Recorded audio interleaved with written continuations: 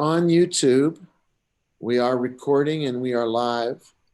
Joe, will you double check and make sure we've got both the sound and video going on the television?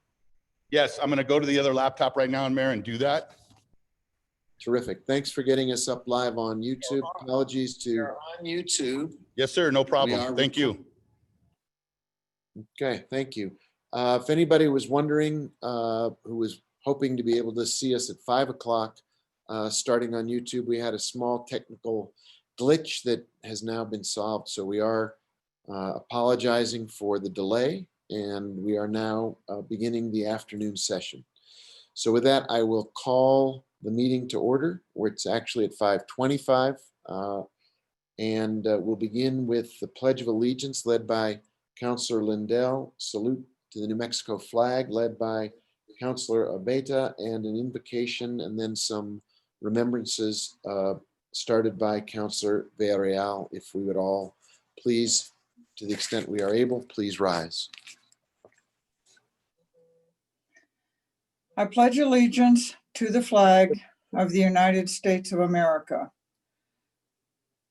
republic for which it stands, one nation, under God, indivisible, with liberty and justice for all. Saludo la bandera del Estado de Nuevo México, el simbología de amistad perfecta entre culturas unidas.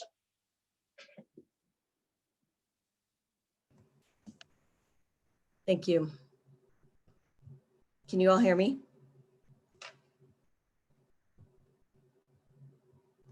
Yes, hear you perfectly. Okay, for our spiritual reflections, I'm going to read a poem by Langston Hughes, who is an African-American poet, social activist, novelist, and playwright, among many other accomplishments. It's called I Look at the World. I look at the world from awakening eyes and a black face, and this is what I see. This fenced off, narrow space assigned to me.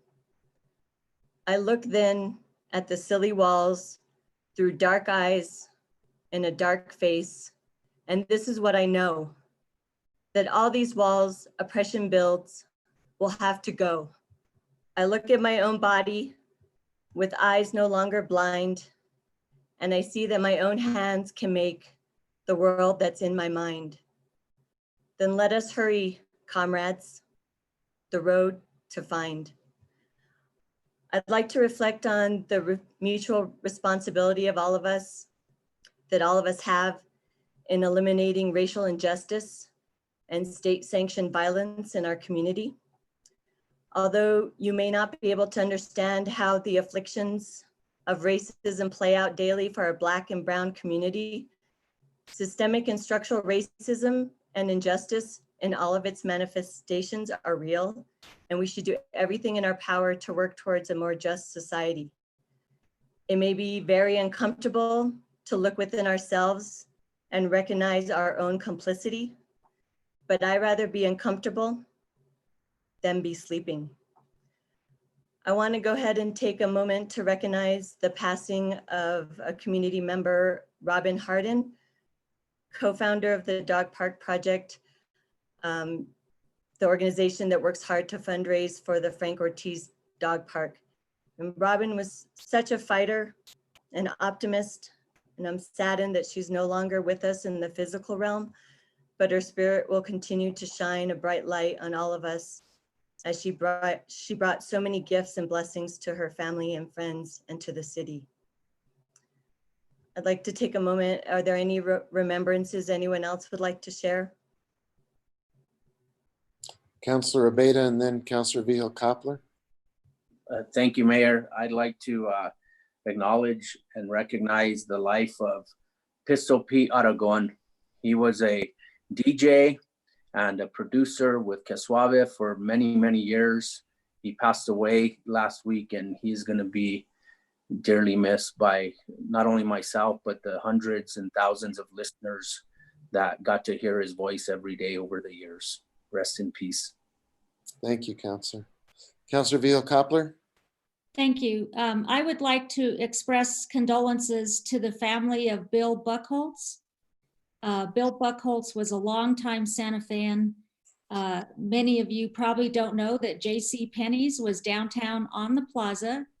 Bill Buckholz was the owner of J.C. Penney's, and he was very much a contributor to Santa Fe, to all of the activities and sports and you name it, he contributed on behalf of J.C. Penney's. And it was a wonderful store to walk into. You were right downtown. You could park, you could drive to the plaza, park right in front.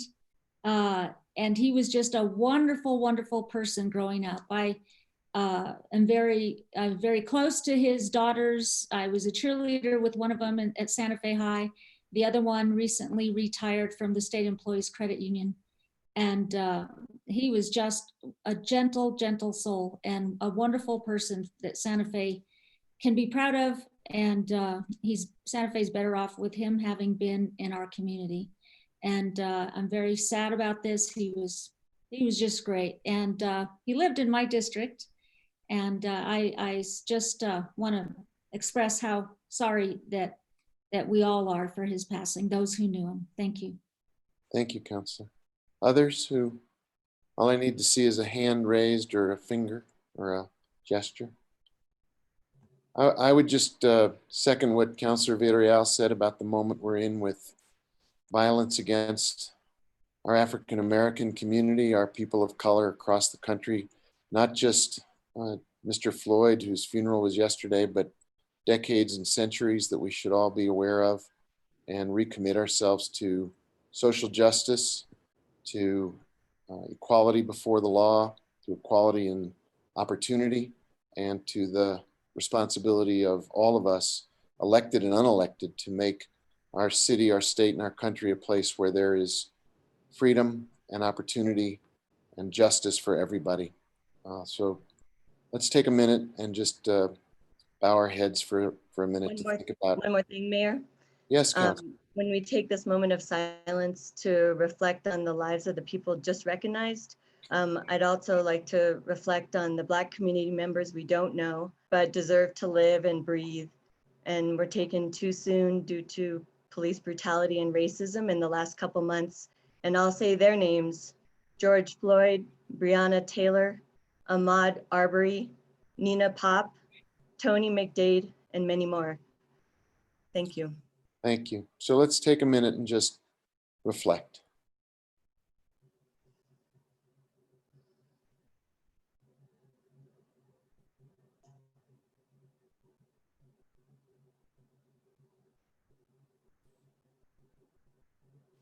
Thank you.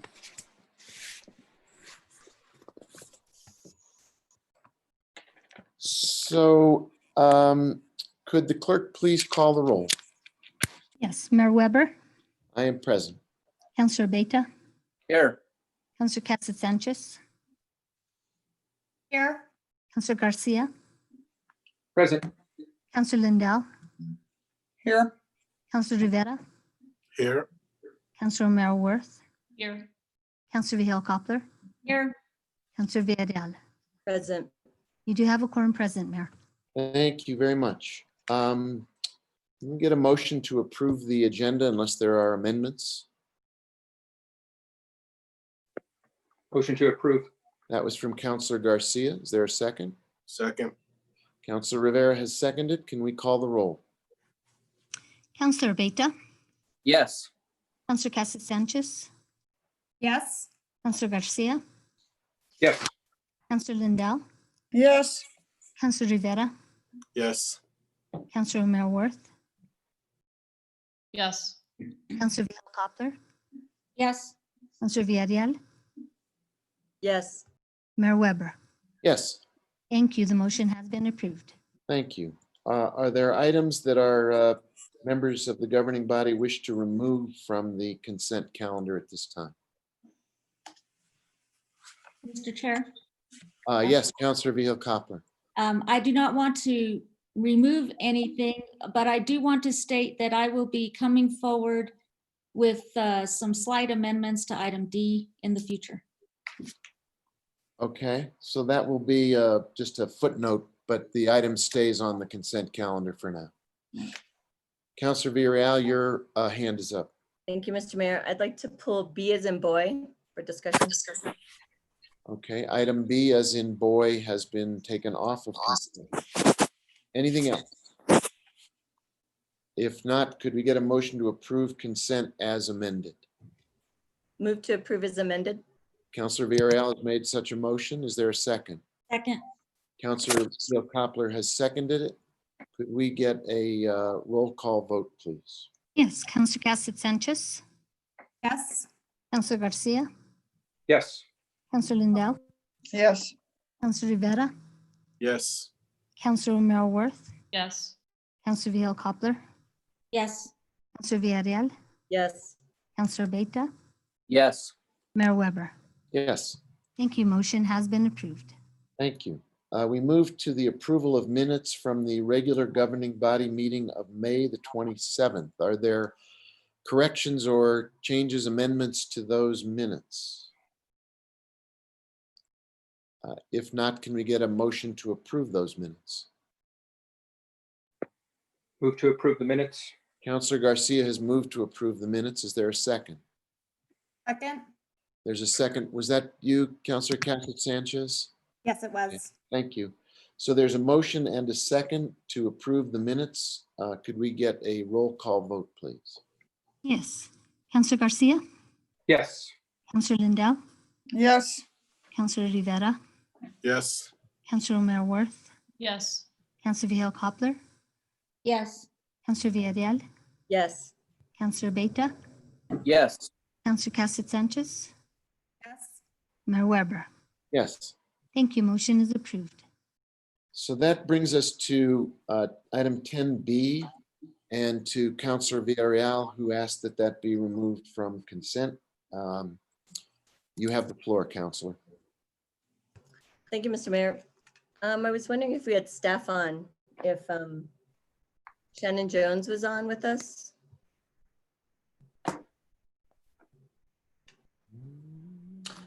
Counselor, I'm here. Great. Nancy Jimenez is also on. We're both on. Great, thank you for being here. As you know, in finance, I wasn't supportive of this contract. And I was just following up with something that you and I had communicated about. And I was wondering if you could get back to us or just let us know tonight about how we decided on the partial contract of $350,000 for 6 months. And I was wondering if the contract, because of the changes we made, that we ended up rewriting it and resending it to the consultant. And that we also included more defined deliverables in the scope of work as I requested. And I was wanting to see if you had any more updates on that, because a couple weeks ago, we talked about it and just wanted to see where we're at with that. Yes, Mr. Mayor, Counselor Villarreal, members of the governing body. I did reach out to our IT department, who provided some templates of deliverable matrix, typical, I believe, in the state contracts. That was shared with the consultant. I will also defer to Nancy on any feedback from that as we looked at the format. In addition, I did speak with the city attorney's office, specifically Marcos Martinez, and so while we were looking at being able to clearly define some of the deliverables and our communication with IT, we were also very conscientious because of the way that the contract was put out for procurement under the direction of legal, is I couldn't move too far out of the frames, but I think being able to identify some of the deliverables. And if I may, I would just like to defer to Nancy if she had anything else to add to that. Yes, Mayor, councilors, on page 7 and page 8 of the packet, there is an Excel spreadsheet with all of the deliverables. It's in summary form. It's not very, step by step or detail oriented, but is that what you were looking for, Councilor Villarreal? I think it was helpful. I just wanted to know if it had to be written into the agreement, since it's it didn't indicate that it was a, let's see. That it was an attachment to the agreement, if you could clarify that. Because right now it just looks like items that were added to clarify, but it wasn't part of the contract per se. Yes, Counselor. So amendment number 2, the scope of services, it does have the agreement, which is what we're modifying. And it does have Exhibit B, which is the deliverables, which is on page 6 and 7. So in theory, the contract has been modified due to the amendment number 2. Okay. And if passed tonight, then it goes to the contractor, who will then, of course, sign off on the deliverables and understand that the contract has been modified due to the amendment number 2. Thanks for the clarity, Ms. Jimenez. I think what I was confused about, I did see Exhibit B, but when I looked at the spreadsheet, the matrix, it didn't say Exhibit B, at least on my copy. So as long as we know that that's Exhibit B. Absolutely. I will definitely put a title on it. And yes, that is Exhibit B. I apologize for that. No problem. Thank you so much. That's all I have, Mr. Mayor. Thank you. Are there other questions from members of the governing body for our guests from the utilities? If not, do we have a motion for this item?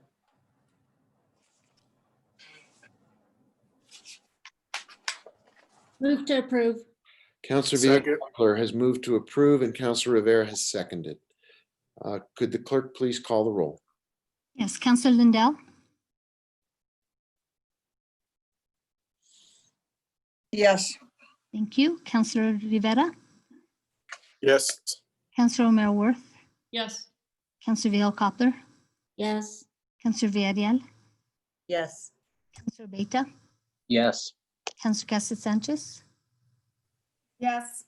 Counselor Garcia, Yes. Mayor Weber. Yes, Thank you. Motion is approved. thank you. That completes the consent calendar. We then move to item and noting what Councilor Vihel Coppler said about item D in a future consideration. Item 11, clerk, could you please brief us on that?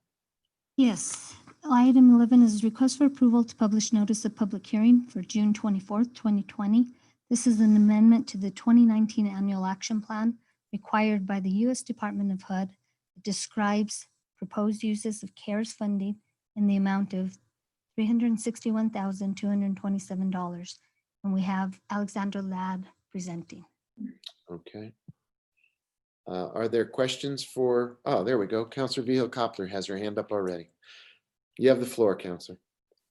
Thank you. I just want to point out that unless this committee scheduled the summary of meetings on this memorandum has been changed, there is no opportunity for me to sit on a committee to vet this proposal because it's not going to Public Works. Okay.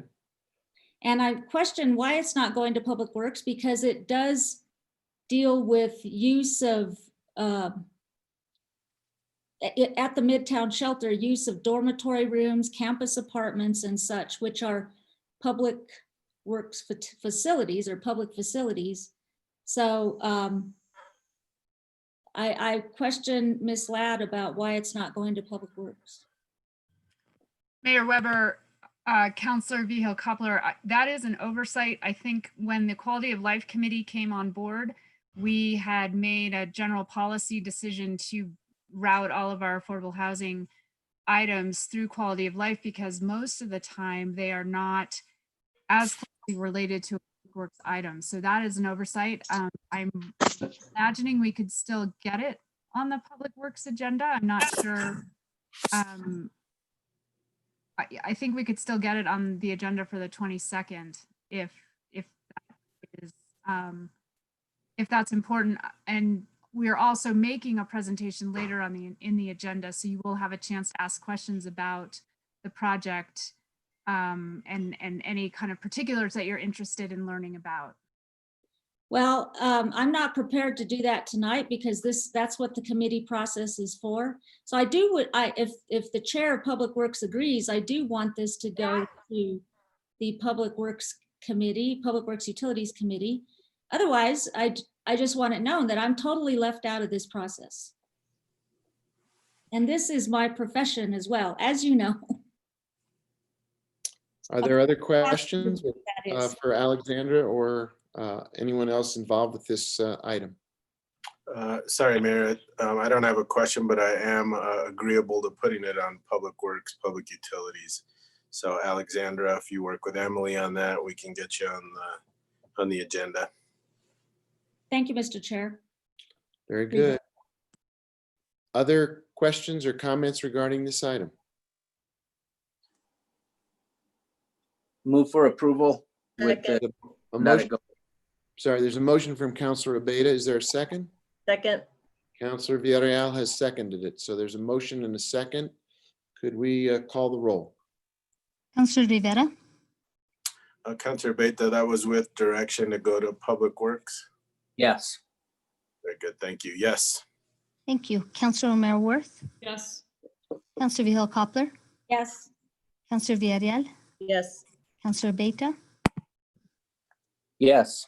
Councilor Casa Sanchez, Yes. Councilor Garcia, Yes. Councilor Lindell, yes, Mayor Weber. Yes, Thank you. Motion is approved. thank you.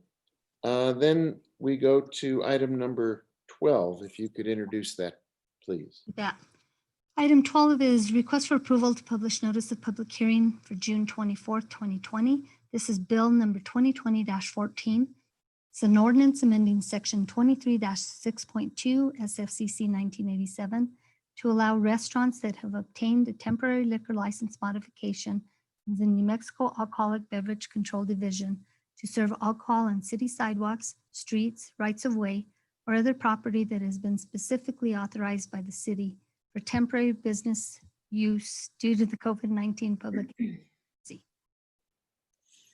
And I am available for questions as well as Assistant City Attorney Prince. Are there questions on this item? Councilor Vihel Coppler. Thank you. Will this approval still have to go through scrutiny as far as being close to schools or churches or whatever we do in that regard?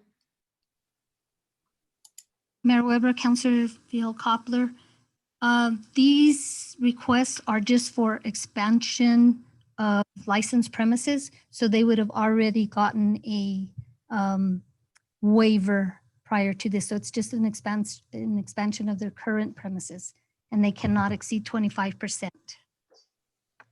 Okay, so then we obviously can serve alcohol on the streets, am I right?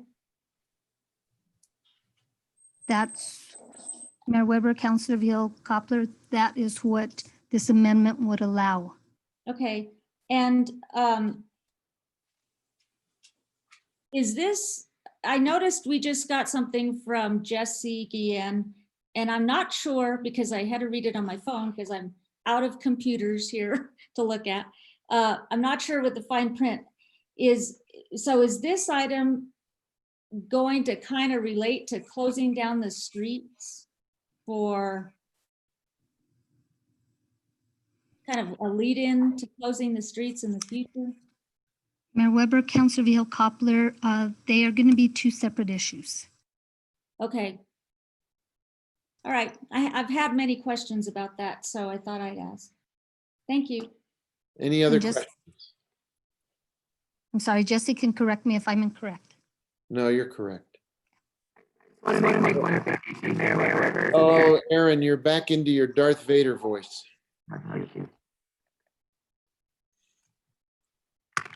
You may have to plug in a new, oh, you have a new headset. Let's see if that gives you yet a different voice. Okay. Much better. Okay. I was just going to say that there is a different resolution that's going to be introduced tonight regarding street closures, but this bill, if it passes, would allow for service of alcohol also on streets. So the bill would relate to also parking spots and sidewalks. So the bill would be necessary for that, even if streets are not closed, but it would be relatable to both. Any And other Mayor Weber, I would just recommend that we waive our rule about council introductions because this resolution and the furlough resolution were both introduced during Public Works. So a procedural vote. Thank you.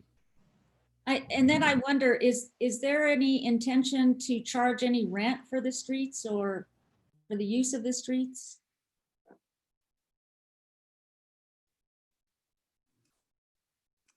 Mayor Weber, Councilor Vihel Coppler, the way that the bill is prepared, it would just allow for an obstruction permit to be applied for, and that is a $100 permit fee. Okay, and then are we sure that when we move into the street, that it doesn't bring us into that $300 foot or whatever the 300 yardage is or measurement, that it doesn't fall back into close to the school or a church or whatever?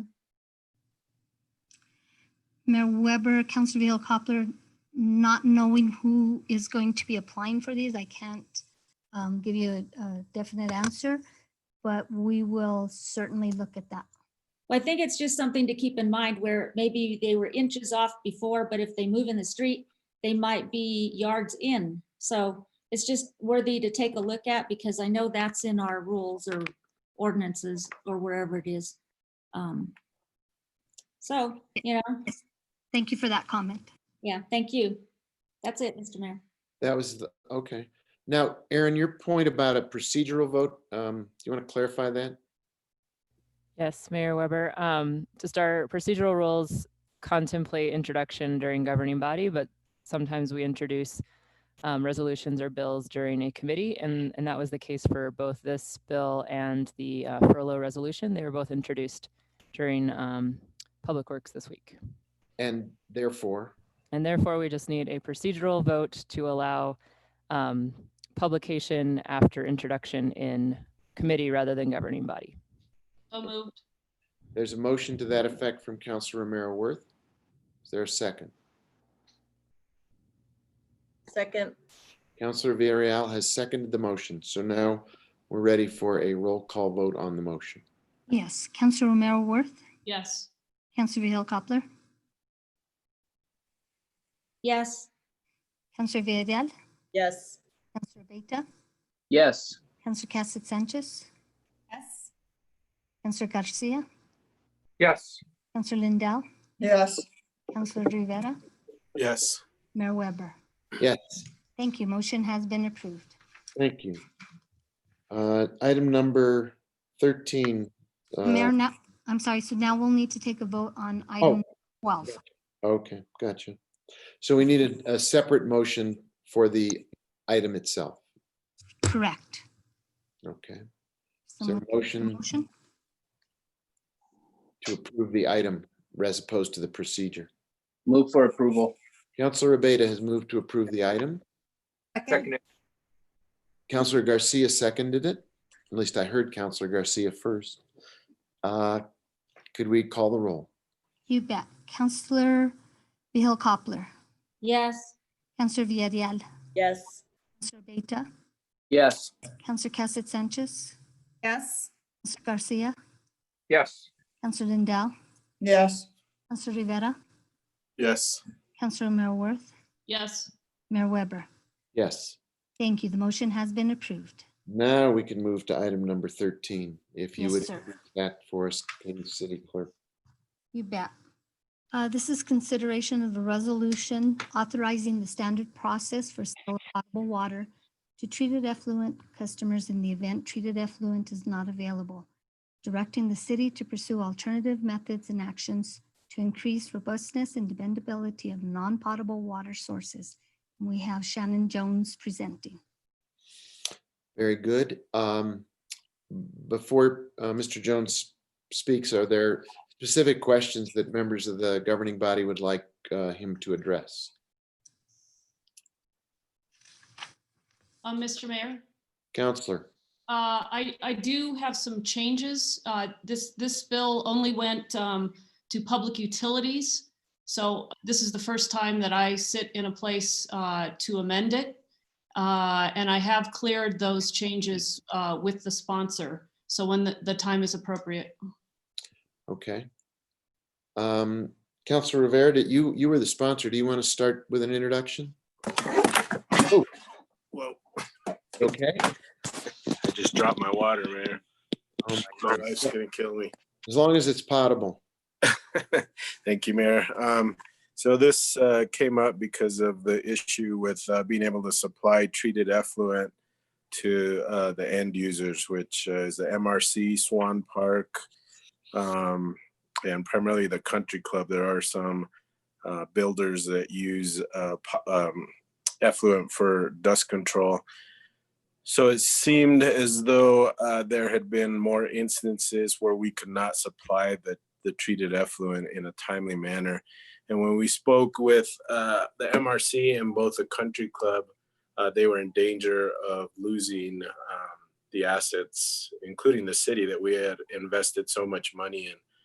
I believe the MRC at one point said that each green is close to $1 million to repair or replace. So in order to protect our assets, both at the country club, the soccer fields, the rugby fields, and then to work with the country club so they don't lose any of their green fees or any of their fields, we decided that instead of having an emergency meeting every time effluent is down, that we would just pass this resolution and allow it to happen under certain conditions. So Councilor Romero Worth has discussed her amendments with me, and I am fine with them. So that's about it, Mayor. Thank you. Thank you, Councilor. I hope you're all safe and dry there. I think we'll get to your amendments in a minute, Councilor Merworth, but I wondered if other people wanted to raise any questions or speak to the issue. It has quite a few co-sponsors as well. Maybe anybody who is a co-sponsor should have the opportunity, if they so wish, to say what they believe is the significance and value of this item. Councilor Garcia, is that a hand going up? Yes, sir, it is. Thank you. You have the floor, sir. Thank you, Mr. Mayor. So in our committee meeting earlier this week, I had requested we look into an amendment to have a limit on the days where we would charge for potable water for the turf users. And after review from our legal team, it's been determined that that's not allowable under the law. And so with that, I would ask for either Marcos or Aaron to give the legalese response into why we couldn't limit the amount of days we sell potable water, as I was suggesting earlier this week. Okay, Aaron, would you or Marcos want to speak to the question about limits on either dollar amounts or days, and the questions that have been raised about our legal constraints within which we have to operate? Sure, Mr. Mayor, I'll defer to Marcos on this. I think he's prepared to respond. Thank you. Thank you, Mr. Mayor, members of the governing body. I appreciate the question. I think it's a salient one. I recommended to Councilor Garcia that the city cannot have variable pricing for potable water sales. And there are a few reasons for that. The first reason is that the price of water is set by ordinance, and we cannot, by a resolution or a contract, contravene the ordinance structure. So it would require some kind of variance or amendment to the ordinance itself. But beyond the ordinance, state law also sort of protects prices that any kind of company would charge for similar types of goods. And so there are several different acts that might be applicable. One in particular is called the Price Discrimination Act. And there's other legislation on trade practices that I think would prohibit the city from charging one customer that's similarly situated to another customer and giving them a price reduction while not offering that uniformly across the city. And of course, there's also the Equal Protection Clause, which requires the city to treat similarly situated entities similarly. And if we exercise discretion in how we treat various customers, that could raise some issues that I would recommend we would not raise. So for all those reasons, I think that the best practice is to adhere to the ordinance prices, the ordinance rate that is established for bulk sale of water. And I would stand for any questions. Councilor Garcia, was that what the explanation you were looking for? Yes, thank you, Marcos. I don't know if any of the counselors have questions, but I do have a comment in response to the legal response. Why don't you keep the floor then? Okay, thank you, Mayor. So I brought this up because it is our responsibility as we have agreements in place, whether it's with the country club or internally with Parks and Rec, to provide effluent water. And when we can't provide that service, we are then in some senses penalizing those entities that can't receive effluent water. I think we need to then maybe have to revise the contract we have with the country club, because at this point we are guaranteeing them effluent. And I understand that when we don't have the product to offer them, we don't have the product. Well, then what happens? Because in some senses, just as Councilor Rivera stated, each green is $1 million. I can only imagine how much it costs at the country club. So I think this is something we need to look into further as a city in regards to what I think Councilor Beta brought it up earlier this week. Maybe we just don't offer effluent in general and we stop that service. But I think this is something, given it's been a challenge we've incurred the last year. We need to have a system in place for those users, and not the contractors, the users that are using effluent for turf purposes. So I think, I don't know whom we would work with to get that ball rolling, but I think we need to take the next steps given our challenges we've had with effluent water lately. But that's all I have, Mayor. Thank you. Thank you, Councilor. Councilor Rivera has his hand up. Yeah, thank you. In response to that, either Marcos or Aaron, I'm not sure who wants to respond, but I believe that the agreement with the country club does not guarantee 100% that we'll provide treated effluent. Is that correct?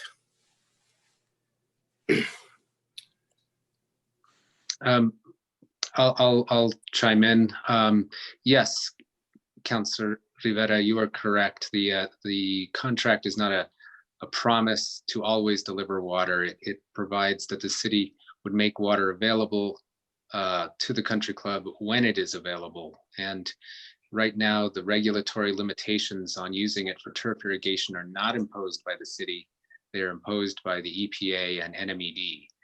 So it is through, it is not for lack of physical effluent, but due to the permit restrictions that prohibit the city and by extension, the country club from using it for turf irrigation. So this resolution is just to bridge that gap if they so choose when we can't provide effluent. Yes, that's correct. Okay, thank you. That's all I had, Mayor. Thank you, Councilor. Are there other questions about this? I think, Councilor Mayorworth, this would be a good time for your amendments to be read into the proceeding.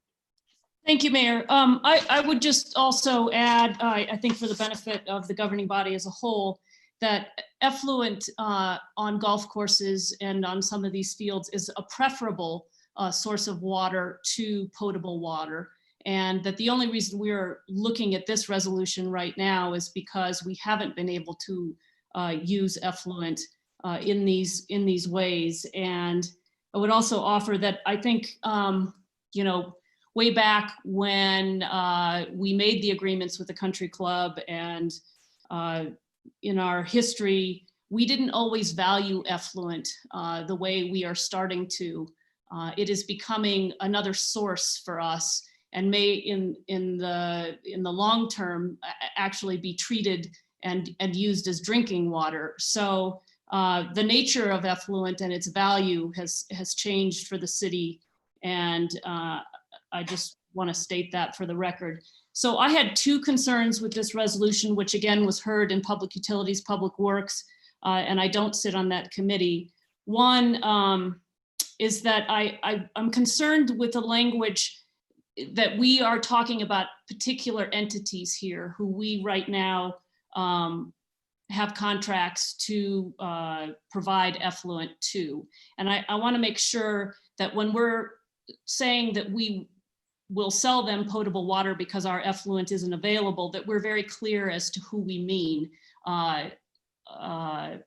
can take advantage of the nature of this resolution. And then also, I thought it should have, we talked a lot about the problems with the wastewater treatment facility and the fact, I think I asked Director Jones at a meeting not too long ago how long he thought it would be before we had other options other than potable water. Again, potable water is kind of a source of last resort. We'd rather use effluent, and we want to make our wastewater facility and our effluent options more resilient, as I think Director Jones has said, and we want to have more, I forget what the other word you used, Director Jones, it's resiliency and other options about how we deliver that kind of water. So I thought that we should have an end date. And so my amendments do two things. So there's a be it resolved clause that reads like this. It says the Public Utilities Water Division shall sell potable water to treated effluent customers at a current Tier 1 rate, $6.06 per 1,000 gallons, as it may be amended under the following conditions. And I worked with Marcos Martinez of the City Attorney's Office, and I ran these changes by, again, the sponsor, and I would change it to this. It would say, the city may sell potable water to persons with contracts for treated effluent at the current Tier 1 rate of $6.06 per 1,000 gallons, as the rate may be amended under the following conditions. So I'd make that change. And then there's a list of conditions, and I would add a fourth condition that said the terms of these contracts shall not exceed 18 months and may only be renewed for an additional term if the parties agree in writing and the governing body approves the renewal. So again, I think this resolution is offered as a short-term solution to a problem while we fix the issues that we have in treating effluent so that it can be used for turf. Okay. Councilor Rivera, you've accepted those amendments as offered? Yes, and I'll move for approval with those amendments. There's a motion, and is there a second? I'll second. Okay, can the clerk please call the roll? Yes, Councilor. Oh, excuse me, Councilor Vihil-Coppler. I just want some clarification on the last amendment, Councilor Romero Worth, that you read. When maybe, and I'll have you read it again, but when my question is, not sure I heard it right, when you were saying about renewing amendments, did that have to do with just this before us, or not the amendments, the agreements, or all of the agreements overall? I'm not sure if it's just with the water effluent. Yeah, it's only, so the agreements, the contracts we're talking about are the ones that we are entering into for the sale of potable water while we are in this period when we can't deliver effluent. So Okay. it's just for those. I'm not talking about the country club contract that, you know, and I'm not talking about any of that, just these. Can you read specific- it again, just one more time? So let me read the whole thing. So, so it'll read, now therefore be it resolved by the governing body of the city of Santa Fe, that the Public Utilities Water Division may sell potable water to persons with contracts for treated effluent at a current Tier 1 rate of $6.06 per 1,000 gallons, as the rate may be amended under the following conditions. And then there's condition 1, 2, 3, and I'd add a fourth condition that said, the terms of these contracts shall not exceed 18 months and may only be renewed for an additional term if the parties agree in writing and the governing body approves the renewal. Okay, so when you read the terms of these contracts, I'm thinking maybe some kind of identifying contract wordage might. Well, if you look, if you look at the bill, you know, the conditions fall under the contracts for this potable water. So I think it's clear that the contracts we're talking about are the contracts for potable water, because the conditions go to, again, the contracts for potable water. It's not, you know, it's not a standalone, these contracts. And I'm sorry, we don't have this in writing for you. I can forward you the city attorney's email if that's helpful. Well, can you add, I don't know if it makes sense, but can you add something like these potable water contracts? It's just Sure. something like that identifies, has more clarity. That, I think, because I don't even see contracts in here. Sure. Okay, so a So friend, we can say that the term of the contracts to sell potable water right, shall not exceed 18 months and may only be renewed for an additional term if the parties agree in writing and the governing body approves the renewal. yeah, I like that. Thank you. Yeah. Is that acceptable to the motion maker? Yes. Okay, and Aaron, you had raised a hand. Is there a clarification you feel you need to make? Mayor Weber, I just wanted to ask a clarifying question, probably of Shannon, kind of a point of information. So we have other potable water users in general for bulk potable water, right? For grounds, Yes, that's correct. who don't have effluent agreements with the city, That is correct. who also don't have term limits.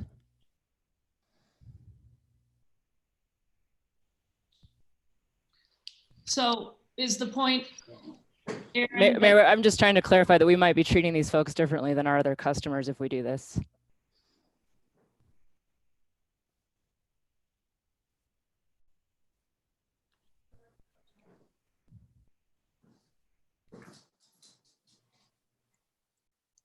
So could you give the question one more time that you think is the defining issue here?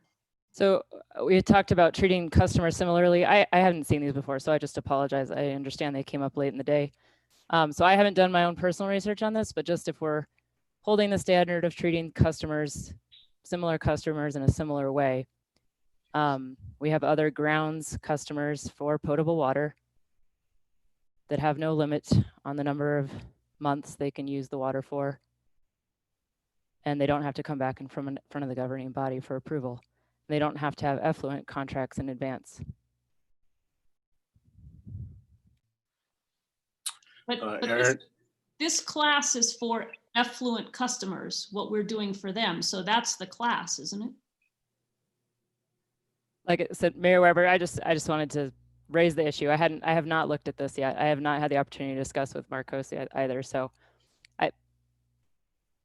it was news to me, the amendment. Aaron, instead of saying potable water, could we just reference the resolution number 2020 whatever it is as the contract that would need to be renewed again in 18 months?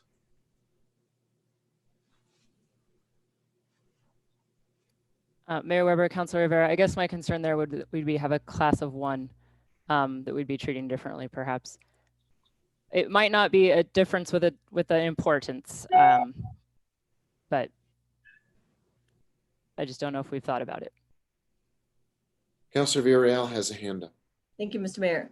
I'm a little concerned, not because I don't agree with the amendments, but because we don't have any vetting through legal. And you know how this goes. You know, anyone else that would put together a last minute amendment, mostly because it's been pushing through quickly through committee, that we're here in this place trying to make last minute changes. And so can you remind me, I know we have an urgency because of the situation, but maybe the sponsor can, or someone can explain the urgency of this resolution, and if we need to, because there's some substantial changes that I think are probably important. We just need to clarify what those are.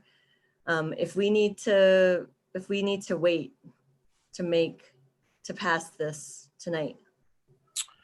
Well, I think our wastewater treatment plant, the treated effluent has been up and down for the past couple months as to whether we can provide or not. On this last time, once any of the courses can't water for more than 5 to 7 days, they're in trouble.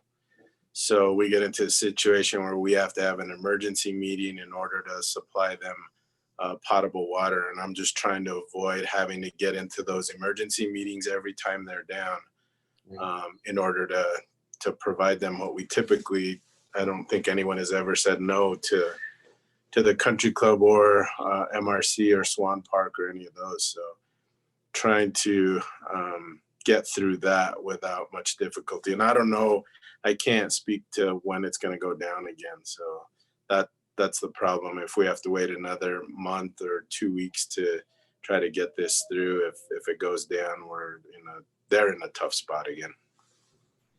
I hear you. I'm just wondering, I'd like to make sure that the changes have legal backing so that we don't have to go back again to make any more adjustments in a meeting. So that's more my concern. And I'd rather we have legal vet it. And I don't know if it can happen tonight.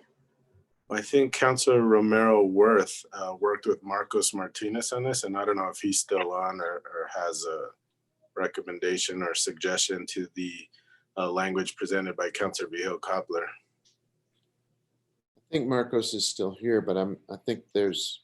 So here's a solution, if I might, Mayor. Yes, go ahead, Councilor. Maybe we do the First Amendment, which just clarifies who we're talking about here.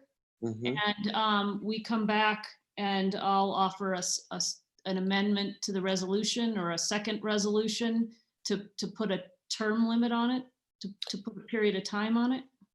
I was going to say maybe we can segment this so that the part that's not particularly problematic can move forward. And then if we need to take a look at the other part, we can do that without risking the need for an emergency session to get water flowing, if that's amenable to people. Is that okay, Councilor Rivera? Yeah, do I need to withdraw my initial motion and make a second one? I'm afraid we have to go back. We have to rewind the clock a little bit. All right, so I'll withdraw my initial and I withdraw approval. I withdraw my second. Okay. And I'll move for approval with Councilor Romero Worth's First Amendment and hold off on the second. Okay, we have a motion. Is there a second? Second. Councilor Vigil Coppler has seconded it. Is there further discussion? Because I think that was really constructive. If there isn't, could we get a roll call, please? Yes, Councillor Villarreal, Yes. Councillor Beta, Yes. Councillor Cassett Sanchez, Yes. Councillor Garcia, Yes. Councillor Lindell, Yes. Councillor Rivera, Yes, and thank you to the other councilors who co-signed as well. Councillor Romero Worth, Yes. Councillor Vigil Coppler, Yes. Mayor Weber. Yes, Thank you. The resolution has been approved. thank you. And then we'll have another look-see at the second part that came up tonight as an amendment. Could we move to item 14, please? If the clerk course. could introduce that. 14 is request for approval of a service contract in the total amount of $544,500, including applicable NMGRT for comprehensive design build services, the design and construction of a restroom facility to be located in the Water Street parking lot. And Facility Build Inc. would be the contractor. Sam Burnett is presenting. Are there questions for Mr. Burnett? Would it be helpful if he gave a brief introduction to the project? Sam, do you want to just do a quick introduction? Absolutely. Good evening, Mr. Mayor, councilors. On behalf of facilities, we are working to encumber a state grant for approximately $550,000 granted to the city for the construction of a restroom facility. Because of the current financial climate we're in, we've decided to go the route of design build services, which will allow us to encumber all of the money at once, kind of protecting it from an uncertain future and successfully build a restroom for all our wonderful visitors and community members. It's fairly straightforward. If you have any questions about the facility, the location, or any of the funding, I'd be happy to answer those. Thank you, Sam. Questions for Mr. Burnett?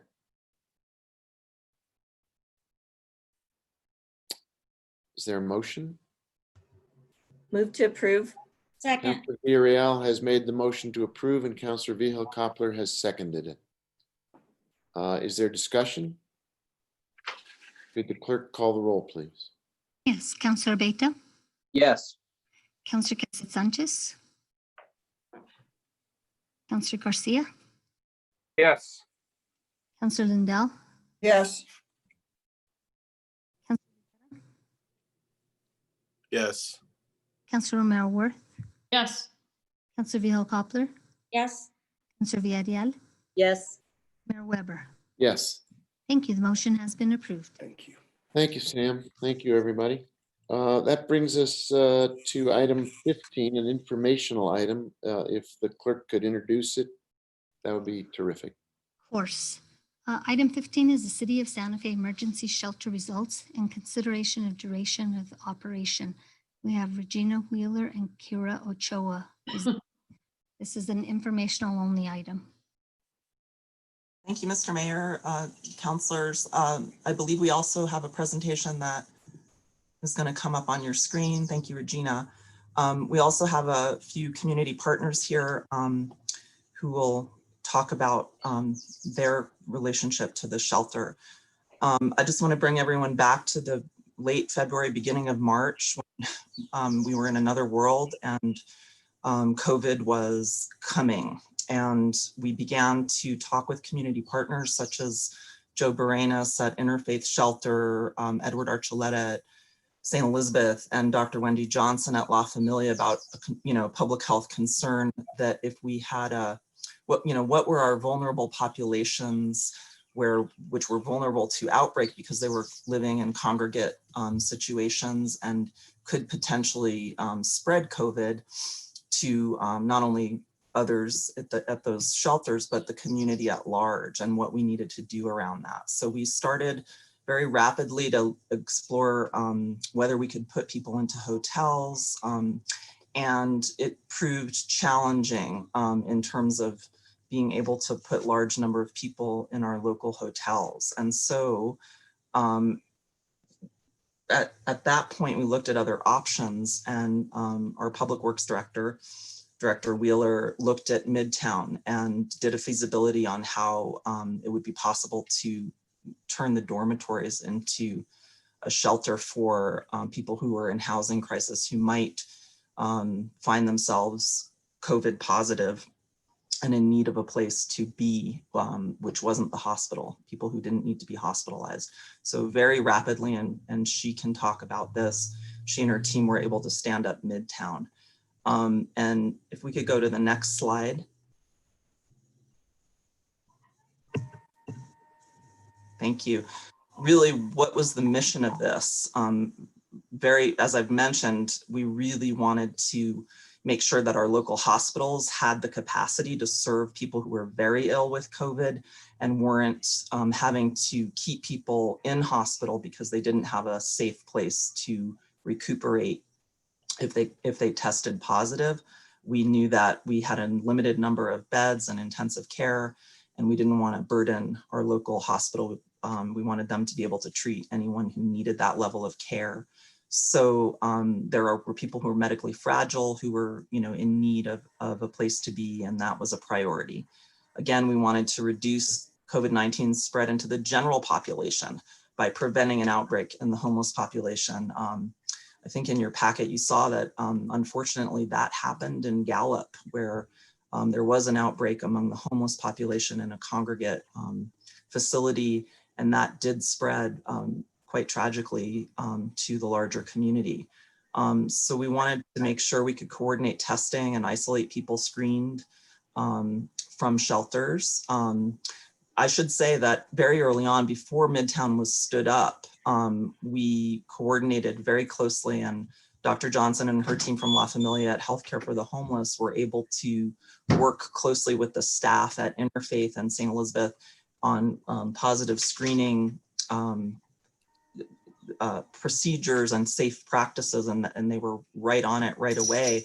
Still, there were people sitting close together, eating, coming in, and vulnerable. So we really needed to shelter a portion of the homeless population to reduce the density in the shelters. We wanted to allow people to be spaced well at shelters. We wanted people who didn't need to be in shelters to be in hotels if possible, which wasn't proving very possible. So Midtown began to seem like a very attractive option.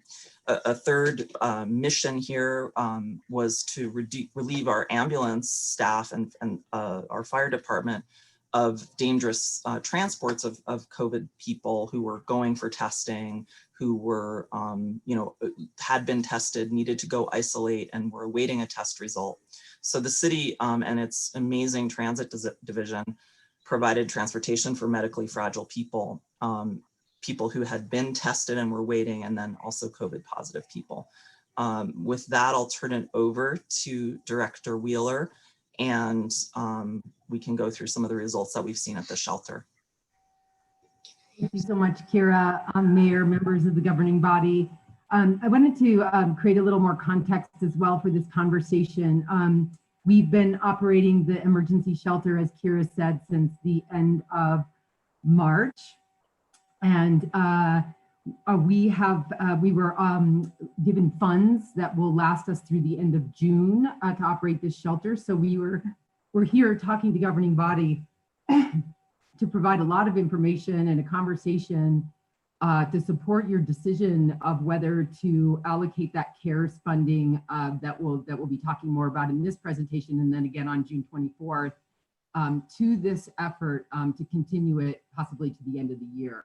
So we wanted to give you a much better sense of why we stood it up, how it's been going, what the results are that we're seeing, and then an opportunity to think about how we want to take our next steps with this operation.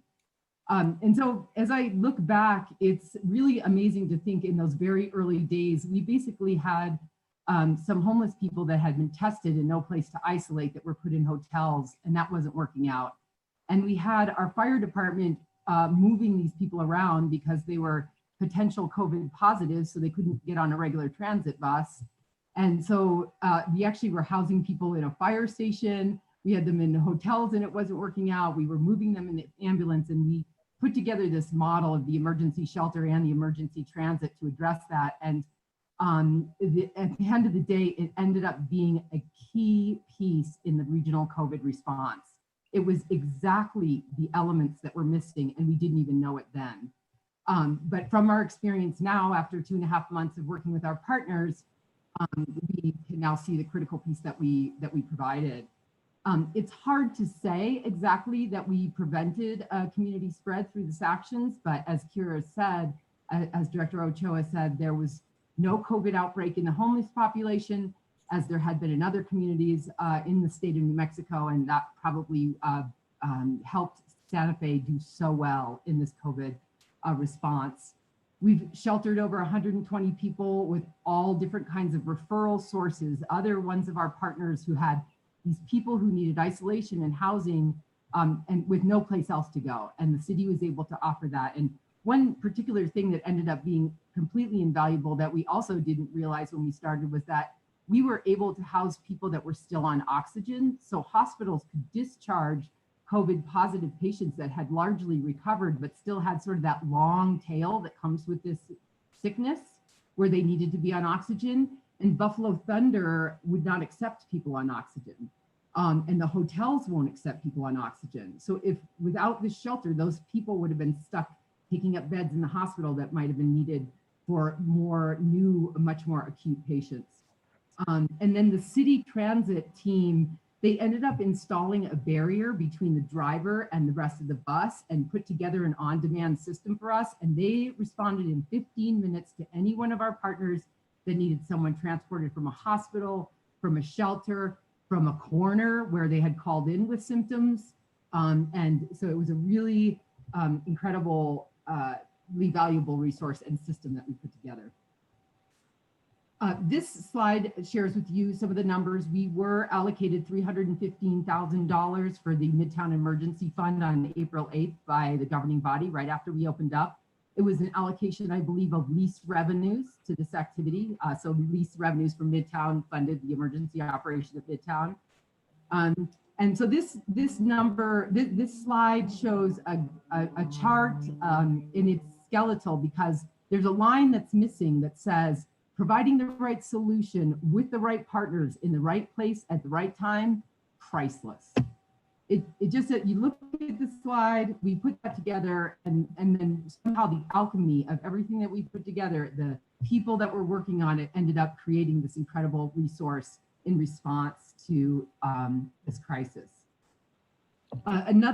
So as we wanted to take a look back and we started taking a look at, well, you know, what are the other results that we produced in the community by having this shelter? We began to realize, oh my goodness, the city has just sort of inadvertently gotten into the business of operating an emergency shelter that's different from any other shelter that's operated in our city. And what are some of the results that are being produced from that? And so one of the results that's quite impressive is the impact on the emergency response from the fire department. And so I wanted to let Chief Babcock speak to this slide for a minute.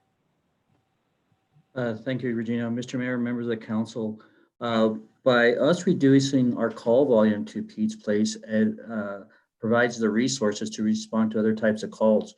The great thing about these numbers, as we saw in April and May, we didn't move the call volume from Pete's Place to the Midtown shelter. Those services just stopped altogether, those needs for those services. So the Midtown shelter provided, I don't know if it's a safer or healthier environment, but the call volume did not move to Midtown shelter. So by us not responding to the needs at Pete's Place for the homeless population, our units and our resources were able to respond to other emergencies. So that's a big outcome for the fire department where we're not running out of apparatus, whether it be an ambulance or a fire truck. And more importantly, these type of calls, many times, you have many resources respond. You would have a fire truck, an ambulance, and then a police officer respond. So we have a lot of resources going to a type of call that's the wrong type of resource and the wrong service that we're providing. So it opened up our eyes where we're looking at coming up in the future with a alternative response where we could provide a better service and not just be a revolving door at the hospital. Thank you so much, Chief. I'll call this slide the people slide. So the city had just closed a bunch of facilities in response to the COVID crisis, and a number of city staff were at home on admin leave. Excuse me, and then through the days after that, there came the furlough, and all of these city employees came forward as wanting to help with this operation. And it just has been a beautiful thing. All of these earnest, caring, resourceful, productive employees from the city just jumped right in. Of course, we never could have done it without Sam Burnett. He had the facility up and running in about a week. Kurt Temple came from the airport where the needs were low because of the low passenger volume, and he's been helping us on a daily basis provide supplies. IT staff got us up and running with internet, everything we needed in days. It was really extraordinary. And of course, our contractor partners. The people that aren't shown here that are a really important part of the success of the operation are the residents. And I just want to really represent them as walking in the door with such deep gratitude for a place to sleep and meals to eat, people that know their name, a place where they're not a nuisance, where they won't be run off, and they're not judged for their record. They're judged on their behavior today. And on top of that, we wrapped around this operation the incredible skills and objectives of our partners. So the partnerships that we that have made this operation really successful and helped both our residents and helped each other and helped us all in the crisis. And I have to mention one of our number one partners is Healthcare for the Homeless.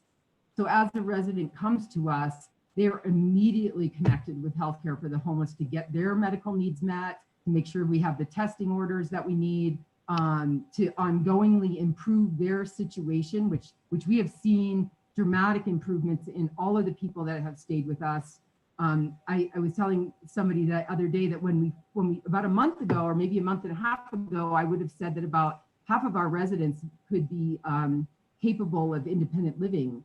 But now with another month to stabilize, with their medical health care needs taken care of, I think it's more like 80% of our residents are ready for independent living. Other partners that have been key to the success of this operation, of course, are New Mexico Solutions, the Recovery Center is a really close partner and our neighbor on campus. YouthWorks providing the meals, the responsiveness of that organization to, providing meals on a daily basis, responding to our census count, as well as responding to dietary restrictions and any feedback we had. I mean, their operation has just been extraordinary. And so it's been a great honor to bring all of these resources to bear for our residents and for our response to the COVID crisis. So this is sort of where we're standing right now, that we wanted to bring the governing body in and get your thoughts about this. We're currently funded through the end of June with the emergency funds. We actually have a census right now of 65 people. It'll go up and down over the days, but we would, if we closed on June 30th, definitely be releasing about 50 people onto the street. And it's a little bit more sort of dire than it was before, because in order to maintain social distancing, our shelters are keeping a low census themselves and can't accept these people. And it also, I don't know if we understand exactly where this COVID crisis is going, and we have Dr. Wendy Johnson to speak to that for us. So we would be eliminating this key piece of the COVID response at a time when I'm not sure that we're done with this emergency. And another option that we're offering is that Director Ladd has identified CARES grant fund that could fund more than 50% of the shelter operation through the end of the year. And we'll show a little bit more detail about how that would work. Doing that really gives us an opportunity to, maintain the regional response, through the homeless, and also get a little bit more time to really understand this model of transitional supportive housing that we're operating here and see, is this something that can be done? Should it be continued? Are there other places? How might we do it? How do others do it? We can take some time over the next few months and really evolve that and bring that those thoughts back to the governing body. And then also the interesting thing about having the city operate the shelter, and maybe anybody could do this, is that throughout the crisis, we've been adapting our entrance criteria to the needs of the crisis at the time. Our top priority is really making sure that the hospitals have the capacity and that we prevent community spread. And so as we listened to the calls and watched the landscape, we were able to respond. And we can do that as we go forward. We may be seeing new populations at risk of homelessness over the next 6 months, as we understand from the financial crisis, and we can actually shape our operation to respond to that. And then I'll turn it over to Director Ladd to talk about the case. Thank you, Director Wheeler, Mayor Weber, members of the council. I wanted to just touch briefly on what the eligible uses of the CARES Act funding as they are entitled through the Department of HUD. Because we are an entitlement community, we were allowed the opportunity, we have to apply for the funds, but they're essentially entitled to us so long as any of these three major objectives could be met. It's a little bit different than some of the other CARES Act funding, but the response was clearly focused on alleviating the health impacts, particularly on people who don't have other options.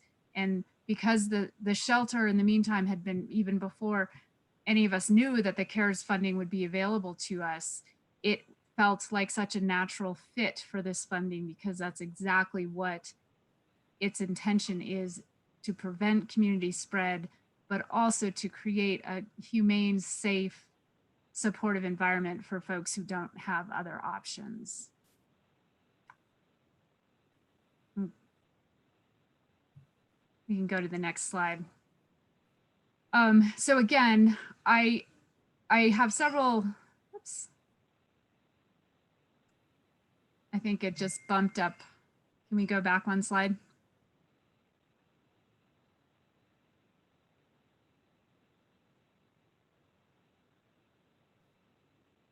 So I came up with several bullet points why I feel like supporting the shelter at Midtown is the best use for the HUD CARES funding. I think part of it too, and I wouldn't focus too much on this, but because the framework for delivering the services is already set up, public services normally have a cap on them, but they are quite easy to document in terms of in the HUD universe. And so for a matter of just reducing some of the typical barriers that we have, this is would be a very efficient way to get the funds out there. We're also looking at partially relieving the financial burden on the city. And I think right now that's more important than ever. Documenting incomes, which is a major part of the administrative burden with the HUD funds, is quite a bit easier when you're dealing with indigent or homeless people. So that's another reason that the administrative part of this would be quite easy. But I think more importantly, the most important reason for me, and I think my colleagues would share this feeling, is that we have a chance to reinvent the way we do things here. And we've done it in this emergency context, but it's giving us this opportunity to build a framework for creating a system for doing this in the long term, and eventually getting to a point where anyone who is experiencing homeless, it's a temporary situation for them, because we have a system for getting them into a long-term stable housing situation. And the next slide. So what we're looking at is a split. The city and the CARES funding would share the cost of operating the shelter through the end of the year.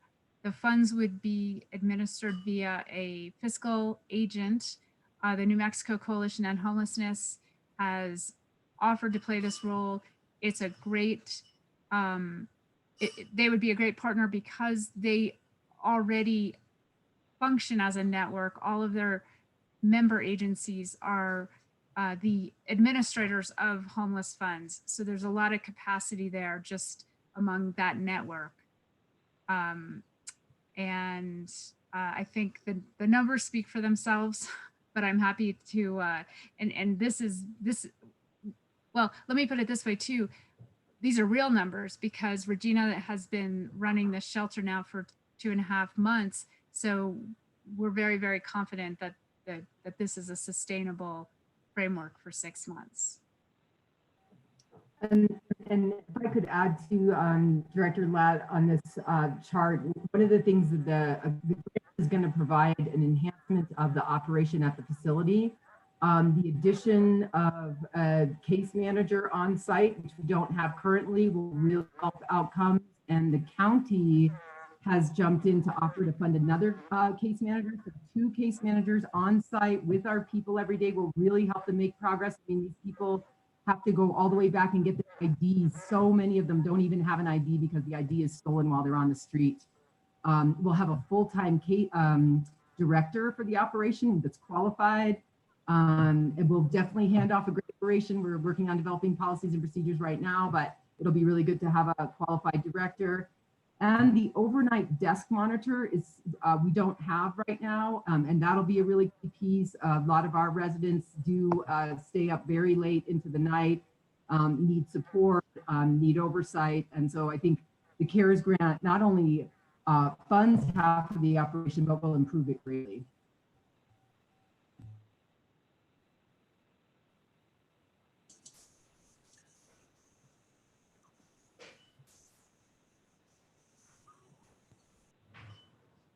Would you like me to speak to the slide, Director Ladder? Oh, I'm sorry. Yes, I think, well, what I will say about it is that I don't think 5 years ago this would have been the response, honestly, with this consistent prioritization of taking care of the people who are living on the streets in dangerous and very uncomfortable situations. So I think that's impressive. I think there's so much momentum right now to really change the way we're doing things, both with the Built for Zero model that we have recently adopted, but also just really understanding the nuts and bolts and bringing our community partners together, but also I think having the support of the public to do this.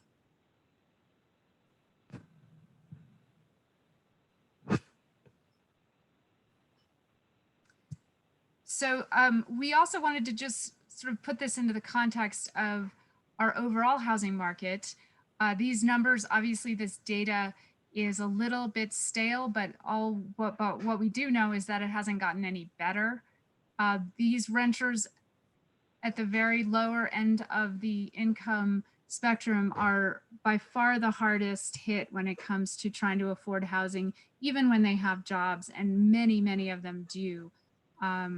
It's one small financial setback completely actually makes them homeless. They do not have any safety net. So for years, we've been looking at how do we create this kind of permanent supportive housing so that all of their needs can be met, not just a subsidized or an affordable rent.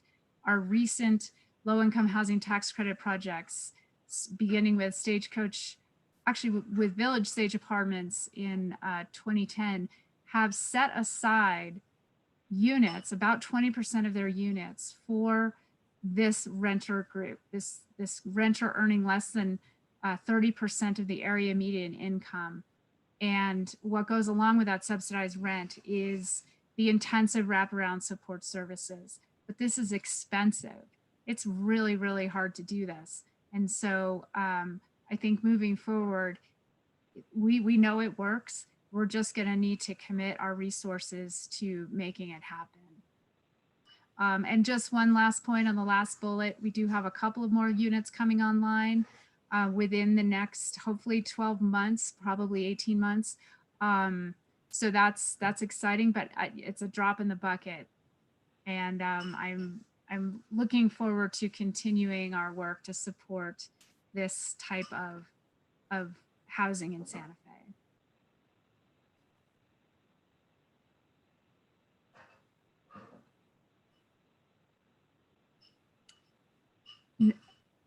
You're muted. Oh, I'm sorry.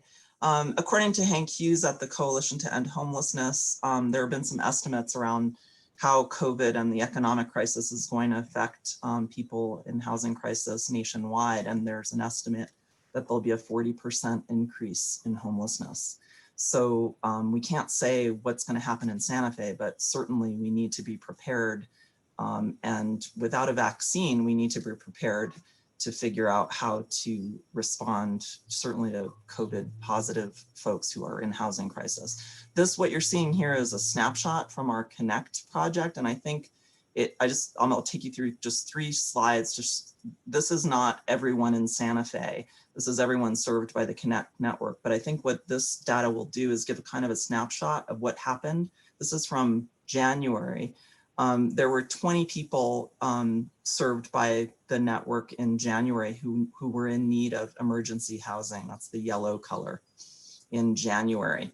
And in March, there were 56 people served by the network. These are different people who were in need of emergency housing. That's the red. Also on this, you see that there was not a lot of ability and focus on getting people into permanent housing. That's the very light green, or getting rental assistance. If we go to the next slide, which I think is a really hopeful slide, if we could go to the next one.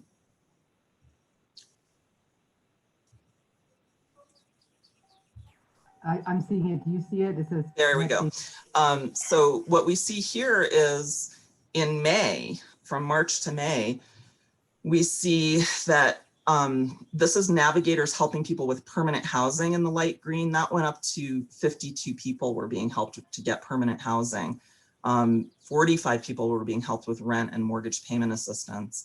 Again, it's really a snapshot that shows what our partners are telling us, which is the Midtown Shelter was a key piece potentially of a system. It relieved pressure tremendously on the shelters. And what Edward Archuleta told me is that his case managers with fewer people living in the shelter for longer have been able to house more people. They were able to work more intensively to get a higher percentage of the people in shelter housed. Edward now has 15 people in shelter. And he was able to house, I believe he said 6 or 7 people last month, which is really unheard of in this world. Joe at Pete's talks about how surprised and pleased he was that so many of the people who are currently at Pete's are getting stabilized. And these are the hardest to shelter people. These are the most difficult to deal with people. He also has about 35 people, many of them the women who would have come into Pete's during the summer in the hotel next door, and they're being case managed by Pete's staff. And he was worried about their ability to function in hotels, and they've done really, really well. So I think what it shows is, similar to what we always hear about student to teacher ratios. When you have case manager ratios to unhoused folks, you can actually do some good work and get people housed. And I think that's part of what the Midtown has allowed. And that is my last slide.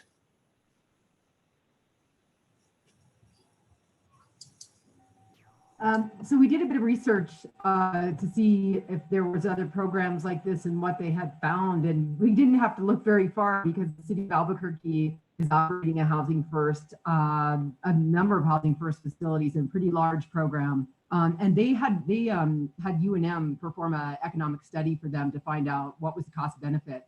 And the study found, and that was included in the packet as well, that for every dollar invested in a Housing First program, you save $1.78. And if you think about that, and we're using the CARES grant for the next till the end of the year, then we'd be investing 50 cents and saving $1.78, which I think has been said before, like saving our city operations money over the next 6 months is really important. We had estimated sometime last year that the cost of not solving homelessness every year was costing us $3.4 million. So I think what we're learning is that we have a model that for a price that is even less than what it costs not to solve it, we're beginning to actually really have a direct, really positive outcomes and a direct impact on the homeless problem. So I'm so excited now that we're going to have some of our community partners share about their experience with the homeless shelter and their thoughts about moving forward. And we have Kathy Armijo Itri from Christus St. Vincent. We have Dr. Wendy Johnson from La Familia and Healthcare for the Homeless, Chris Emery from Department of Health, Sylvia Barella from Santa Fe Recovery Center, and Alex Dominguez from the Santa Fe County. So if we could go in that order and just have our partners share a little bit of their perspective.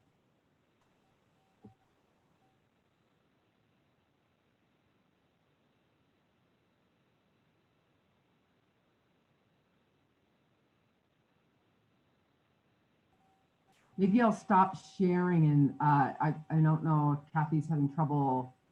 Yeah, you cut out for a moment. Regina, do you want me to start? Yes, please. I'm Kathy Armijo Weetry. I'm the Vice President of Mission here at Christus St. Vincent. And to the council, thank you for the opportunity to talk with you this evening about this really important topic. I'd like to start by giving my huge, gigantic, cannot say enough appreciation for the work that the city has done in responding to homelessness during this COVID period. In particular, Kira Ochoa, Regina Wheeler, and also Wendy Johnson with Healthcare for the Homeless. All of us in the beginning of this process were really worried about, as the mayor termed it, a tinderbox. We saw what happened in Gallup and in many communities throughout the country where the homeless population was affected by COVID and very quickly overran the healthcare system. And so we all committed to working together very closely in those early days to do everything we could to prevent it. And so what the hospital did was we worked really closely with the 2 shelters to help provide information on everything we knew and everything we were learning on how to prevent, how to get the facility ready. And they did an extraordinary job of doing so. And then as we began to have people that were suspected of potentially having it and needing testing, we managed each one at a time. And so between Kira Ochoa and Joe over at the Interfaith Shelter, the chief and me and a number of other people, we actually handed off to one another over phone calls as we started in those first few days. It was really scary because all of us were very, very nervous about making sure that we were keeping people secure and protected and not doing anything that was going to potentially increase spread. So the city initially secured, well, was it the city or the state? I don't remember. Initially secured a hotel, and that lasted for a little bit less than 24 hours, maybe 12 hours. It was a long night for Kira and myself, and as well as law enforcement. And so as soon as the Midtown campus was put into place, we saw an immediate relief. The hospital typically sees about an average of 83 people who are homeless in the emergency department on a monthly basis.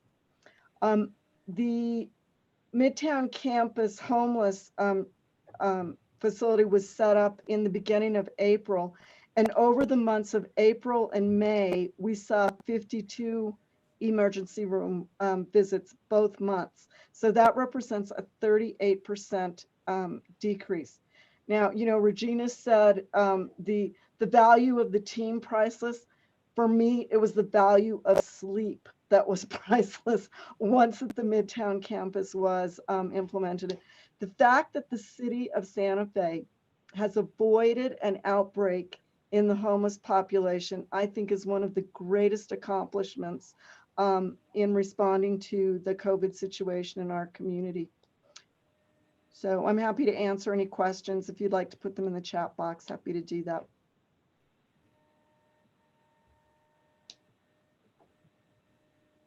Thank you so much, Kathy. We'll turn to Dr. Wendy Johnson from La Familia. Unmute. Hi. Hello, city councilors and Mayor Weber. Well, I just echo what Kathy said, and it's a big love fest about this. I think it's probably one of the best, if not the best response to COVID and homelessness in general in the country. I was really impressed with Director Wheeler's presentation, and have just been so impressed with not only the city's response, the support of the city council and the mayor, the way that people who are librarians and park rangers have come together to do this job in just a fabulous way. So kudos to all of you. Kudos. I mean, this is just really the way that government and community services are supposed to work. And I just really think we should be, shouting this from the rooftops and letting everybody in the whole country know. And the findings, I didn't know a lot of the stuff that that was presented in Director Wheeler and Ochoa's reports. But I just think that the ripple effects from this are outstanding, and it just proves the point that, it's not that hard. I mean, it is hard, but really in the end, it's worth it. And it's really much easier to just provide housing for homeless people and the services they need than, and this is even without the COVID, than provide inadequate shelter for folks. It just really causes all these ripple effects and costs government, and not even government, but our whole community more in the long run. So, so yeah, we have a clinic that operates 1 day a week at the Midtown campus. Before, as things were getting set up, we were supporting getting both the folks who were in shelters and the staff members at shelters tested who needed to get tested. We're taking care of all kinds of different needs, from new onset diabetics to hypertensives to people who, I haven't been on my meds for 3 months, all kinds of different needs of folks in the Midtown campus. And we're able to do that really effectively, and they're really able to get care for themselves and get the medications they need and the food they need to take care of themselves and really provide for themselves holistically in that setting. So we're going to see a lot of long-term effects from this. I wish you would keep it up forever. So I don't know. I know that that's not on the agenda tonight, but I just really think we've learned such amazing lessons from this. It would be great to figure out how to keep it going in perpetuity. But let me just talk about COVID, because I know that's kind of, why you want me here. So I'll talk about that. Every possibility that we're going to see another spike in the fall. So a huge danger of that. I'm already trying to think and plan, and as I'm sure Kathy as well is, about how we're going to address the issues of, flu season plus a COVID resurgence, trying to sort out what symptoms are what, getting everybody effectively tested. The Department of Health is now stepping back from testing. So they have just asked the FQHCs, including La Familia, PMS, Southwest Cares, to ramp up our testing, in addition to the great testing services that Christus and Presbyterian are already offering in our community. So we're looking at that. We're looking at how to do, and if we also have to worry about the cold weather, people needing to be housed in shelters like Pete's and St. Elizabeth's again, it's just going to be a nightmare. So I really think to keep our community safe, this solution has worked so well. And so I really hope that we can keep it going. I would say at least until next summer, frankly, at least until to get through the winter, because we don't really know what's coming this winter in terms of COVID, flu, and the danger to our community of reopening crowded shelters, or alternatively not reopening them and having people exposed to the elements and dying that way. So we're really taking care of our community this way, and I would really urge us to keep doing it, again, at least until we really know we're out of the woods with COVID. Thank you so much, Dr. Johnson. Chris Emery from Department of Health, would you share your thoughts with us? Absolutely. Thank you, Regina. I do want to take a moment to also recognize all the dedicated staff in Santa Fe that's done an amazing job and conducted some amazing work in a very difficult situation. So, kudos to all those staff that have worked on that. The model here that Santa Fe has built out truly is a best practice. So the Santa Fe Midtown office is a best practice model for managing vulnerable populations for the COVID response. The model truly does, as you've heard earlier, reduces the burden on the medical delivery system. And that's both providing healthcare beds, keeping healthcare beds open in the healthcare delivery system, as well as reducing that impact on the EMS system. It's truly unclear at this point as far as the duration of the COVID outbreak response. It is likely that we'll be responding to cases throughout the year and another wave, which could potentially occur consecutively with seasonal influenza. So that would require us to truly reduce that burden on the healthcare delivery system at every possible encounter. So I just want to go on record and state that the model that's been built out in Midtown it has been serving the community very well. I believe that the shelter is reducing transmission of COVID in the vulnerable population and the community as a whole. And I want to just finalize end by stating that this virus truly thrives on letting our guard down, which can be observed in other states right now. So we really do need to remain vigilant right now and continue the prevention and response assets that's been built up over time. That's all I really have.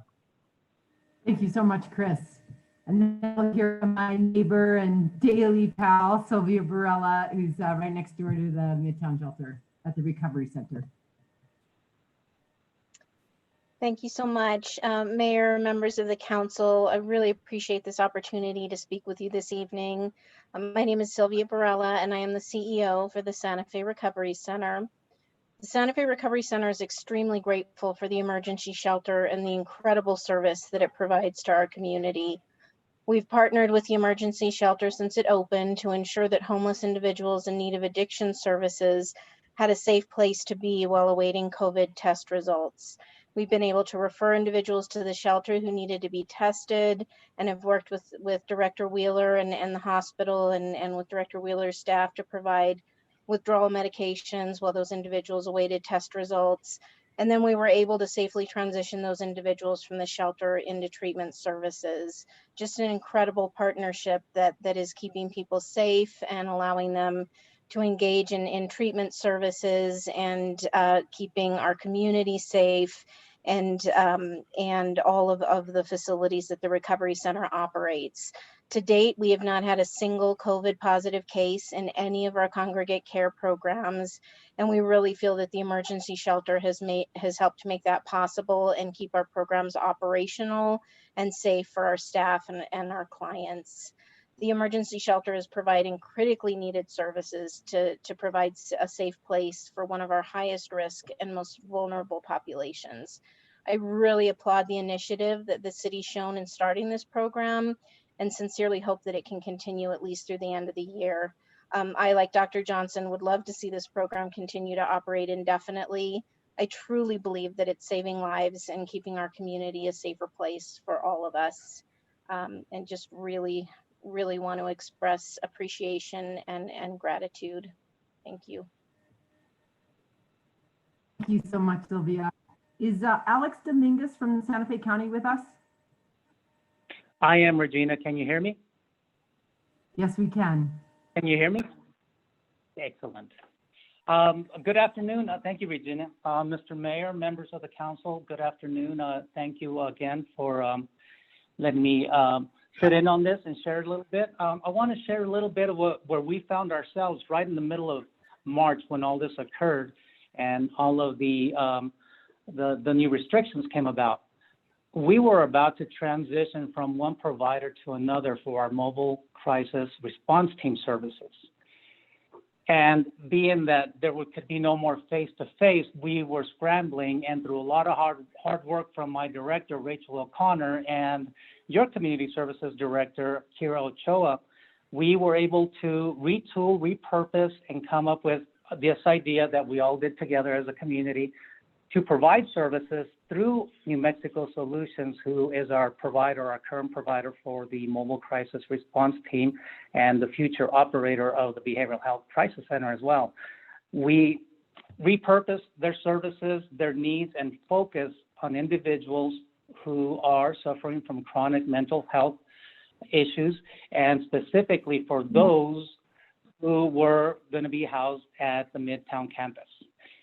This model, I cannot say or reiterate what everybody has been saying. We have created something very unique and very special here because of a need. And we've always heard necessity is the mother of invention. We may have created a model for future management of homelessness in our communities, because what the effect that this has had on our community has been tremendous in the sense of the COVID cases.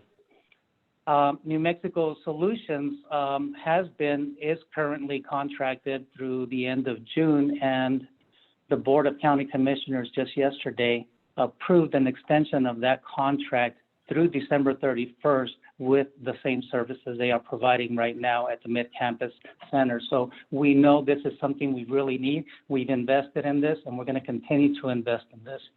We are also currently working to contract with New Mexico Coalition for the Homeless.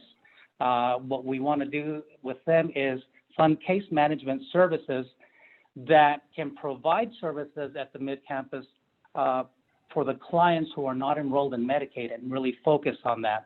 And that way we can also focus on these individuals to have long-term services and not be continuing to be part of that revolving door through all of the different agencies and our community based on their different needs.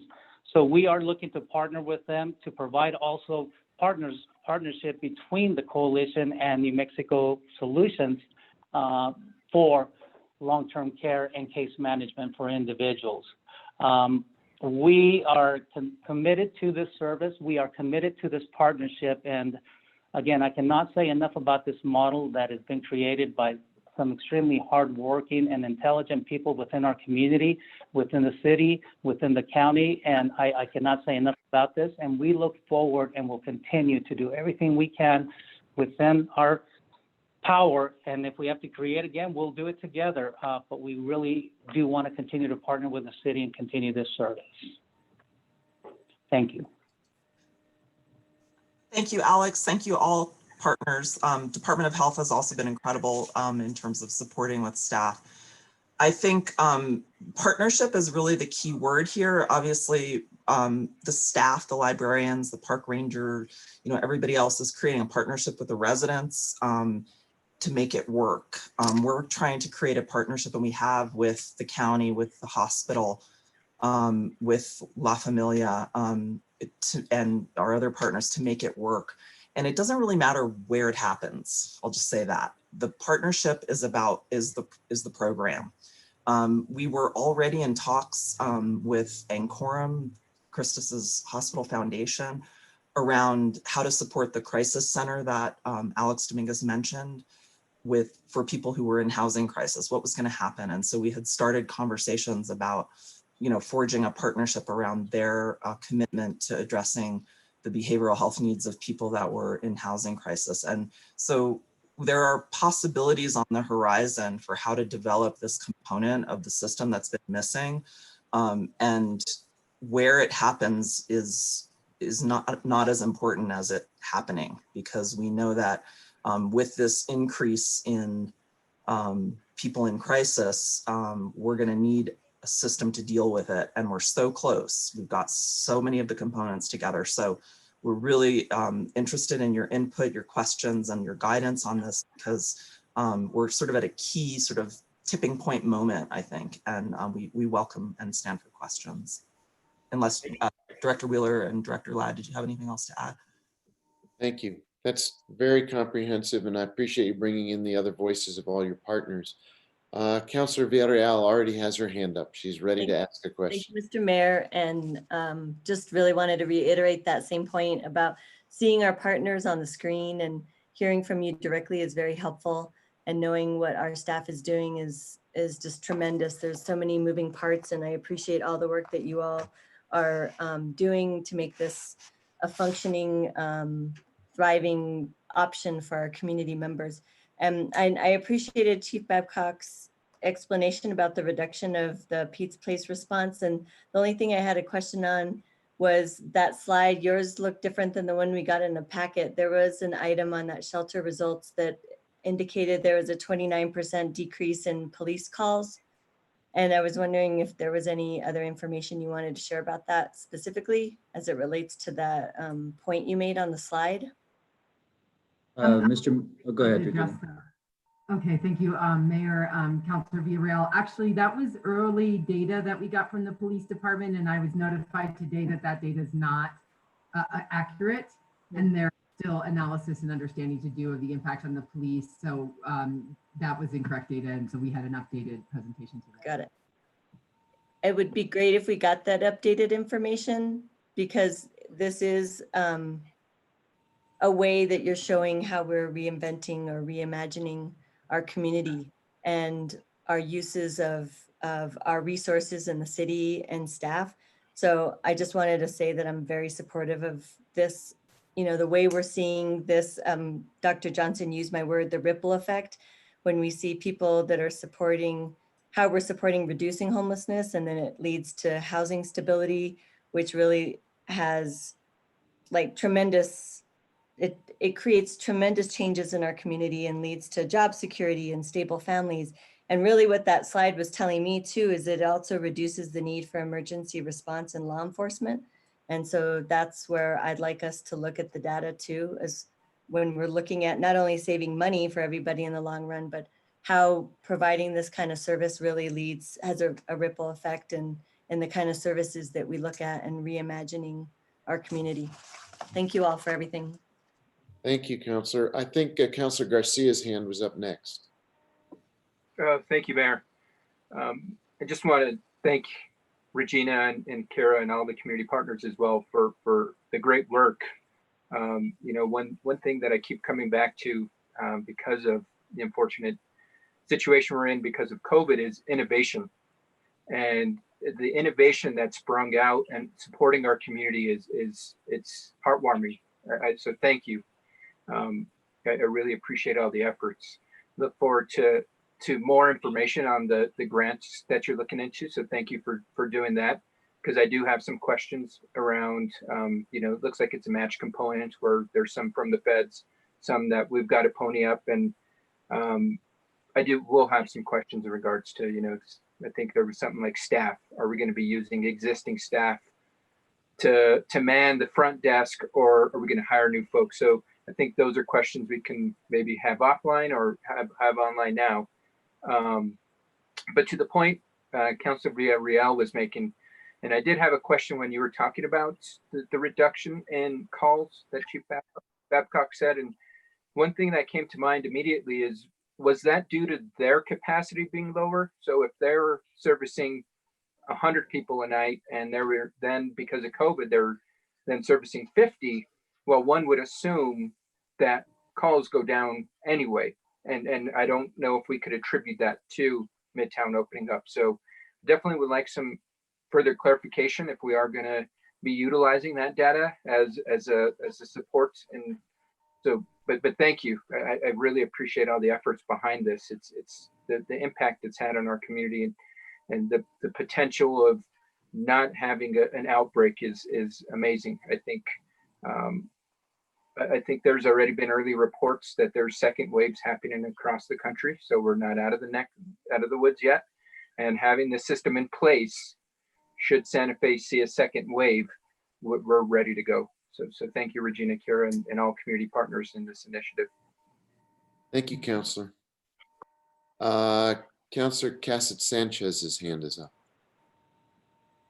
Wonderful. Thank you so much. I mean, I echo my colleagues' words of really thanking you for putting this up, and really it's a very impressive model. As our partners have mentioned, this is where the rubber meets the road. This is what this really should be looking like, not just in a COVID world, but also when we are looking at homelessness as a whole and the impact to society, and the real power of prevention, which is often hard because when you invest in prevention, you're putting in money with the hopes of something not happening. And when you don't see that thing happen, it's hard to find the motivation to continue to invest in it. So it's what I'm really appreciating about this is those data pieces that are being pulled out.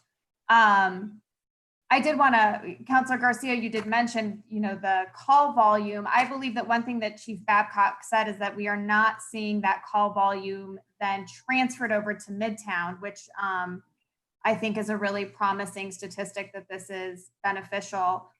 I also would be interested to hear, Kira, I believe you could probably speak to this a little bit more, that 3 million cost to the system of homelessness, of not solving homelessness. What are the other data points that we should be looking at as we are looking at this, not just for COVID, but how we move out of a COVID world and continue with this work?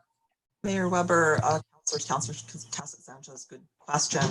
That $3.4 million figure came from conversations with Chief Padilla, Chief Babcock, Director Munoz from Parks and Rec, and the Environment Division of Public Works, because they're constantly having to mitigate people in encampments. There was $900,000 from Parks and Rec just in cleanups alone in a year. So those are some of the data points, man down calls, in the 911 system. But, I think there are many other data points we can look at. We can look at also, violence reduction. I was speaking with Sophie Andar from the Prevention Alliance earlier today, and she talked about, the prevalence of homeless on homeless violence, and we know that all too well in Santa Fe. And so, the cost of obviously lives lost, and strangely, because you're a public health person, you know that that's actually something that public health quantifies, as well as, the cost to the public safety system. So we did have a conversation at one point in senior staff, and Chief Padilla said that, that potentially they were staffed up at current levels if homelessness were not an issue in Santa Fe. So that's just something to consider as another data point. And then, productivity of people. I mean, Regina's got incredible stories about people that are going back to work because they're able to be in the shelter. And, maybe everybody isn't, but a lot of people can find a lot of purpose, and that also saves the system money overall. The Connect project, of which I consider this kind of a important sort of subset, is about reducing costs to the system overall. And I think the hospital costs being reduced. I mean, Kathy's data around the reductions in emergency room visits. Emergency room visits are very, very expensive. And so there are a lot of ways to look at this. And then I think the partners, that what's so exciting is in Santa Fe, people recognize without having a dollar attached to it, that they have a vested interest in helping solve the problem. Not only because of the cost, but because it's the right thing to do. And that's the kind of community we want to live in. Another data point is obviously the impact of homelessness on our tourist economy. That's something that is hard to measure as well, but we're not a city where you have to walk down the street and worry about being assaulted if you're visiting by panhandling to the degree that other cities have experienced. So that's another data point. And I'm sure we could find more, and with your input too. Thank you. Other questions, Counselor, or should we move to somebody else? Yeah, just real fast, well, I guess it's more of a comment or a question. So we're looking at finance that is going through the end of the calendar year, correct? Not the fiscal year. And to Dr. Johnson's point, we should be expecting a resurgence in the fall. And, when we talk about winter really does go through those cold months.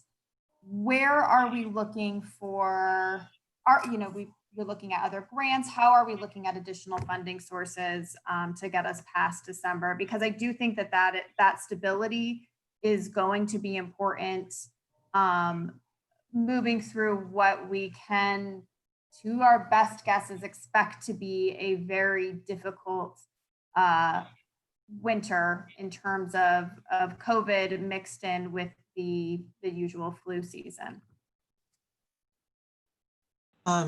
Director Ladd, can you speak to the duration of the funding and other funding sources from HUD?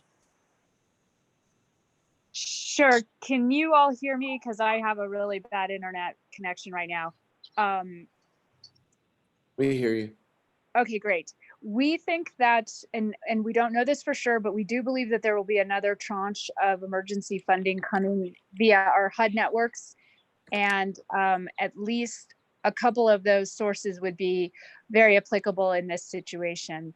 Emergency Solutions Grant for one of them, and then possibly more entitlement funding. So, it's not a great answer because it's kind of, I don't know, but I think with this kind of momentum, it is a priority. So we will definitely be continuing to look for other sources of funding. And I'll add that, we have been in talks with Ancorum around, what role they could play, not in the Midtown per se, but in helping us solve this issue long-term for Santa Fe. We also are looking into emergency, ESG stands for Emergency Shelter Grant from HUD. We look at models like Casa Milagro, a wonderful model that's supported by HUD, by private donations, and it gives people a long-term home, and we need to really focus on transitional living to housing, because housing first works, and housing is much, much cheaper than any of this. So, it might be something to explore at some point, looking at city assets, around creation of housing. We may not have a lot of money in our coffers, but we may have assets, and we welcome conversations around that, because I think we need to be creative and innovative, as Councilor Garcia, as you've said, because we know this problem is getting worse. It's not just people with chronically homeless, people with long-term behavioral health problems that are showing up. It's families living in cars as well. Thank you so much. Yeah, I appreciate that. I understand the challenging situation that we're in with not knowing what financial supports will be there. But I do want to say that I am very much in support of this project, both through the duration of COVID. I think we can see the benefit for not just our homeless population, but if we recall, one of the big pieces why we completely shut down was to allow our healthcare systems not to get overwhelmed. And so if we look at that as part of that broader COVID response, not just for at-risk populations, but in general, what this means for our capabilities to continue to respond to the ongoing pandemic, that's really important. And then I will be eager to see how we can springboard this into a wider homelessness approach. And Kira, you and I should probably have a good 2 hours where I can really get into my public health nerd self, and we can chat about this for a while, but I'll yield the camera for now. So thank you so much. Thank you. Councilor Vigil-Koppler, your hand is up. You have the floor. Thank you. I want to just very much say how appreciative that I am of the work that you all have done, not only the city staff, but all of the presenters tonight that just spoke. You've done yeoman's work, and I just want you to know it's very appreciated. I had an opportunity last year, kind of late last year, to do a graveyard shift right around with the police department. And one of the things that amazed me so much, you hear about homelessness in speaking and in reading about it, but to actually see it in the cover of darkness is just eye-opening. And there's so many homeless people walking around and you just wonder and you pray that they are going to be okay. So I can imagine what you're experiencing. And the part of the graveyard right around, we had to visit, I think it's Harrison Street off Sirius Road, and we had to remove many homeless people. And it was just so sad. They were tucked in for the night with all their valuables. And it was just heartbreaking. And so if we can continue to do our part to help the homeless, I think that's something the city, through your work, can be applauded for. I also wanted to know about the chart about the decrease in police calls from Pete's Pets, because obviously we were right next door to Pete's Pets and had to remove a bunch of people, but it stands to reason that those calls would go down. Now, you said the chart, Ms. Wheeler, was out of date, but do you suspect that indeed the decrease has continued? Is your guess that it's the same, less, or more? Thank you so much for that question, Councilor, Mayor, and members of the governing body. I would totally have suspected that. We thought that we should take a look at the decrease in calls to Pete's and then see how many calls we had needed at the Midtown shelter, because we do use the police for support there. The data isn't actually showing that. And so since the data was late breaking, came up about 2 hours before the meeting, I've asked the police department if we could sit down and really take a look and understand the data, and so that we could really paint the picture, because like Councilor Villarreal said, that I really have a feeling that this is so timely how this came together to respond to the COVID crisis, but also the demand from people and communities for alternative solutions to problems that fall to the police in our emergency response. It's these things that we aren't addressing that fall to them, and it's really not their job. And we can handle it better with different resources addressing these issues. And so the data isn't showing a decrease at this point, and we'd really like to sit down and understand it and maybe provide an update to the governing body on that. Thank you for that answer. And once again, thank you and everyone else for all your work. Thank you. Thank you, Councilor. Any other questions for our panel of directors and outside partners?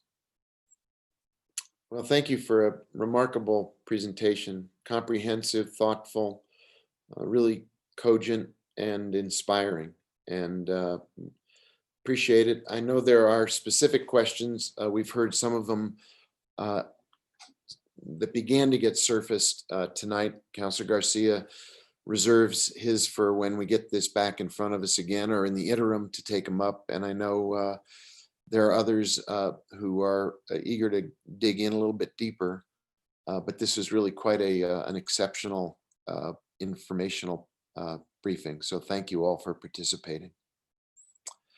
Let's see, Councilor Villarreal, you have your hand up for a point of order, or a point of progress, a point of how we should move forward, because it is 7:30 already. We know we have some lengthy items yet in front of us.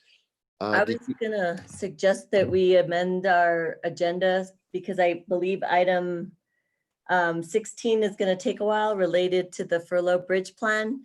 And we have people waiting in the queue to be able to speak for petitions from the floor, or from the virtual floor. And so I was wondering if we could adjust that, or at least move petitions from the floor up. Let me do a quick check-in with Christine, who has been monitoring the waiting room to make sure that, I know there are some people there waiting to speak to the public hearing, which should have started 30 minutes ago, on face coverings.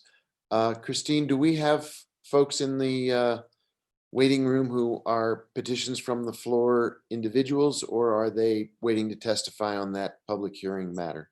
If you can hear me. Hi, Mayor. Yes, I can. And I have Stephanie Beninato for petitions from the floor, and then the other individuals are for public comment on the ordinance. So I can go ahead and given direction and how you would like to proceed, I can move her into the meeting and start her video. Wait one sec. So Okay.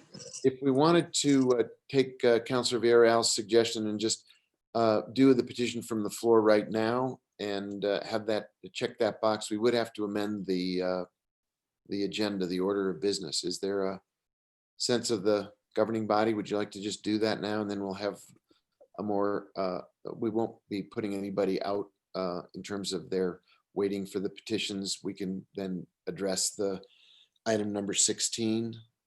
Mr. Mayor, I think the amendment would also, to the agenda would also be that we would have, we would wait to have the executive session after the public hearing as well. I'm completely amenable to that. That makes a lot of sense. Okay. So why don't you make that, I think that's a really thoughtful and considerate approach to our business. We did get started at half an hour or so late because of the technology glitch. And the presentation on Midtown was expansive and thorough and worth the time, but it did consume a fair amount of time. So if you want to make a motion, I think the governing body would probably agree with you. I move to approve, I move to amend the agenda so that we do petitions, that petitions from the floor gets moved up to the afternoon session. And as soon as we complete that piece, then we would move on to the public hearing, sorry, the furlough bridge plan, and then the public hearing item for the masks for the afternoon session. Okay, so that we're basically going to hold the executive session till the end of our business so that we can do that at our leisure without inconveniencing anybody who is waiting to address the public hearing. Is there a second to that motion? Second. I heard several seconds. I think Councilor Garcia was first off the block. So we have a motion and a second. Could the clerk please call the roll to that motion? Yes, Councilor Cassett Sanchez, Yes. Councilor Garcia, Yes. Councilor Lindell, Yes. Councilor Rivera, Yes. Councilor Romero Worth, Yes. Councilor Vihel Coppler, Yes. Councilor Villarreal, Yes. Councilor Beta, Yes. Mayor Weber. Yes. Thank you. The motion has been approved.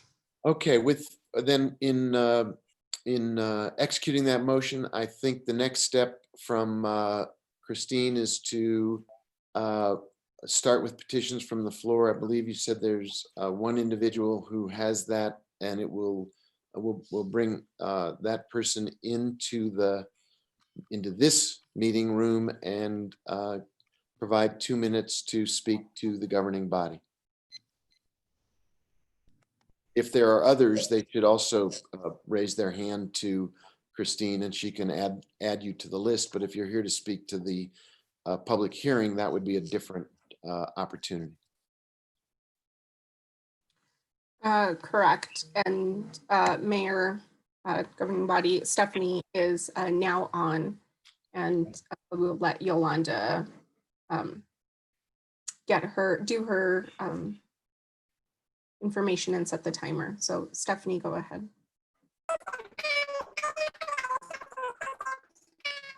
I'm sorry, Stephanie, your voice is breaking up very badly. I don't know if it's your headset, but you sounded, it was really hard to hear you.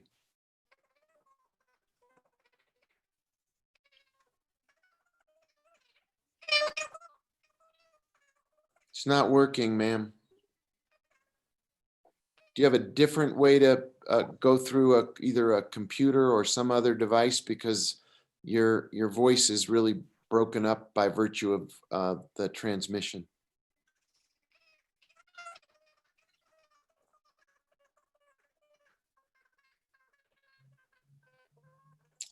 I'm terribly sorry. It's just the transmission is not coming through.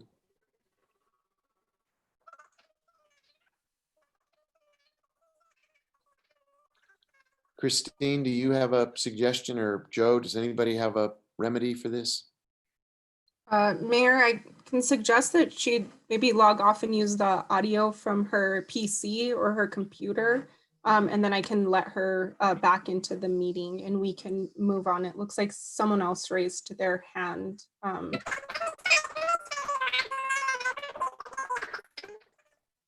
It just is really not possible to get a clear transmission for whatever reason. Maybe the suggestion that Christine made, or if Joe or somebody could get Ms. Benato on the phone and try to walk her through a better connection. Who's our second person, Christine? If we have another petition from the floor, to be clear, it is not an item that is going to be for the public hearing. It has to be a different conversation, but we're open to petitions right now if there is another individual. Correct. Also, Mayor, just if Stephanie is still in the meeting, the invite had a phone number for call-in as well. So I'll be on the lookout for that. And then it looks like an individual is Scott wanting to speak as well. So hold on one moment and I will allow that.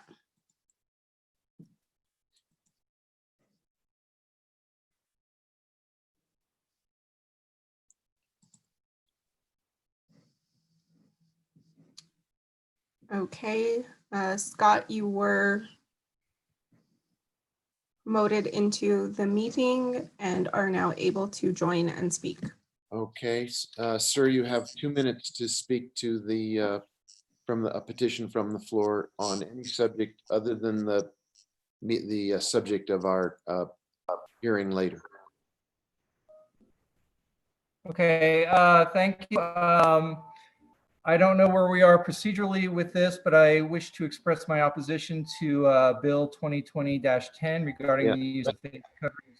Yeah, that's not now. I was trying to explain that. I guess I didn't do a good job. If you want to, that's the item for the public hearing, and this is the petitions from the floor period where we take comments on things other than the public hearing. So you can come back in. I'll do that. Thank you. Sorry for I apologize. I was not clear, but we'll get you back. Christine, any luck with Ms. Benato? Yes, Mayor, she is back on and she is rejoining the meeting as a panelist. Give us one moment. Okay, thank you for managing this.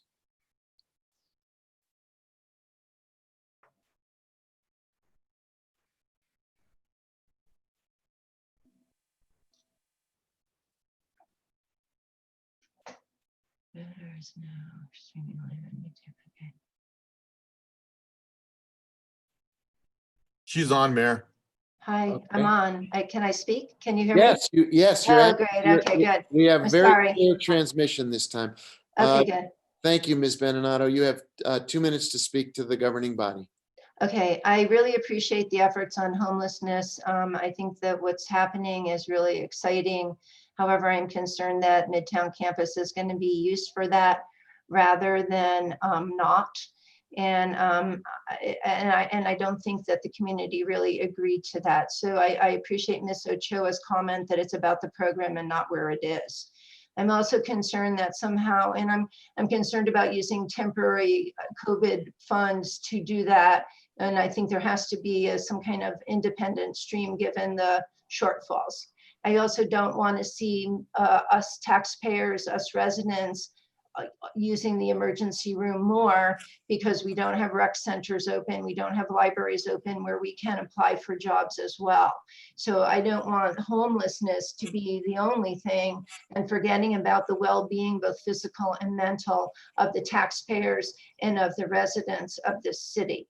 In terms of cutting things, I'm wondering if you can cut some of the permit people in land use, because according to Greg Smith, there's many things now that used to seemingly need permits for, such as curb cuts and walling up entryways and things like that, major renovations that you now don't need. So maybe you can save some money by doing away with that if we're not getting those, those projects don't need permits.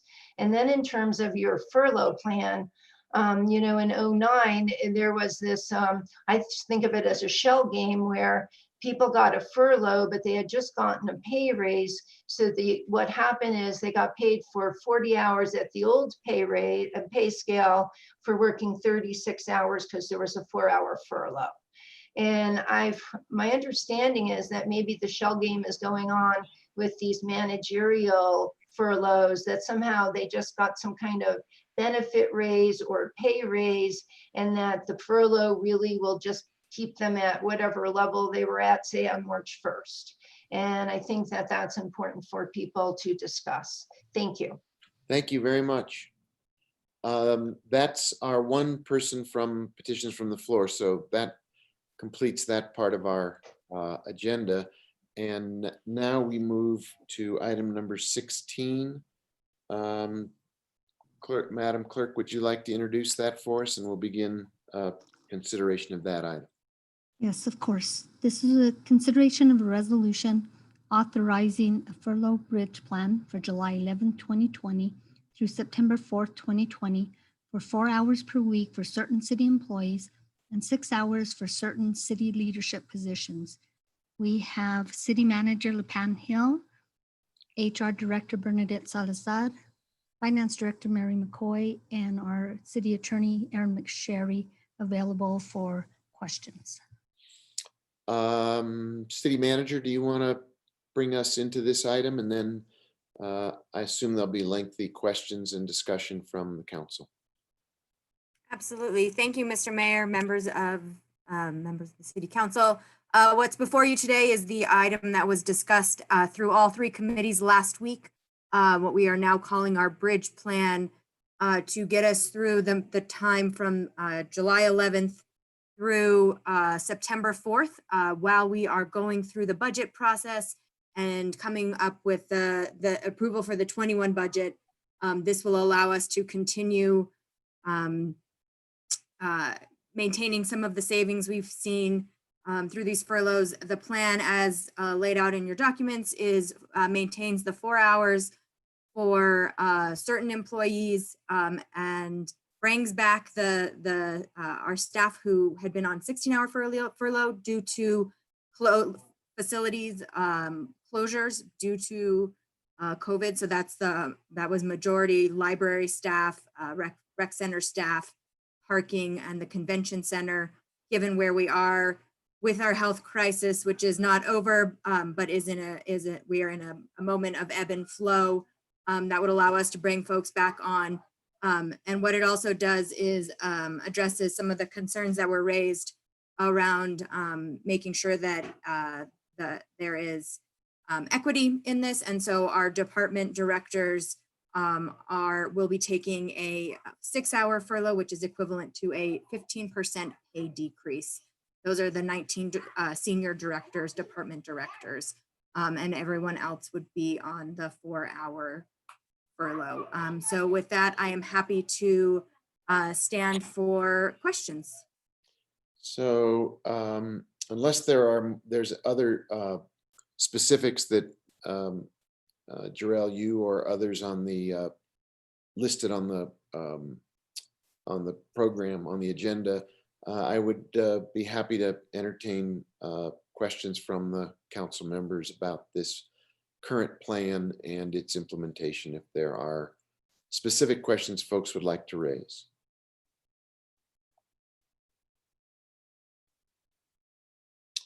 Councilor Villarreal, your hand goes up. Thank you, Mr. Mayor. I know this has been, well, it's been a painful process, and I appreciated that we had an option, or looking at options, and having scenarios, and have the staff be able to take time to look at some of the ideas we had. And I think in the end, this is, it is what it is. It's not something we want to keep having to rehash, and it's a challenging issue. I think this is a lot more equitable than how we first started the first furlough model. So I appreciate staff for working with us on that. One question I had in the item, and if I can get to it, is in that spreadsheet of all the positions I don't know why, but I looked at it multiple times and maybe it was the font size because it was relatively small. But there were a couple,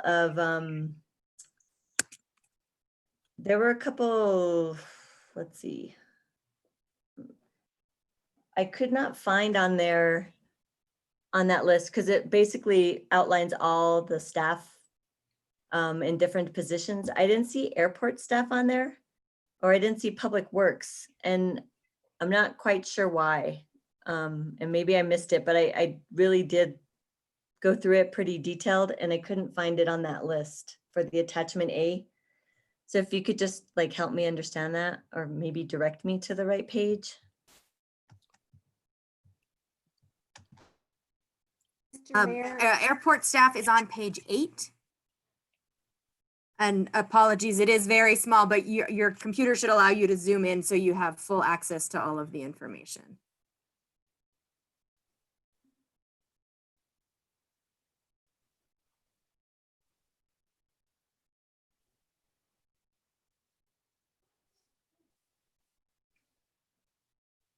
So there's one person under, I just see one person for airport.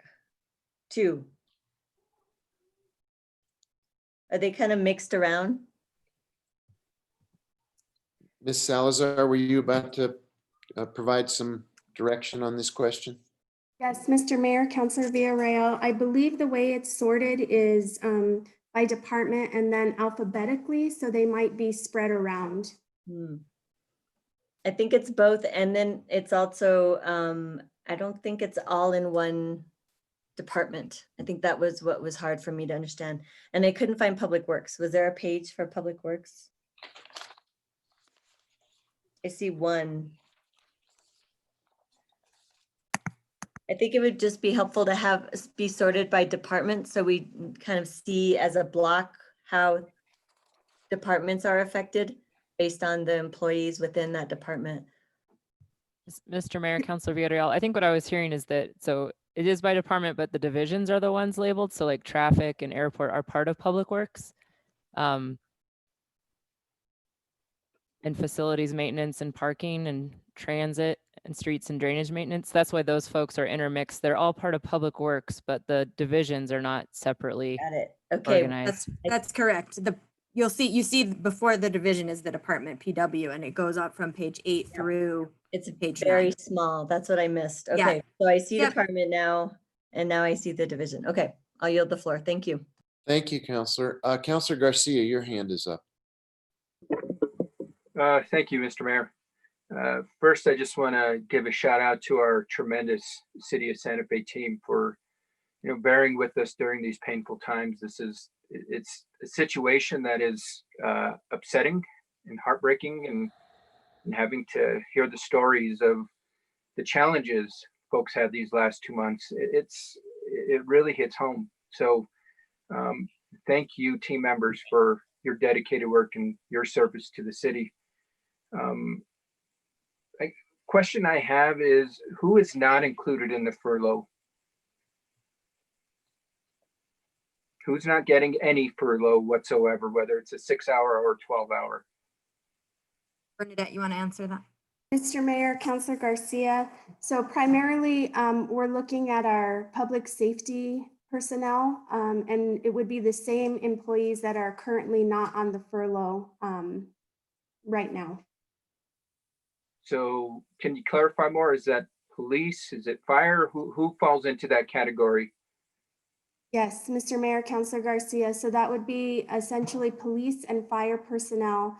And for police, it's going to be lieutenants and below. And for fire, there are some captains that are 8 to 5 captains that are on the list, but battalion chiefs and below are not on the list. Okay. Anybody else? Mr. Mayor, Councilor Garcia, because we are on contracts, Darrell and I are donating back instead of being on furlough. Similar to the councilors, we have the opportunity to donate rather than have our salary changed. And the city clerk. Okay, so because that's was trying to drive at is that the elected officials aren't on furlough either. And Aaron, can you remind me that you said it was because of an ordinance?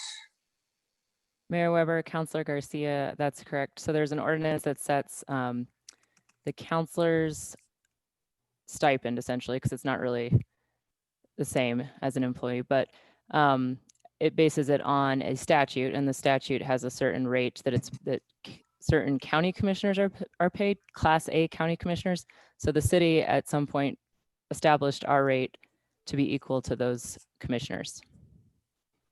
Okay, thank you for clarifying, Aaron. Because I feel it's our duty as public servants to stand with our team members, and if they're going to be taking a furlough, we need to be taking a furlough. And it's unfortunate that an ordinance is being prohibitive in that sense. I know that there were several of my colleagues that donated to a fund that would help out City of Santa Fe team members in the past. That's a practice that I will continue in the sense. I also think that we need to be doing our due diligence as well as seeing how we can give back to the city. I mean, so I appreciate you and Jarrell, and I think you had mentioned the city clerk giving back to the city. Right, and just to clarify, Mayor Weber, Councilor Garcia, during the current furlough, we've been doing leave without pay on Friday afternoons. So, but for the following one, we've decided to donate back. And the clerk has also been doing the leave without pay on Friday afternoons. Thank you. I really, really appreciate that. And I hope our team members with the rest of the city see that and appreciate that. Because I think, you know, like I said, it's unfortunate that there are ordinances in place where we can't just say we want a 12-hour furlough or 6-hour furlough. We'd have to go through that. I guess the point I'm trying to make is this is going to carry on into the next fiscal year. And so how do we, as leaders of the community, show that we want to stand in solidarity with our City of Santa Fe teammates? And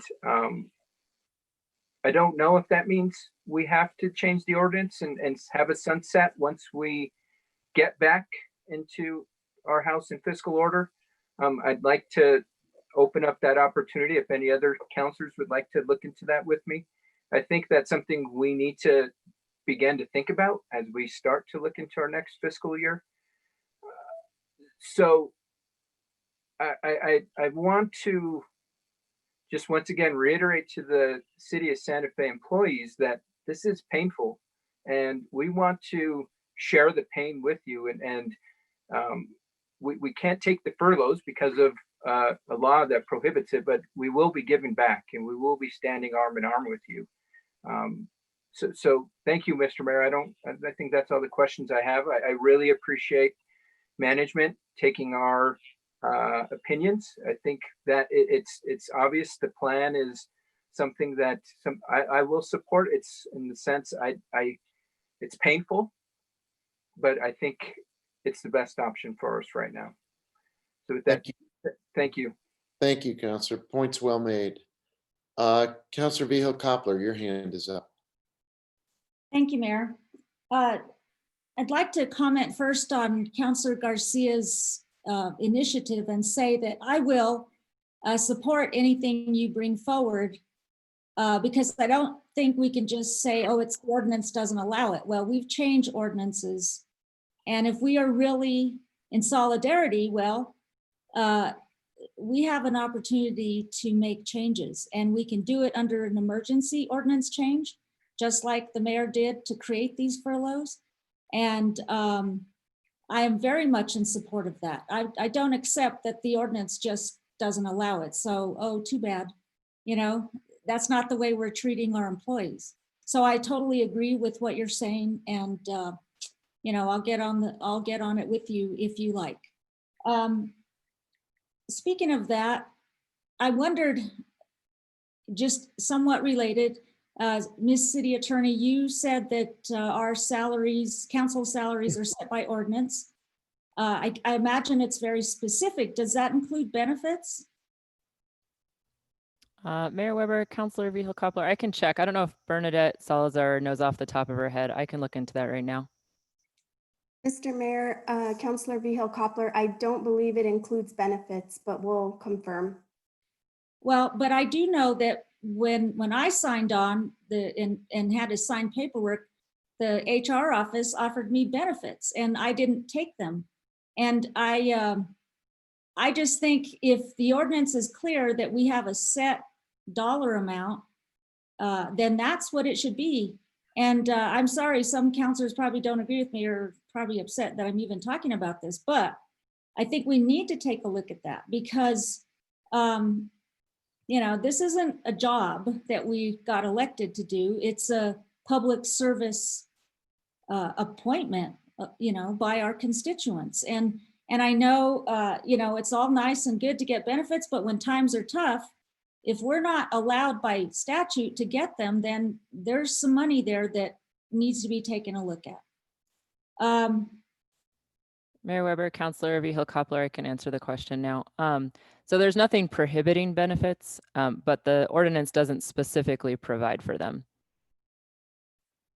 Okay, so there you go. I mean, I'll just leave it there, but I think it's something that the council needs to take a look at.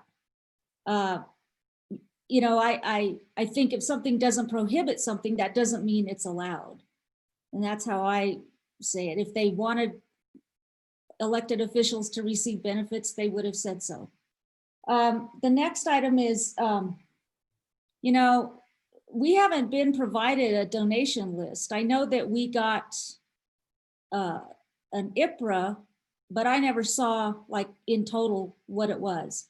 And so I think, you know, I know some of us or can afford more or less than others, and that's fine.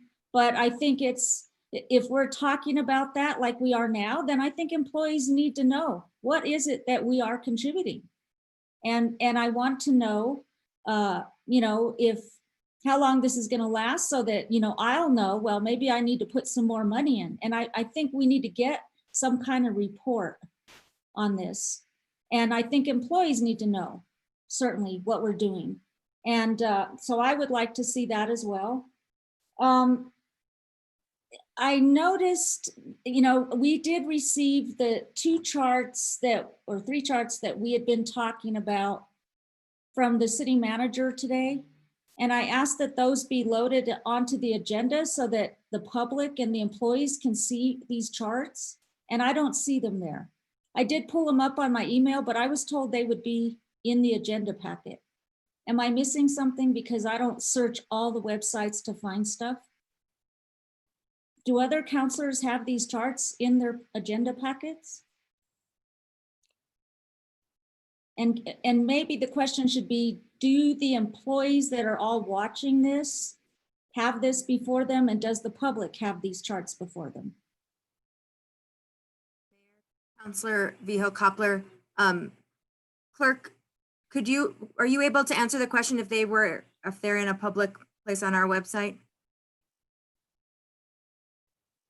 Councilor Vihel Coppler, City Manager, I did not receive those, so I'm not aware of what those documents are.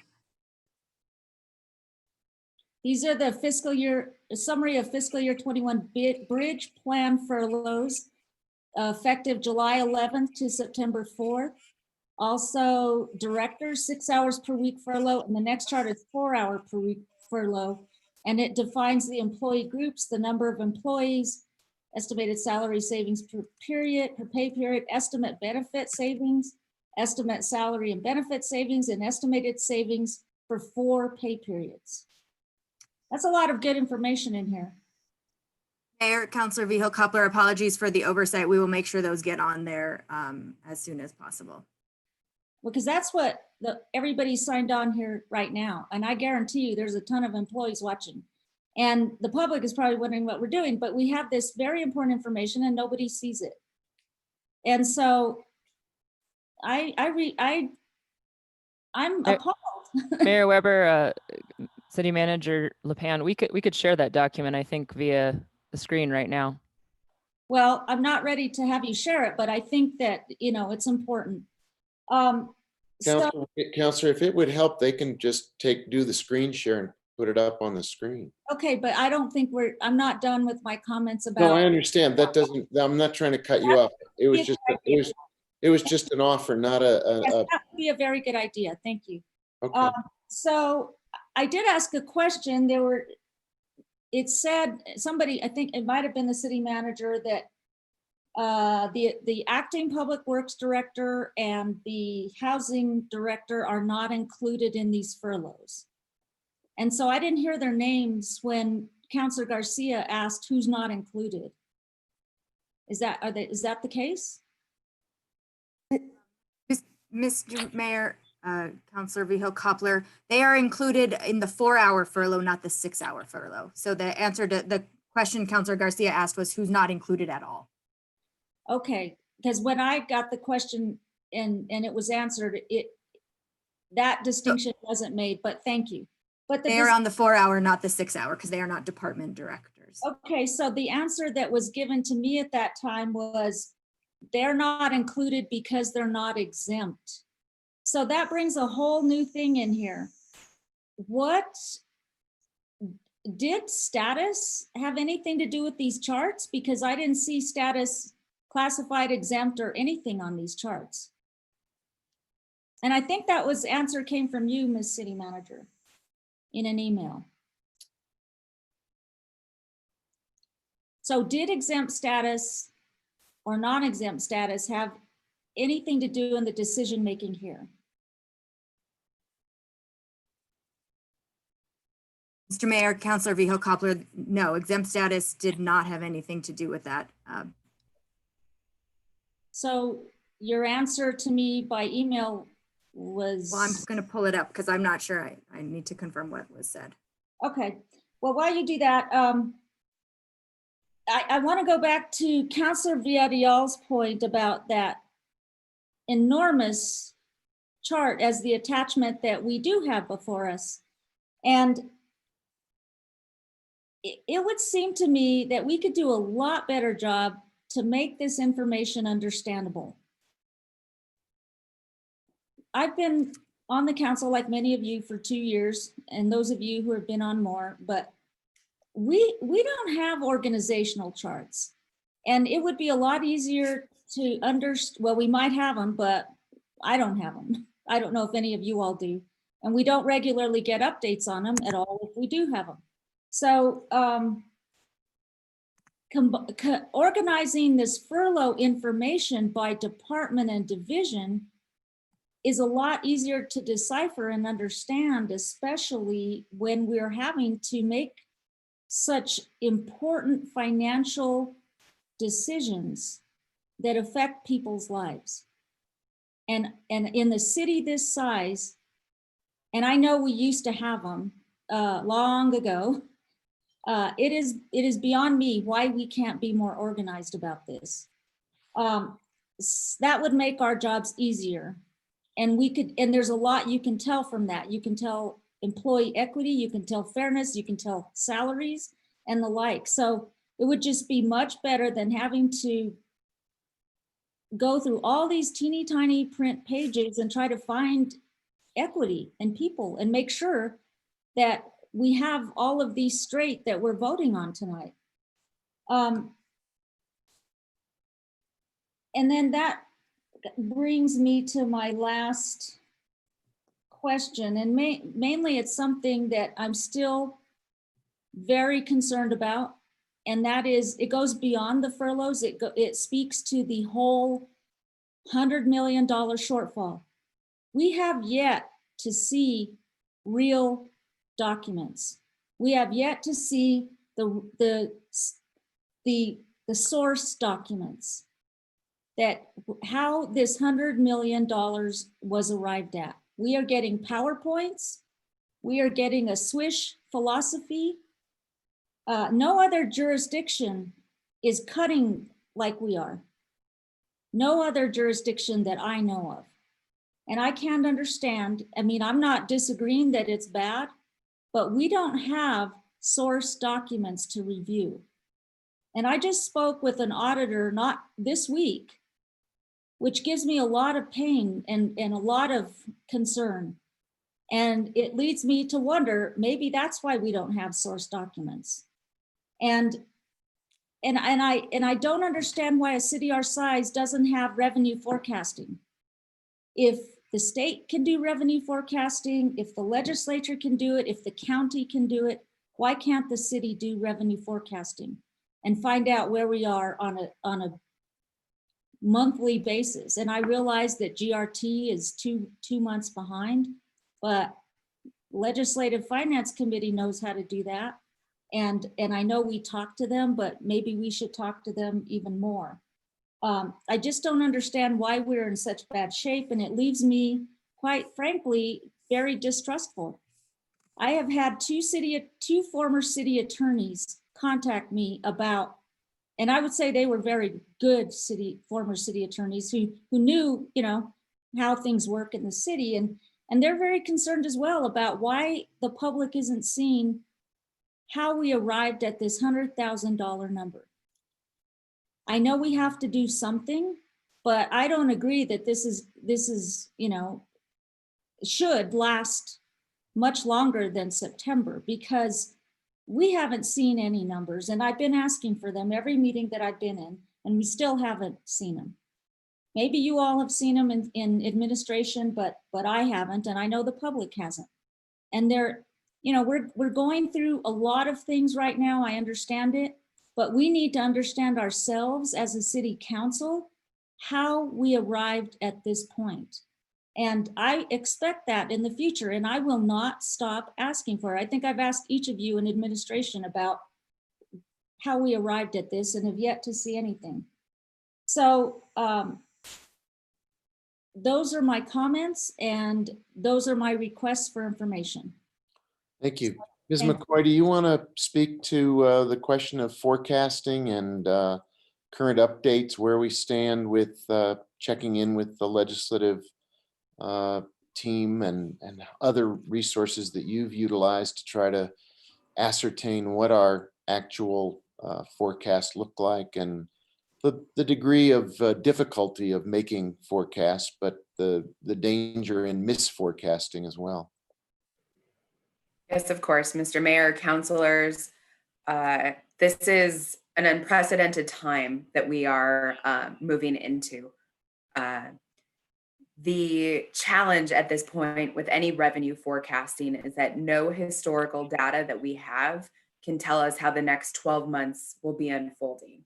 If we have a second wave, if it lasts as long as the stay-at-home order did this last round for a bit of over a month, if the stay-at-home order will include as severe of a shutdown and capacity limitations or complete shutdown as this last round did in April. Everything is unknown if that were to occur in the future.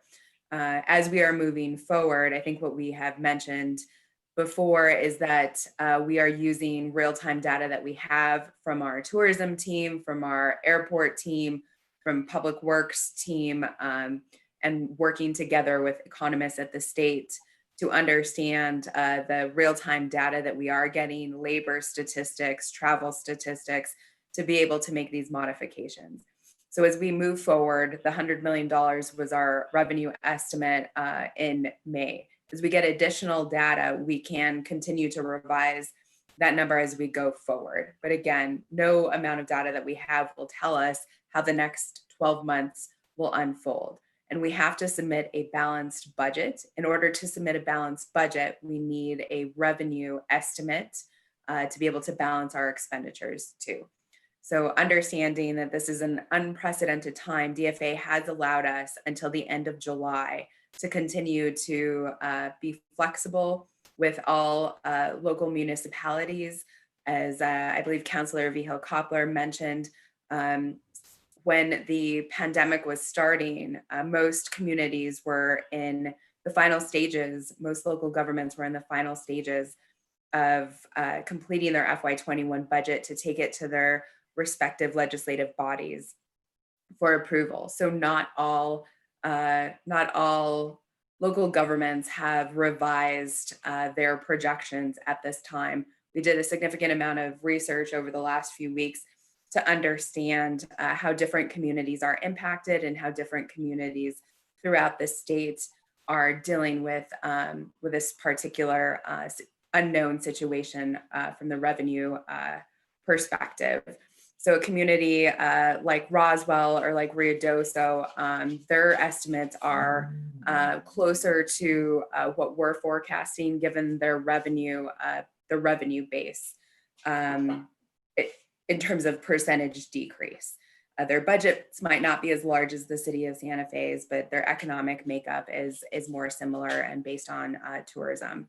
So again, I think given that all of the budgets for all local governments aren't due until the end of, can be revised up until the end of July, we'll start to see some additional modifications as we go forward. And all local governments are allowed to make quarterly updates as we go forward throughout the fiscal year to our oversight agency, to DFA. So we'll have continued opportunities to bring forward any adjustments. If there are positive upswings in GRT, I think we've discussed that before, we are able to bring those adjustments before the council for deliberation and action. Similarly, if we are able to access additional state revenue or federal funds, we'll go ahead and factor that into the revenue picture. Thank you for that answer. I have to ask, so revenue forecasting doesn't always end up being a positive number. Now, with everything that has just been said, how did we, if we didn't do or can't do revenue forecasting or aren't sure, how did we end up with a $100,000 number? That's really the biggest question I have, because we don't have any source documents to review as a council. Mayor and Councilor Vigil-Koppler, we reviewed each of the sectors together with the state economists. We reviewed each of the sectors of the Santa Fe economy and the percentages and the types of economic activity that would be that are part of our economy. Given the different makeups in the stages of opening that we expect going forward into FY21, that's how we were able to come up with $100 million revenue. I also want to point out that the city of Santa Fe is responsible for utility functions, water, wastewater, and trash pickup services. Other local governments are not responsible for as many utilities or all of the utilities that the city of Santa Fe does have jurisdiction over. So each local government is different, and that portion of our revenue shortfall as of May was about 19.7 million decline. And I do know that our team this week is working with the public utilities team with their updated revenue data through April and May and the beginning of June to update those revenue forecasts. As we know, certain businesses are permanently closing or have significantly reduced operations. Those will impact the utility revenue, the revenue going into the utility funds. So that's just a more concrete example of how we will manage through this on a month-by-month basis as we move forward into the next fiscal year.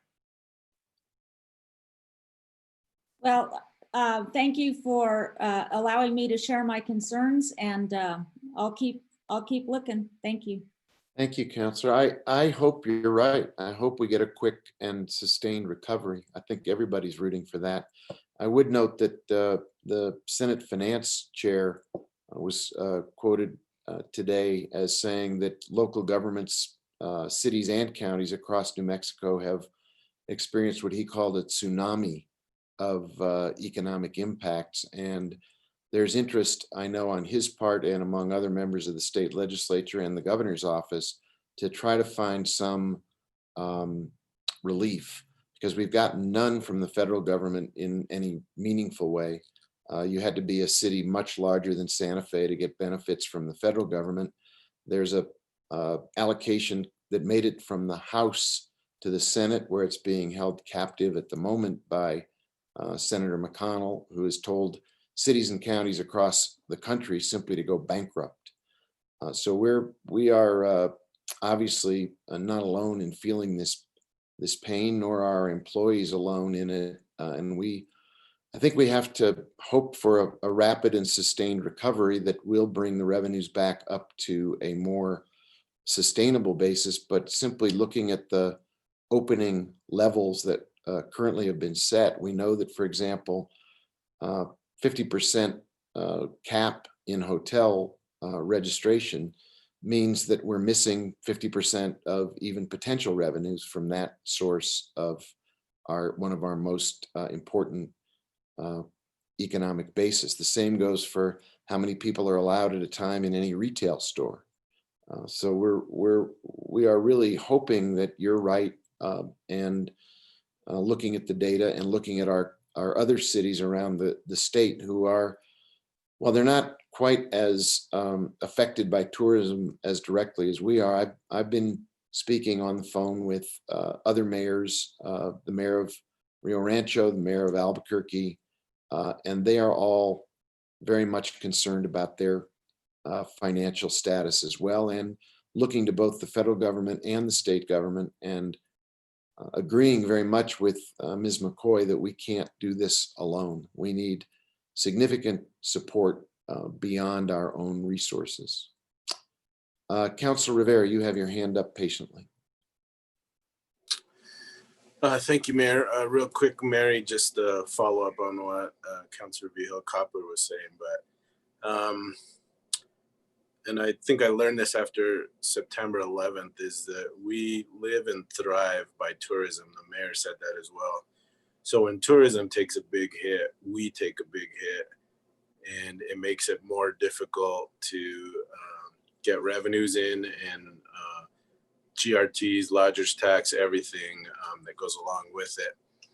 But isn't it true that some of the other municipalities probably haven't had as much a hit as we have because they have more diversified revenue, such as property tax? Mr. Chairman, Councilor Rivera, yes, that is correct. That's why we took the approach to review our GRT receipts, the revenue we actually receive from our gross receipts taxes, as the basis for our analysis for our forecast going into FY21. That gave us a good picture, and I think we've shared the pie chart with the committee, with the Finance Committee and other committees several times, that shows that a significant portion of our economy is driven by retail trade. Another significant portion is driven by hotels, accommodations. And so those are examples of two industries that will decrease more significantly if we do not have as high of a level of tourism in the city. Right. So in this case, property tax would be a more stable revenue source because it's not reliant on visitors. Mr. Mayor, Councilor Rivera, yes, that is correct. So I just want to make it clear, I'm not advocating for property tax. I don't want people start calling me and saying, what are you talking about? It's just a comparison between us and other communities as to kind of why their revenues may not be hit as hard as ours have been, because they're not as reliant on tourism as we are. I think even Santa Fe County is probably like that. So their hit would probably be less because they're not as reliant on tourism as the city itself is. And they did increase the GRT at the first opportunity they had. If you remember, we didn't, and we hoped for more hold harmless help, and they leapt immediately into a GRT increase, Councilor. Yes, that's correct. So back to the topic of the furloughs, I also wanted to thank all of our city employees. Thank you to Jarrell, to Mary, to Bernadette, anyone else who worked on this, for really bringing those 16-hour employees back to probably something that was manageable for them, which was a 4-hour furlough. And then thank you to the leadership of your staff for really stepping up and probably saying, we'll take a 6 during this time and take a bigger hit. So I appreciate that as well.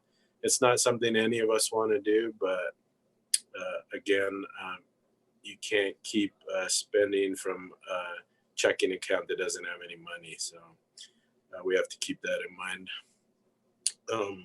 Lastly, I would also, Ms. LaPenhill, just ask, and this is something that I think you did early on, and I think it's received a pretty well reception, is allowing the staff that have been furloughed to kind of decide when their furlough time is. So some may like a Friday, some may like a Monday.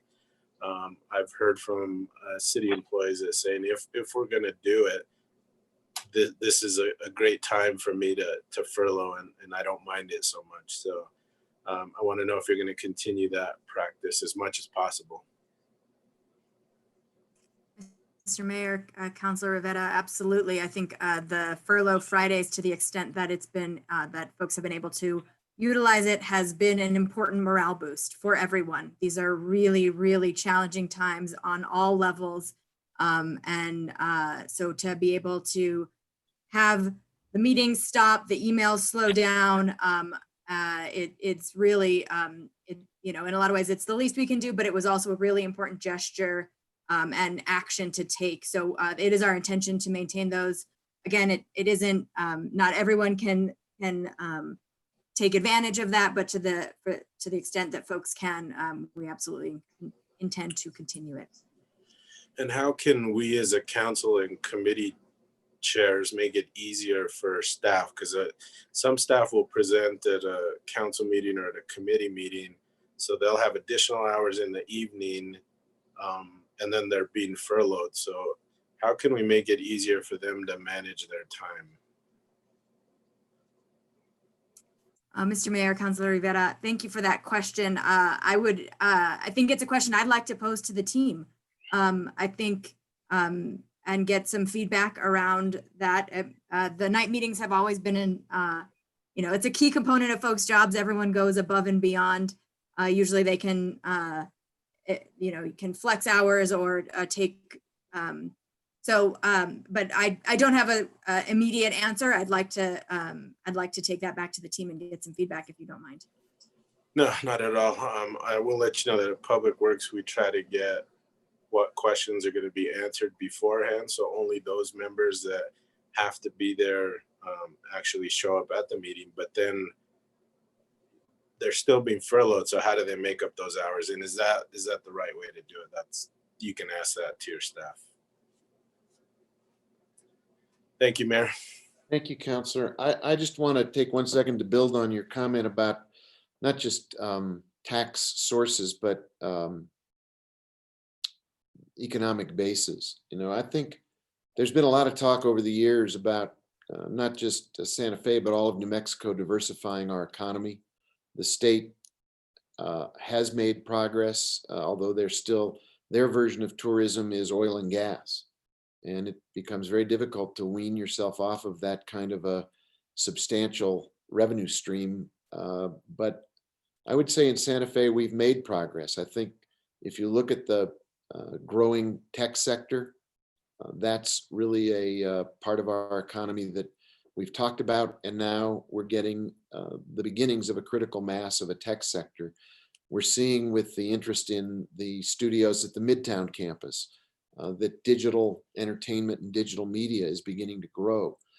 But nothing at the moment will take the place of tourism and retail, which are the two large pieces of our revenue streams. And so when Indian market and Spanish market and folk art market and the opera and other key parts of our economy are canceled because of COVID-19, it's very difficult to overestimate that impact.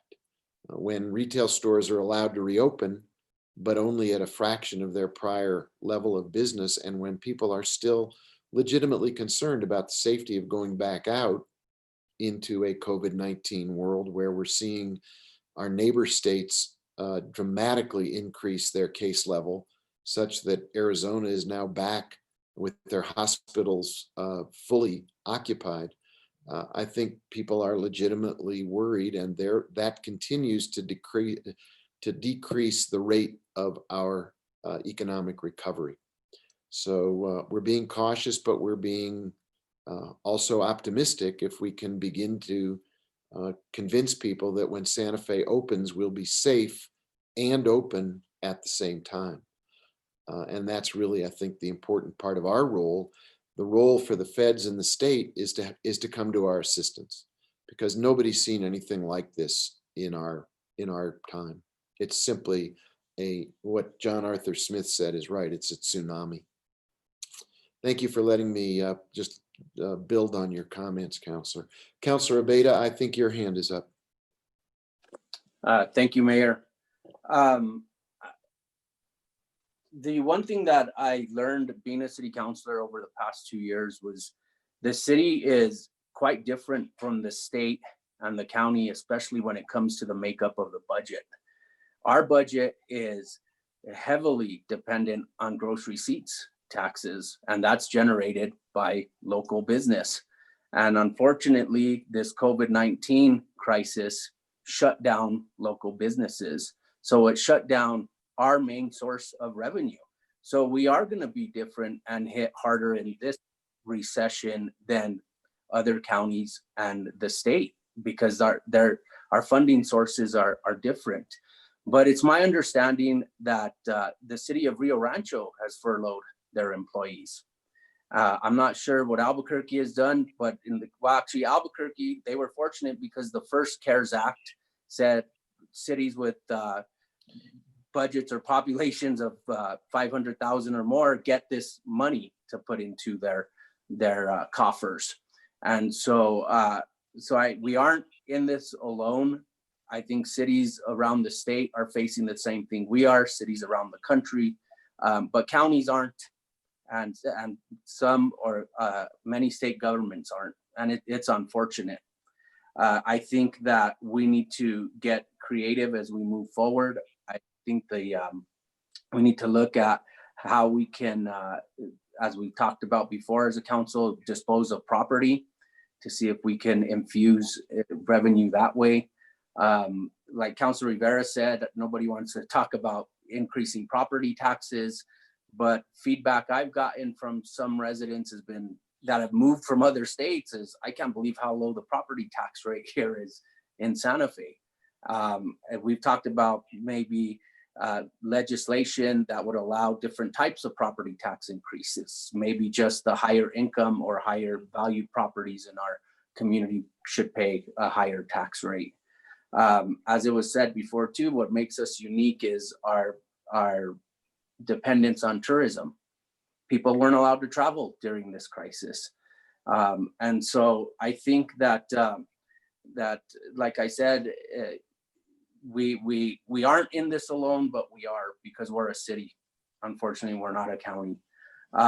This furlough that we're dealing with this evening, I've heard from employees. They've reached out to me and they said, well, nobody wants furloughs or pay cuts or RIFs. They prefer furloughs because a lot of them have told me, I've worked for the city for 15 years, 20 years. It's taken me a long time to earn what I've gotten. And I just don't believe that as times get better, you'll restore my salary. I think it'd be much easier for you to give us our furlough hours back. So I think that's something that we need to take into consideration as we move forward to the tougher task, which is going to be submitting a balanced budget. And maybe it's not 100 million, but the other problem with the city's budget is 70% of whatever our revenue is goes to employee salaries, positions. And so even if it's less than 100 million, it is going to be almost impossible, if not impossible, to balance our budget without affecting salaries and benefits. It's just too large of a percentage of our overall expenditures. And that's something that's built over the years. We have one of the best health insurance plans in the country, which is good, which is fine. We pay more towards employees' retirement, which also is fine. But when you do those things and you get hit the way we've gotten hit, again, with our main source of revenue being GRT, with businesses being shut down, unfortunately, we're not left with very many options. And so this has been difficult, I know, for the employees. It's been difficult for our public, but we also have a responsibility as elected officials to submit a balanced budget for, that's probably our most important job as an elected official, is our fiduciary responsibility. And unfortunately, we're the 9 members of the governing body that have a tougher task than any previous governing bodies have had. And so I look forward to continuing to discuss this as we move forward. And like I said, hopefully we can get really aggressive when it comes to increasing revenue for us. Thank you, Mayor. Thank you, Councillor. Councillor Cassett Sanchez, your hand is up. Thank you very much, Mr. Mayor. I want to echo the sentiments that these are not things that anybody wants to be doing, that these have been really challenging times, and that I greatly appreciate the work that our staff has done across the board, whether it's, trying to crunch these numbers under an impossible circumstance where we really, we don't have a template for what this is going to look like. One thing that I've really been wanting to be very cautious about, and I know I've said this before, is that we are not out of this. So we're opening right now. We are opening our economies because we have to. If we were going from a straight health perspective, I think we would still be on lockdown. And so I think that this idea that because we are opening, that we are out of the woods of what COVID is going to do to us, it's a false sense of security that we need to be guarded against. New Mexico was one of 14 states that hit our 7-day high for average number of cases. So something to really think about, that our case numbers are going up as we are reopening. And that is going to impact whether or not we can stay reopened. It's going to impact behavior. I know that restaurants are open. I know a lot of people who are not going to step inside a restaurant until they can get a vaccine.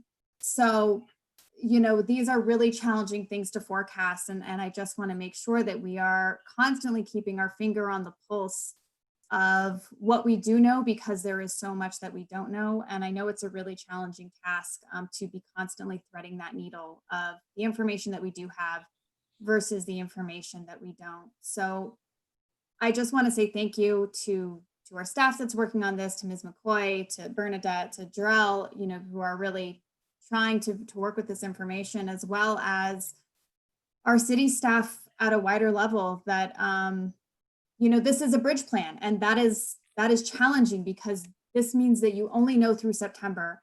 And I understand that that's really hard. And we're doing the best that we can. And we just want to let you know that we appreciate that. And we understand that insecurity in, now we know what the next 3 months look like, is a challenging thing to live with. So I want to thank those of you who've reached out to me. I really appreciate hearing from our staff, and I definitely want to continue to encourage you to reach out to me, because it has been beneficial. And as Councilor Rivera has mentioned, hearing that input of, well, we really appreciated that despite the fact that we were doing these furloughs, we were able to put it at a time that was useful, and hearing how we can make your lives easier. I know that I will be the first to apologize that I frequently email you on Friday, and please feel free to ignore it, because that just happens to be when my work schedule gets to happen. So just to let you know, if I email you on a Friday afternoon, feel free to ignore it. Or if I call you on a Friday afternoon,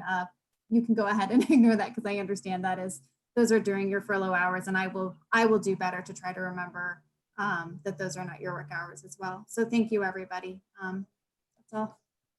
Thank you. Councillor Villarreal, your hand is up.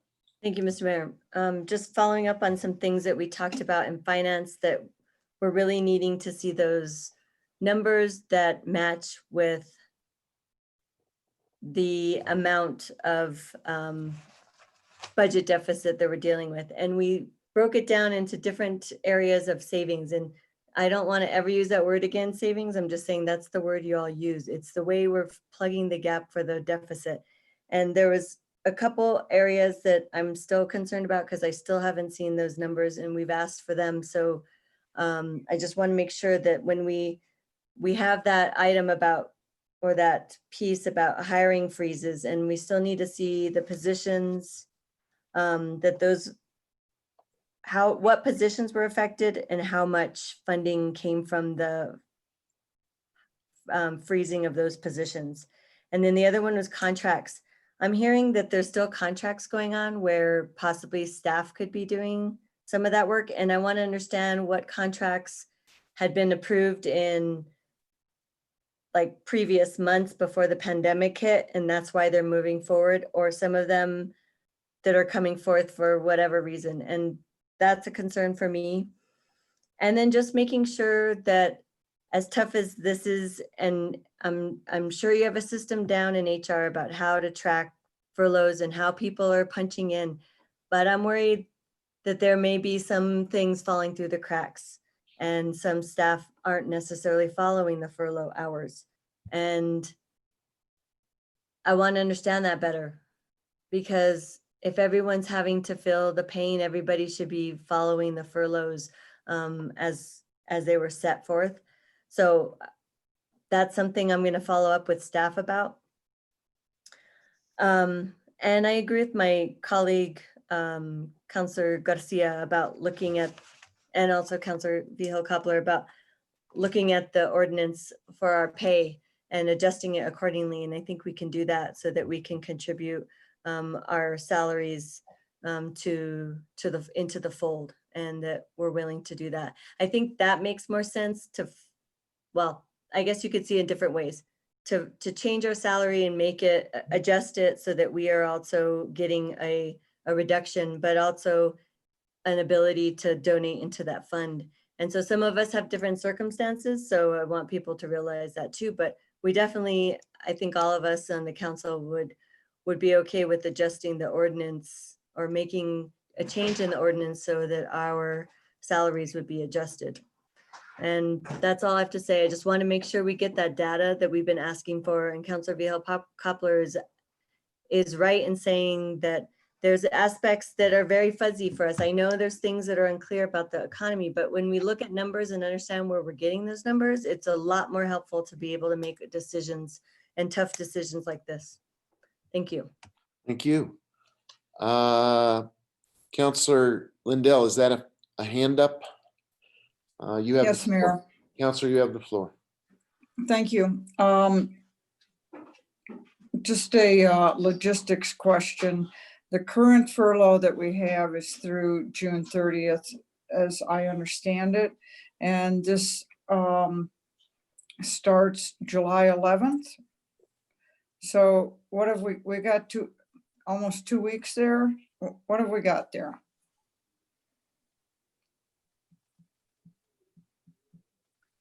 Mr. Mayor, Councilor Lindell, thank you for the question. Aaron or Byrne, do either one of you want to walk through the options that we're looking at? We have some options to we have some logistics to work out around how to implement the hours. Right. City Manager LaPan Hill, Mayor Weber, Councilor Lindell. There's part of one pay period in fiscal year 20, and it overlaps into fiscal year 21. So we're figuring out how to apply the current furlough during that pay period, whether to apply it partially or whether to try to stack it in the 2 days.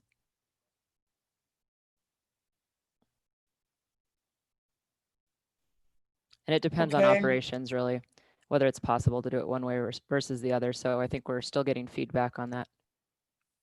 Okay. I don't have much clarity from that answer, but it sounds like at this point in time, we don't know. Mr. Mayor, Councilor Lindell, that is correct. We are still working out those logistical details. Okay. But what I am clear about is that the current furloughs do end June 30th, correct? That is correct. Okay. It's not confusion, but our pay periods don't match the dates and then the fiscal year. So we've got some overlapping components that we are working through with staff to figure out if folks, what's going to be, to Councilor Rivera's point, the least burdensome on our team. We also have the July 4th holiday mixed in there as well. Okay. Thank you, Mayor. Thank you, Counselor. I don't see any other hands up at the moment, which is fine. If there aren't any other, I do see a hand up. I spoke too quickly. Counselor Vihil-Coppler, your hand is up. Thank you, Mayor. I want to follow up on Councilor Lindell's question because we have approved legislation here in this body and it ends June 30th. And what is before us is effective July 11th. So we have no furloughs between that time period approved by this council. So they should end. I mean, unless we do something different. That's the way I read it. I mean, that's what we passed. So Mayor Weber, Councilor Vihil-Coppler, I don't think that anyone meant to disagree with that point. I think the question is just, there's a full pay period. So 2 days of that pay period fall in this fiscal year. So it's really those 2 days what we're trying to figure out what to do on. It's the last 2 days of fiscal year 20. Whether or not they're, but as to July, I think everyone's on the same page, it sounds like. Okay, so anybody who's chosen Friday as their furlough day falls into July 3rd? Is that right? Mayor Weber, Councilor Vihil-Coppler, no. So July, I think everyone's on the same page, is not contemplated under either furlough plan, but there are 2 days in that pay period in June. Okay, but I'm not on the same page because I'm not really sure what pages. Okay, so furloughs end June 30th. We've already said employees can take their furloughs on Fridays.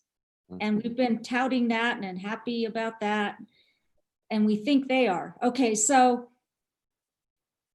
June 29th and 30th, unless anybody has regularly scheduled their days for 29th and 30th, then it's over, right? It's over. So the next furlough days would be July 3rd, if employees are taking their time off on the 3rd, which is a Friday. But we aren't implementing, we're in a neutral zone right now because the furloughs that we're doing tonight aren't effective until July 11th. Mm-hmm. So it's conceivable that there are no furloughs happening from June 28th through July 10th. Am I right? Councilor Vihil-Coppler, Mayor Weber, that is conceivable. Unless this council approves something. Otherwise, there's no furloughs. And Mayor Weber, Councilor Vihil-Coppler, this council approved furloughs through the end of the fiscal year, which includes 2 of those days that you mentioned.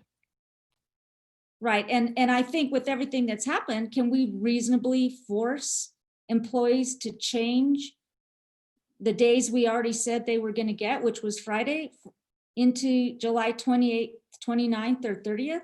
Can we force them to take their Fridays early? Is that what you're contemplating? What are you contemplating? Maybe I should just ask that. Mayor Weber, Councilor Vihil-Coppler, I am not management of most of these employees, so There's I'm not somebody making that that is, decision. It's the city manager.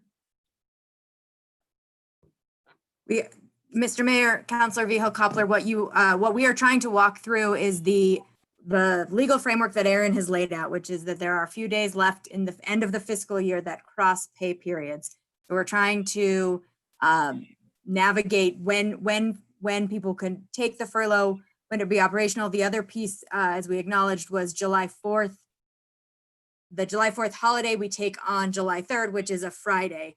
So we just have some operational guidance to put out around how people need to close out the fiscal 20th, the fiscal 20 furlough dates.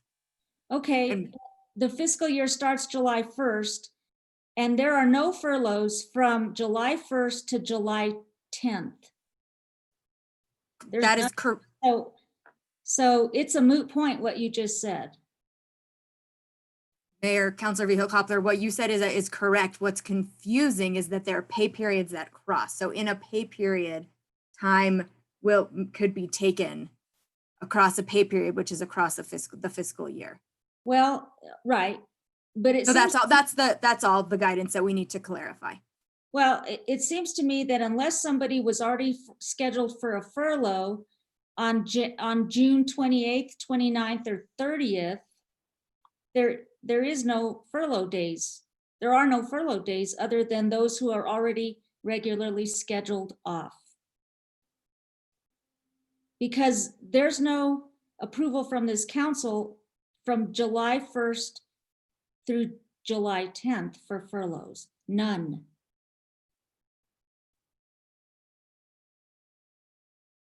So, I mean, I just want to make that clear. So the only time period you're contemplating would be stacking it up, closing the city if you want to enforce the furloughs to all be taken on the 28th, 29th, or 30th.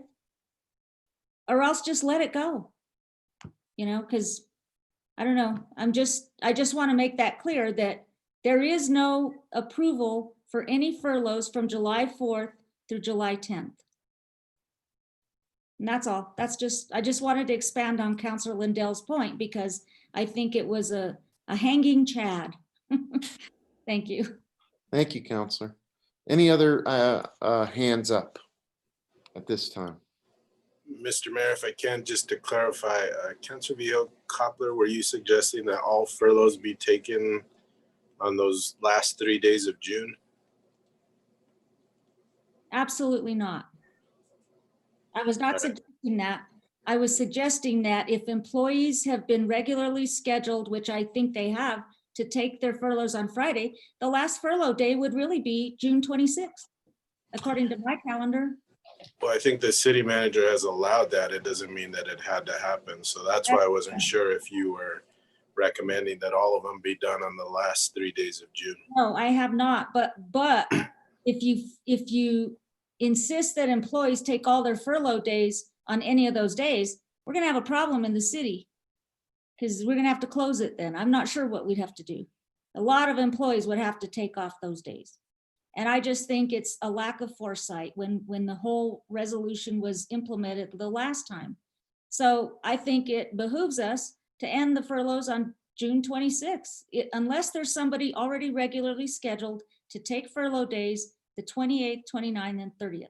That's what I am saying. I'm not suggesting or saying to the city manager how to manage this, but more so saying that there is no approval for furloughs to happen July 1st through July 10th. Yeah, thanks. I was just trying to understand what you were trying to say there. Thank you.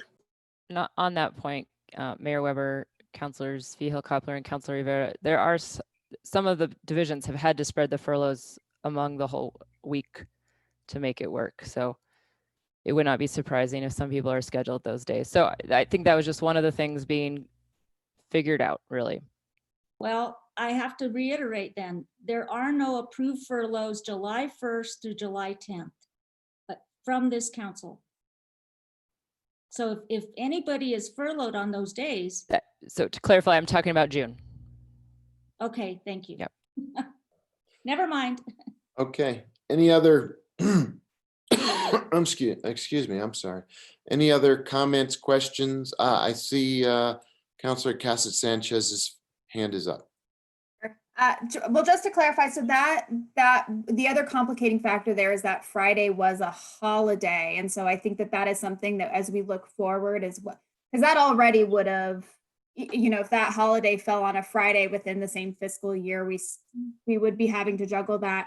I'm going to guess that Labor Day is falling within these, will it fall within these next furloughs or will they end before then? Depends on when Labor Day is this year, but something looking forward for us to think about. And then also for thinking about that, it sounds to me those furloughs already would have had to be shifted because that was a holiday day, correct? We don't know. Mr. Mayor, Counselor Cassett Sanchez, I did just do a quick search and Labor Day is September 7th. So the furloughs would end on the 4th. Okay, great. Thank you. Thank you. So what is the pleasure of the governing body? Is there a motion? Is there a further discussion that folks wish to engage in at this point? I'll move for approval.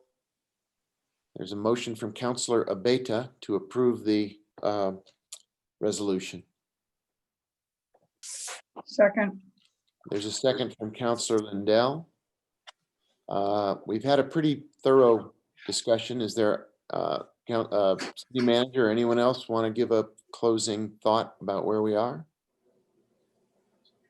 Or we can move to, yeah, Counselor, city manager, go ahead. Mr. Mayor, city councilors, I just want to acknowledge all the time and energy you all spent with us walking through this. I really appreciate the advice, engagement, and otherwise. And I also want to acknowledge how hard this is for everyone and the appreciation and steadfastness our staff has taken, being the ups and the downs, what's going to happen, acknowledging the short-term nature of this, hearing the budget numbers that we throw around. So the conversations we have in our senior staff meetings are all around communicating with our staff, hearing these are everybody's lives and livelihoods. And so it can't be acknowledged enough how grateful we are across the board for everybody's willingness to step in, step up, and we're gonna get through this one together. So I just wanted to close with that. Thank you. Thank you, city manager. I would echo that sentiment. I think Ms. McCoy made the point, these are unprecedented and unpredictable and just unimaginable times we're dealing with. And it's true for you all as members of the governing body. You're the board of directors of the city of Santa Fe. And it's very difficult as we look at what's in front of us to predict with any accuracy. The best we can do is to be very honest and straightforward about what we're trying to do, and to do it as well as we can, and to take into account every person who works for the city, as well as the people who are our residents, to whom we're trying to deliver the highest quality of services possible under extremely difficult financial times. So thank you all. Thank you to our employees, every single one of them, for all their help, all their understanding, their hard work in hard times. I have a question that the city attorney has raised about the fact that this was introduced not through our conventional means, and therefore before we vote on the actual resolution, we may need to vote on the introduction. City attorney, do you want to clarify that for us? Yes, Mayor Weber, councilors. Because this one was also introduced via committee, I would just ask that we do a waiver of the procedural rule. So I'll move. Second. Okay, I assume that there's a parliamentarian who will permit us to take a vote that supersedes the motion that was already on the floor.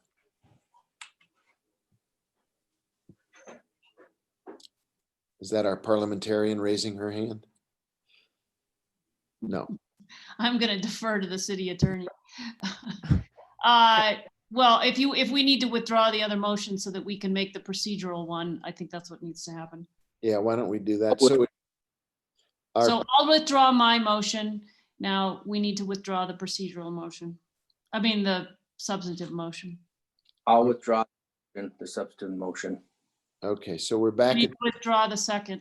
Okay, who was? Which was Councilor Lindell. Councilor Lindell was the second. So are you good with that, Councilor Lindell? Yes. So we're back in at a blank slate. So is there a motion, as you just moved it, Councilor Maraworth, to So now I remove the Thank procedural motion that the city attorney would like us to make. And is there, all right, and we have a second from Counselor Abeta on that point. So can the clerk please call that roll? Yes, Counselor Garcia, Yes. Counselor Lindell, Yes. Counselor Rivera, Yes. Counselor Romero Worth, Yes. Counselor Vihel Coppler, Yes. Counselor Villarreal, Yes. Counselor Beta, Yes. Counselor Cassett Sanchez, Yes. Mayor Weber. Yes. Motion is approved. Okay, so we've taken care of the introduction rule problem. Now we're back at the main issue. I move for approval of the resolution authorizing a furlough bridge plan for July 11th, 2020 through September 4th, 2020. Okay, there's a motion. Is there a second? Second. Counselor Lindell has seconded Counselor Abeta's motion. Could the clerk please call the roll? Yes, Counselor Lindell, Yes. Counselor Rivera, Yes. Counselor Romero Worth, Yes. Counselor Vihel Coppler, Yes. Counselor Villarreal, Yes. Counselor Beta, Yes. Counselor Cassett Sanchez, Yes. Counselor Garcia, Yes. Mayor Weber. Yes. Thank you. The motion has been approved. Okay, thank you. That was very, very, a very good discussion and I think a lot of very important points were raised and there's more work to be done as has been pointed out. Are there any matters from the city manager at this time? Mr. Mayor, councilors, I have nothing further at this time. Well, we're gonna do our executive session at the end of our agenda. I would recommend we take about a 5 minute, I know people are waiting for the next item because it's gonna involve public hearing, but we've been sitting for about 4 hours. Could we perhaps reconvene at 10 after 9? Would that be, everybody just take a stretch and a break? You're good. Okay, we'll be back in 10 minutes.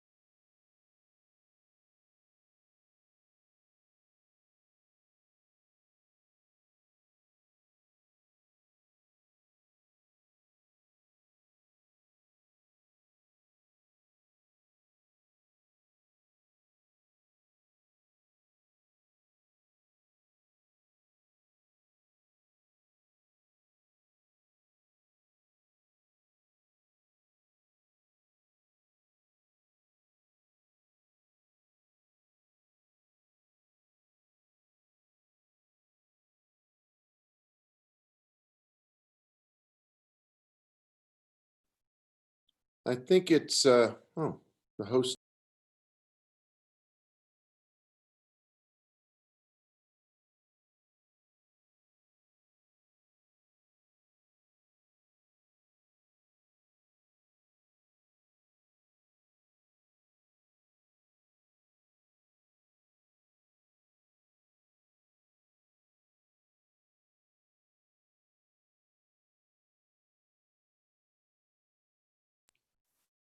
It is 11 minutes after 9. And if folks can reassemble, I think it's completely okay to eat on camera if you're having your dinner.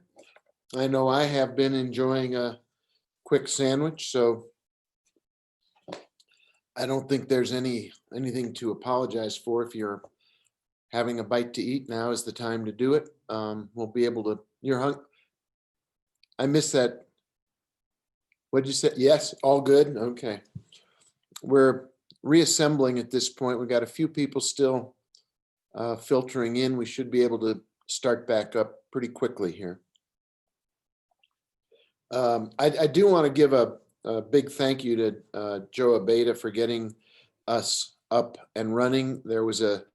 Turns out the technology glitch was absolutely not of his making. There was a problem with double booking of the YouTube capacity from a different entity that was using the space. And so the technology got confused, and it required some very creative problem solving by Joe and Christine to get the game back up. So thank you to them for getting us going, even if it was a little delayed. I think we're beginning to get back together. Have we got some people's panels are still not showing their faces. I don't know if that means they're actually not there or they're just choosing to eat and keep their camera closed so nobody can watch them enjoying dinner. There's eating good food in Santa Fe is a good thing. So it's all local and it's all good. We're trying to restore the economy, just like Councilor Vigil Koppler said. So get takeout and have dinner on a city council meeting. Is the city clerk's square is dark? I don't know if you're there, Yolanda. Are you back with us? I am here, Mayor. Oh, beautiful. Thank you. In that case, I think it's time for us we'll do communications from the governing body last. I think we should move to our public hearing. And if you could introduce that for us, we'll both hear from the sponsor, and then we'll go the primary sponsor, and then perhaps go to the people who have been patiently waiting for the opportunity to speak to this item. So do you want to read us into that, please, City Clerk? Of course. We are going to be considering Bill 2020-10. This is an ordinance creating a new section 20-7 SFCC 1987 regarding the use of face coverings by employees and customers when inside places of business and by all members of the public when in public places where social distancing is not possible, establishing an effective date as the date of the bill adoption.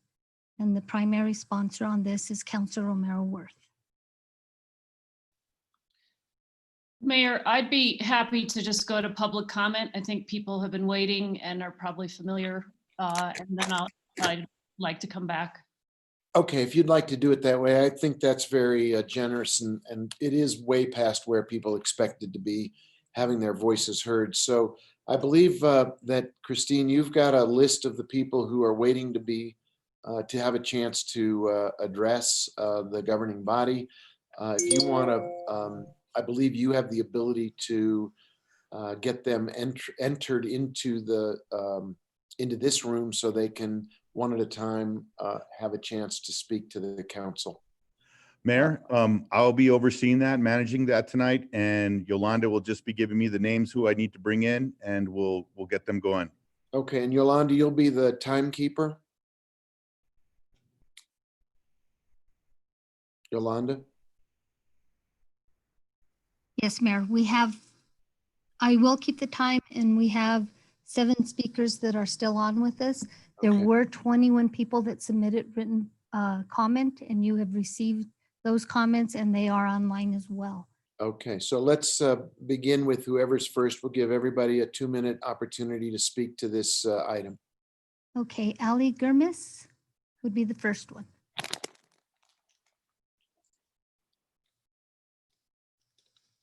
Ms. Gerner, you're now unmuted and you'll be able to speak.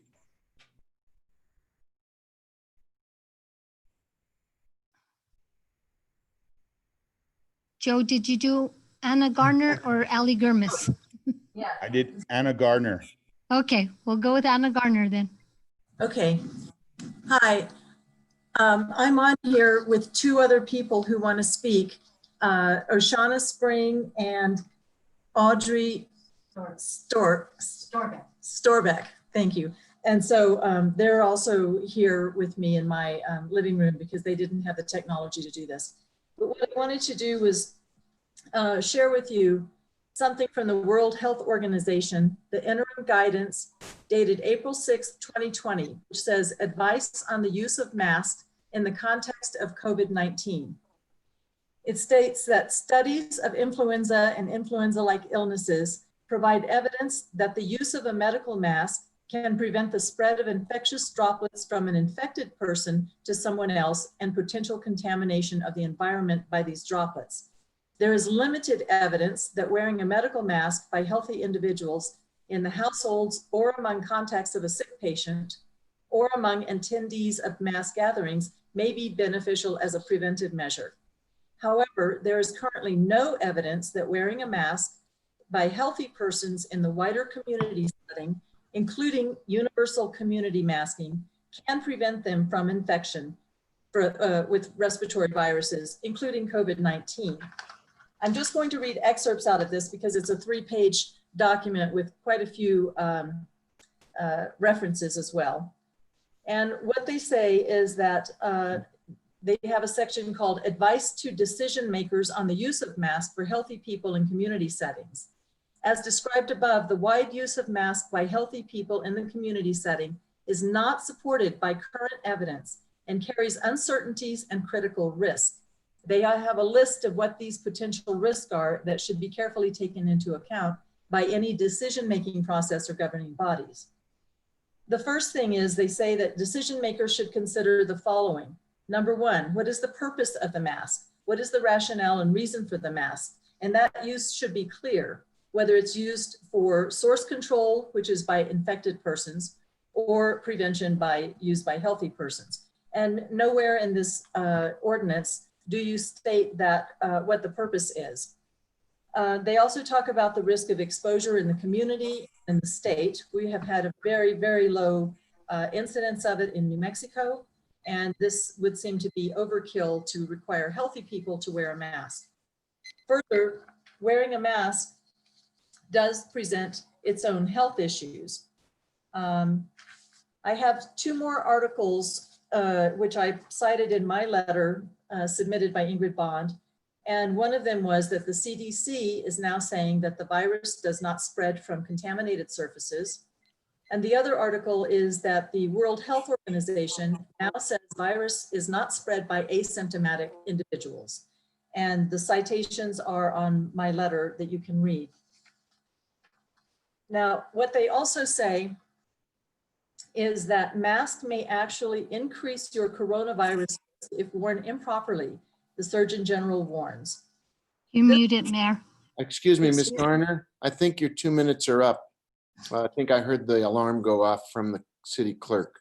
Okay, so as a result of that, we would ask all of you to vote no on this ordinance. We do have 2 other people in this room, but you can take them in whatever order you want. Thank you. She said your name. Oh, I mean next. No, it said.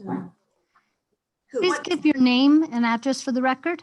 I think if you're all there together, we didn't have each of you registered independently, but since you're all there together and you've been waiting, let's just give each of your 2 guests 2 minutes as well.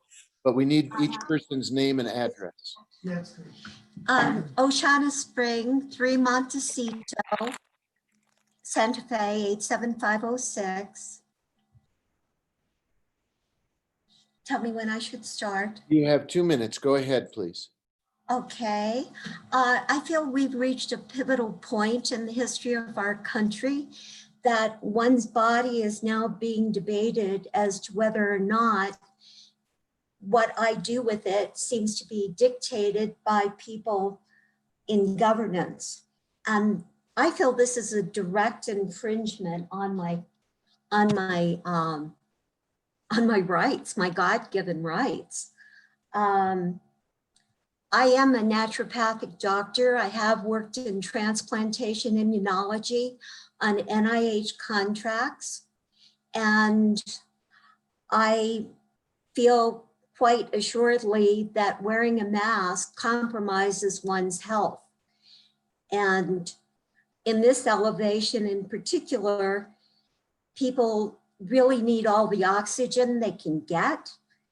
And I'm very concerned that we're not going to get that amount of oxygen needed. There could even be brain damage if people have prolonged mask wearing. I'm also interested in knowing the effects of people in isolation and people that are depressed because they have gone through this long period of isolation. And we are a social animal. This is not good for us. And in our county, only 3 people have supposedly died from COVID. And COVID, they died with COVID, possibly not of COVID. They were in their 80s, 90s, and 50s with comorbidities. This whole thing is I think it needs to just end, and we need to get back to normal. I would like to see a lot of smiles. I really would. I feel like people need to see that, and that we need to just go through this. We've been through it. Let's stop it. Let's have no masks, please. Thank you, ma'am. I think there's one other person with you on that call. If you could identify yourself and your address, you also can have a 2-minute opportunity to address the governing body on this. My name is Audrey Storbeck. My address is 118 Burger, Santa Fe 87505. I'm going to read from Dr. Russell Blaylock. I found this on Dr. Rashid Buttar's website. And he says about the virus, this is somewhat of an unusual virus, and that for the vast majority of people infected by the virus, one experiences either no illness, asymptomatic, which doesn't spread by the WHO, as she said, Anna Gardner, or very little sickness. Only a very small number of people are at risk of a potentially serious outcome from the infection, mainly those with underlying serious medical conditions in conjunction with advanced age and frailty. Those with immunocompromised conditions and nursing home patients near the end of their lives. There's a growing evidence that the treatment protocol issued to treating doctors by the CDC, mainly intubation and use of ventilator, respirator, may have contributed significantly to the very high death rate in these select individuals. This is Dr. Russell Blaylock. He basically, 90% of the people who were put on ventilators died. In other words, it was almost a certainty if you went on the ventilator, you would die. It was like a death sentence. They used paralytics and sedation. They tied them down, they fastened them down, and they had no family advocate there. And 90% of them died. One guy in this documentary took himself off of the intubator, and he lived. He lived because the drugs didn't affect him. The drugs, because he did a lot of drugs, the drugs weren't strong enough, and he wasn't as paralytic and he wasn't sedated. So I don't think tying this to the CDC, because the world statistics, they're saying on this kayak thing that I sent to you by email, that half of the cases were in the United States, half of the world's cases were in the United States, but none are here. So the masks here don't really make sense, because Dr. Russell Blaylock also says by wearing a mask, the exhaled viruses, and we all have them, the exhaled viruses will not be able to escape. It will concentrate in the nasal passages, and I said it that way on purpose, and into the olfactory nerves and travel into the brain. And this is for, he's talking about the people. Thank you, ma'am. That's your 2 minutes. I appreciate So it. anyway, I advocate not voting for the mask because I don't think the CDC has taken care of us, and we shouldn't hook our city, which has almost none, to the CDC. Thank you very much. I appreciate it. All three of you. You've been very helpful and also kept to the time limit. So thank you very much. Joe, if you would please bring in Ali Gurmis. There we go. Ms. Gurmis, you could speak now. Okay, great. Can you guys hear me? Yes. Okay, awesome. Good evening, Mayor and Council. Thank you for letting me speak. I would just like to say that I oppose the city's mask ordinance because the governor's stay-at-home order has created an economic and state crisis. I think it's more efficient to direct money and resources towards building the city back up versus enforcing a mask order. There is already a mask order in place that many people are following voluntarily. And there are also not a large number of COVID cases in Santa Fe. In other cities, groups have challenged face mask mandates in court, which cost the city's money. If the same thing happened in Santa Fe, it could put an additional strain on the city's finances. Also, when I was at Music on the Plaza, I think maybe 2 nights ago, I saw over 90% of the people voluntarily wearing masks already, and very few people were not wearing masks. So I'm wondering, how could such a small number of people have such a big impact on the spread of the virus? And why expend city resources on 100% compliance when the city faces so many real economic problems?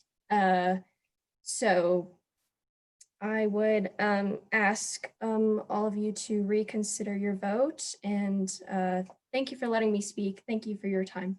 Thank you. Thank you for your comments and for your staying within the time limits. That's very generous of you. You're welcome. Yolanda, do you have another person? Yes, Joe, if you'd please bring in Christopher Hassel.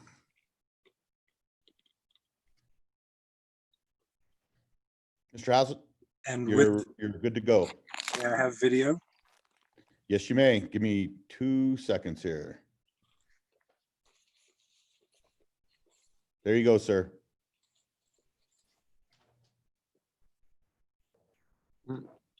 Joe, I think he's still muted. Let me go to panelists. Maybe let me see where he's at. Can you hear me now? Yes. Yes, hold on. Let me, I'm asking you to start video. There you go, sir. Okay, perfect. All right. So start time. When Bush 43 after 9/11 said, "You're either with us or you're with the terrorists," it was confusing because, of course, he was and is one of the terrorists. This fraudulent and contrived so-called pandemic, which is provably intended to leverage massive global restructuring, we're into the same sort of cognitive dissonance and being played with the same sort of psychological warfare tactics of perceptual and behavioral manipulation. This fabricated emergency is terrorism. And after being presented with facts, any elected officials who enable it are themselves terrorists. Bill Gates has called this pandemic 1. There will clearly be more and maybe worse. He and Fauci and other top-level perpetrators have told us repeatedly that this is the new normal, and the campaign of terror will not be over until everyone in the world has been injected with untested, chimeric, DNA-altering toxins and brought to heel in the control grid they're building to manage global depopulation. We understand that maintaining the appearance of an ongoing emergency by any means is necessary in order to justify and make time for what is next and what's already happening in countries that don't have a Bill of Rights. The contact tracing, forced quarantine, compulsory or coerced vaccination, immunity passports, cashless economy, the 5G network, etc.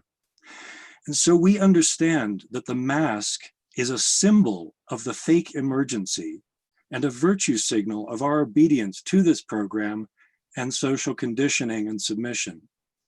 But we will not submit to this tyranny. We will not wear masks or be afraid of each other or go along with any of the measures that will come next. So Mayor Weber and councilors, you must decide, are you with us, the people, or are you yourselves with the terrorists? Please stop this madness and free Santa Fe. Anyone wishing to join this movement and prosecute the terrorists, please email me at this address. Can't get my hands up because my hands don't work. Thank you, sir. We don't want to cost the city or to be at odds with you or in conflict with you. But if that's the only way that you leave us, then we will and must do that. Thank you, sir. Thank you for your service. Appreciate your time and for staying within the time limit. Thank you, sir. Yolanda, do you have another person for us? Yes, Joe, Janice Olt. Ms. Olds, you're able to speak. Can you hear me? Yes. Yes, ma'am. All right, thank you. Good evening, Mr. Mayor and Council. I oppose Bill 2020-10, and I question the legality of this ordinance. This ordinance is not based on settled science. There is no consensus among scientists that the wearing of masks by healthy people is meaningful in the containment of infectious disease. Information from scientific and medical communities, including the World Health Organization, states the wearing of masks by healthy people can have adverse health effects. The World Health Organization stated on June 8th that the transmission of the virus by asymptomatic people is rare. Other studies have confirmed this. The state and city can order certain measures in a public health emergency, but case law has established that those measures must be reasonably necessary and narrowly tailored. State public health data reporting infection rates and mortality in Santa Fe County do not support the continuation of a public health emergency. This ordinance will infringe upon people's rights to do business freely, to make medical decisions for themselves, to move about freely without harassment by law enforcement or other members of the public. This is not acceptable given that the ordinance is not science-based, but rather rooted in a belief of better safe than sorry. I am one of a group of concerned Santa Fe residents who consider this ordinance a serious violation of our constitutional rights and medical freedom, not justified by science, and those rights cannot be overridden by a so-called unsupported state of emergency. If this ordinance is passed, we will consider the appropriate legal action to take. Thank you, good evening, and thank you for the opportunity to speak. Thank you very much. And again, thank you for staying within the time limit. It's very, very good of you to do that. Yolanda, have we got other folks? Next is Kathleen Dudley, Joe. Kathleen Dudley. Ms. Dudley, you are unmuted. Okay, good evening, Mayor Weber and council. I've been duly impressed by those that have been presenting already. I know that you have received a tremendous amount of correspondence, much of which has been duplicated in terms of what I have sent in. I want to say, number one, that 2 minutes is not enough. I've never been in front of a council before where it was so short. I also find that your eating in front of us is rude. I This is a very important issue. This has to do with our fundamental freedoms. This has to do with a violation of our constitutional rights. And I really would have expected a little bit more respect from all of you. We have before us a situation where the governor is actually creating punishing glances as actions that she's supporting for not wearing masks. The city of Santa Fe, given that there are only 3 cases in the entire county, is taking on a position that, from a holistic healthcare practitioner and a researcher, is absolutely unprecedented. 99% of the people get COVID-19. There's nothing new in this virus. And this has been shown by many, many MDs. We seem to have decided that fear-mongering is the way to go, and suppression of people's rights. And that's all this ordinance is. And I, for one, will boycott any store that refuses my service if I don't wear a mask. And I will take the hit of the financial burden, but I will not wear a mask. And I will line up along with all the others who decide that a class action lawsuit against the city is necessary, because this is truly in violation of my constitutional rights. We have a total right now of over 3 million people who die nationally in the United States from disease. And no one is paying any attention to that particular number. But here we have 3 people in Santa Fe County. So I think that your actions, even the introduction of such a bill, has nothing to do with health, but it has to do with how to keep people compliant. And I think you've done a very good job. And so I want to give you all a gold star. Thank you, ma'am. But I Thank want you. my constitutional rights. Thank you very much. Thank you very much. Yolanda, are there more people waiting? Yes, next we have Scott Schuker. Scott, okay. This is his time. He was very patient. Scott, you're up.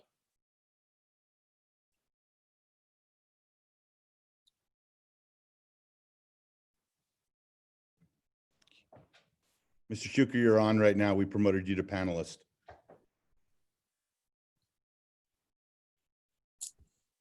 He's currently still muted, Joe.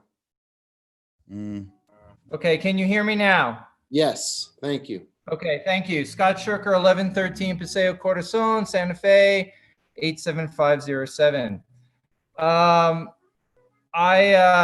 oppose this bill for the following reasons.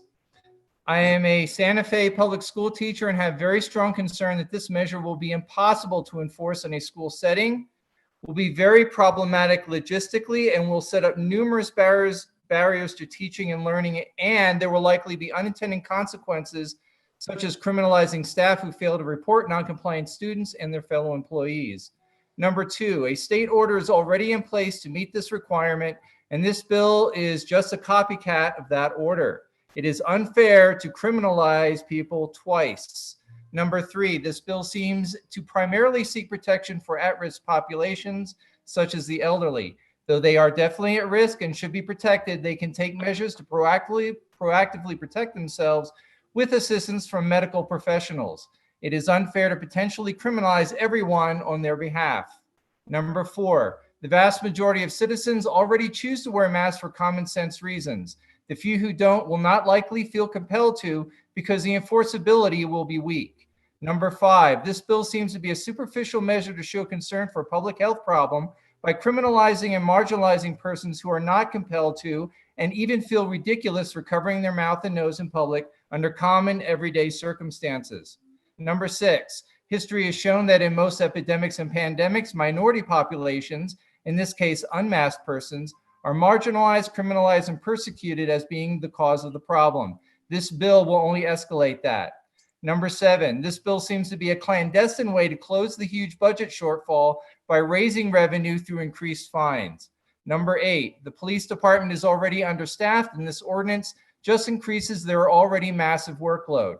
Also, I fear that unmasked people may be attacked by police for noncompliance. It is dangerous to set up another possible scenario for police violence. Number 9, there appears to be no exit strategy for this measure. Under what circumstances will it be lifted? And what process will repeal it? I think this ordinance is ill-conceived and mean-spirited, and I again urge you to vote no. It does not increase protection nor solve the problem. In this case, the remedy is more harmful than the disease. Thank you. Thank you, sir. Yolanda? Yes, next we have Stephanie Beninatto, Okay, and she will be our last speaker. okay. Can you Ms. hear me? Beninatto, we can hear you. We Yeah, can hear you. great. Thank You're you. loud and clear, loud and clear. Stephanie Beninatto, PO Box 1601, Santa Fe. I'm opposed to the bill not because I think you're infringing on my rights. I'm opposed to the bill only in terms of the outside use when you can't be 6 feet apart. I think it's subjective, and I think it will be discriminatorily enforced. And my concern is that Santa Fe has lots of ordinances, such as no smoking on the plaza, which should really be enforced during COVID, I think, with much bigger signs and actual enforcement. And I don't see how you're really going to enforce this when buskers and, the non-smoking doesn't get enforced. I'm much more interested in having people educated as to wearing masks inside, both the employees and the people using the services. And that doesn't mean on their arm or as a chin warmer, but actually effectively. And I think even if you do this and you want to enforce something outside, yes, the governor has the order. Nobody really is following it. NMDOT, big crew on St. Michael's, nobody had a mask on. They're all working outside. So I hate to make laws that aren't going to be enforced because it really lessens people's respect for the law. And if you are going to do it, even just trying to educate people about wearing them inside, you need you need an informational campaign before you really enforce this. And you're going to have to be willing, if you're going to try it outside, to give away masks to people outside, which will be a total waste because they'll instantly dump it in a garbage pan as soon as they can. And, again, I also just want to bring up that I understand you're giving away masks to businesses. I just wonder where the city keeps getting this money to do things like giveaways. Cooperative buying at a very low price, great. But giveaways, I don't know. And again, you would have to be giving away masks. You have to have somebody who's willing to enforce it. That means the person who doesn't want to wear the mask, who's walking around with their AR-15, that person can be confronted by a police officer or a code enforcement person and being told to wear a mask. I'd like to see that outcome. Thank you. Thank you. So Yolanda, if I'm correct, Ms. Beninatto was our final person speaking from the. Mayor, I'm checking with Christine and Joe. That is, there might be more people in the waiting room. I just spoke to Christine and she said the waiting room is the attendee room of these people, and that's it, she said, what she confirmed with me. Okay. If that's the case, then we do have a bunch of, I think 21 or so written comments that we've all received and have copies of in addition, or some of those may have been were people who spoke tonight as well. So Councilor Romero-Worth, you had suggested that the public get their opportunity to speak before you would address your own ordinance. So why don't you now take the floor? Thank you, Mayor. Thank you, councilors, and thank you everyone who sent emails, who called us, who engaged in conversation over email and in calls. As in a lot of the issues where we have high volume, I have tried to get back to people. I have tried to answer emails.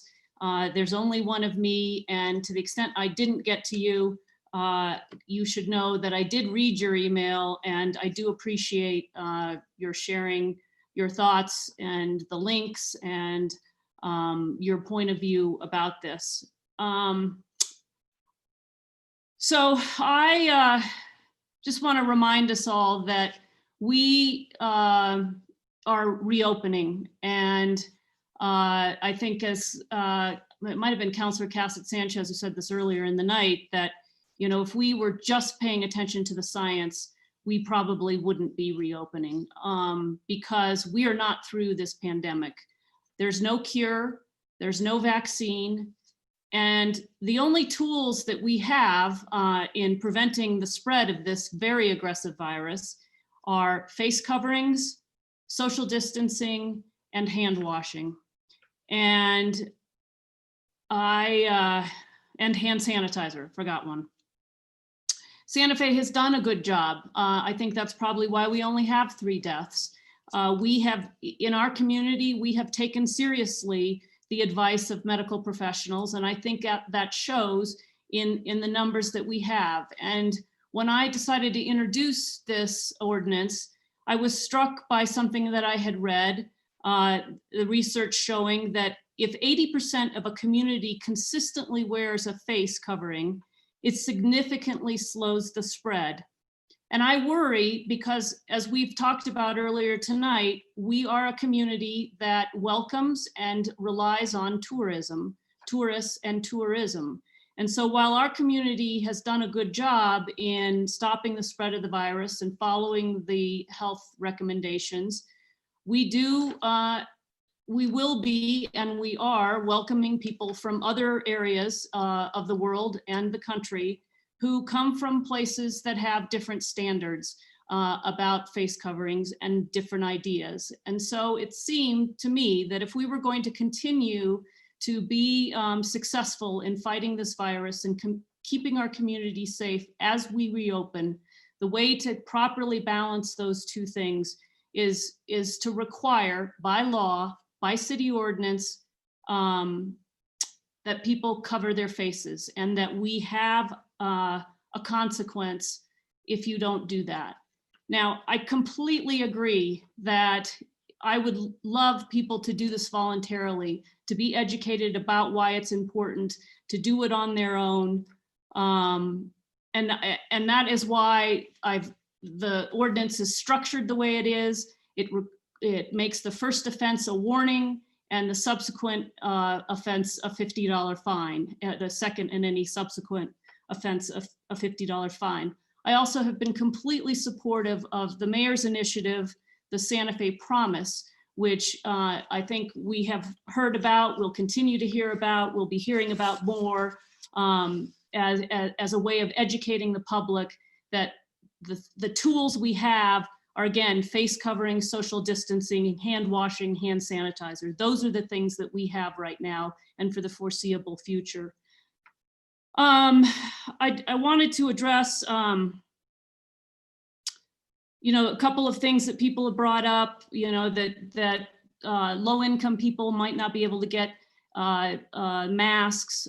I want folks to know that there are lots of efforts out there to get masks. I believe the state is giving them away. We are giving them away to businesses. I think businesses are giving them away. So I think there's lots of opportunity. I know actually even individual community members are making them and giving them away to people just as a way to help out. So I don't think that's going to be an issue. And if there is anybody who needed help getting one of these, we could certainly help. The other thing is this is not a mask, it's a face covering. So lots of things can work. You can tie a handkerchief around your nose and mouth, and that suffices. So I don't worry about people being able to get this. Let's see. We've heard that, you know, this isn't a good thing for asymptomatic people, that that if you don't have the virus, you shouldn't have to wear one of these things. And actually, that's exactly the opposite.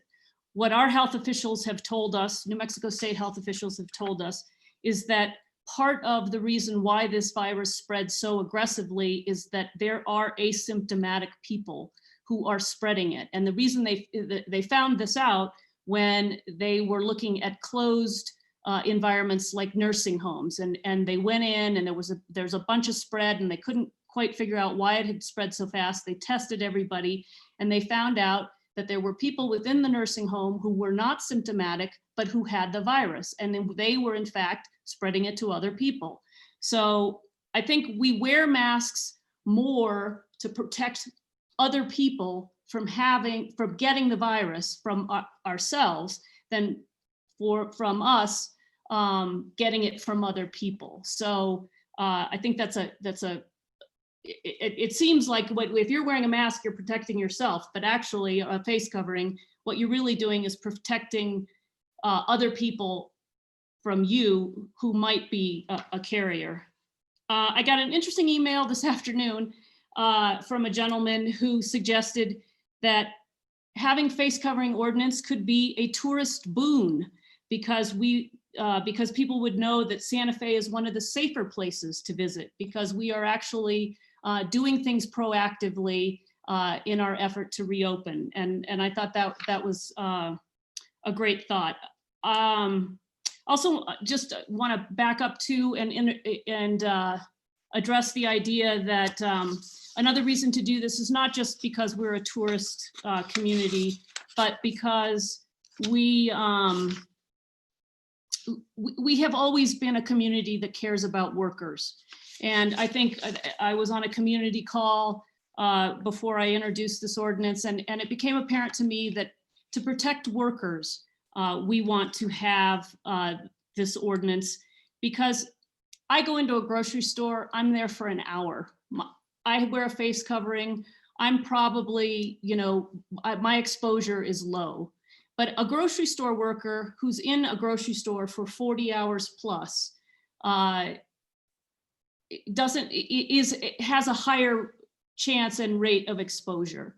And we know from the science that, if you're in a closed environment, if you're there for a long time, your possibility of getting enough of this virus to actually make you sick is a real problem. And so I think for our workers who we care about in this community, wearing a face covering is something that we do for them. I would also suggest that, we've heard that there's the governor's proclamation, and therefore we don't need this at the local level. And I just want to reiterate something that I've said in committee. We every year go to the state legislature and we argue that we should have local control, and we do not want to be preempted in making decisions for our own community.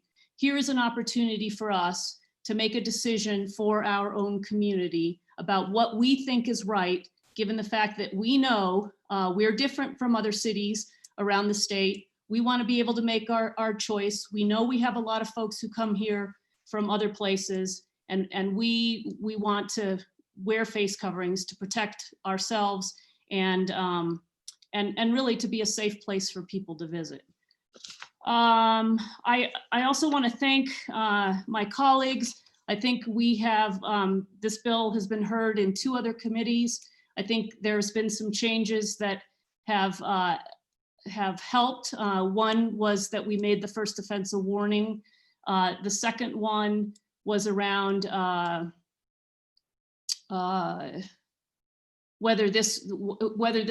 we characterized what's happening. And so I have an amendment that would strike the language that would characterize not wearing a face covering as a petty misdemeanor.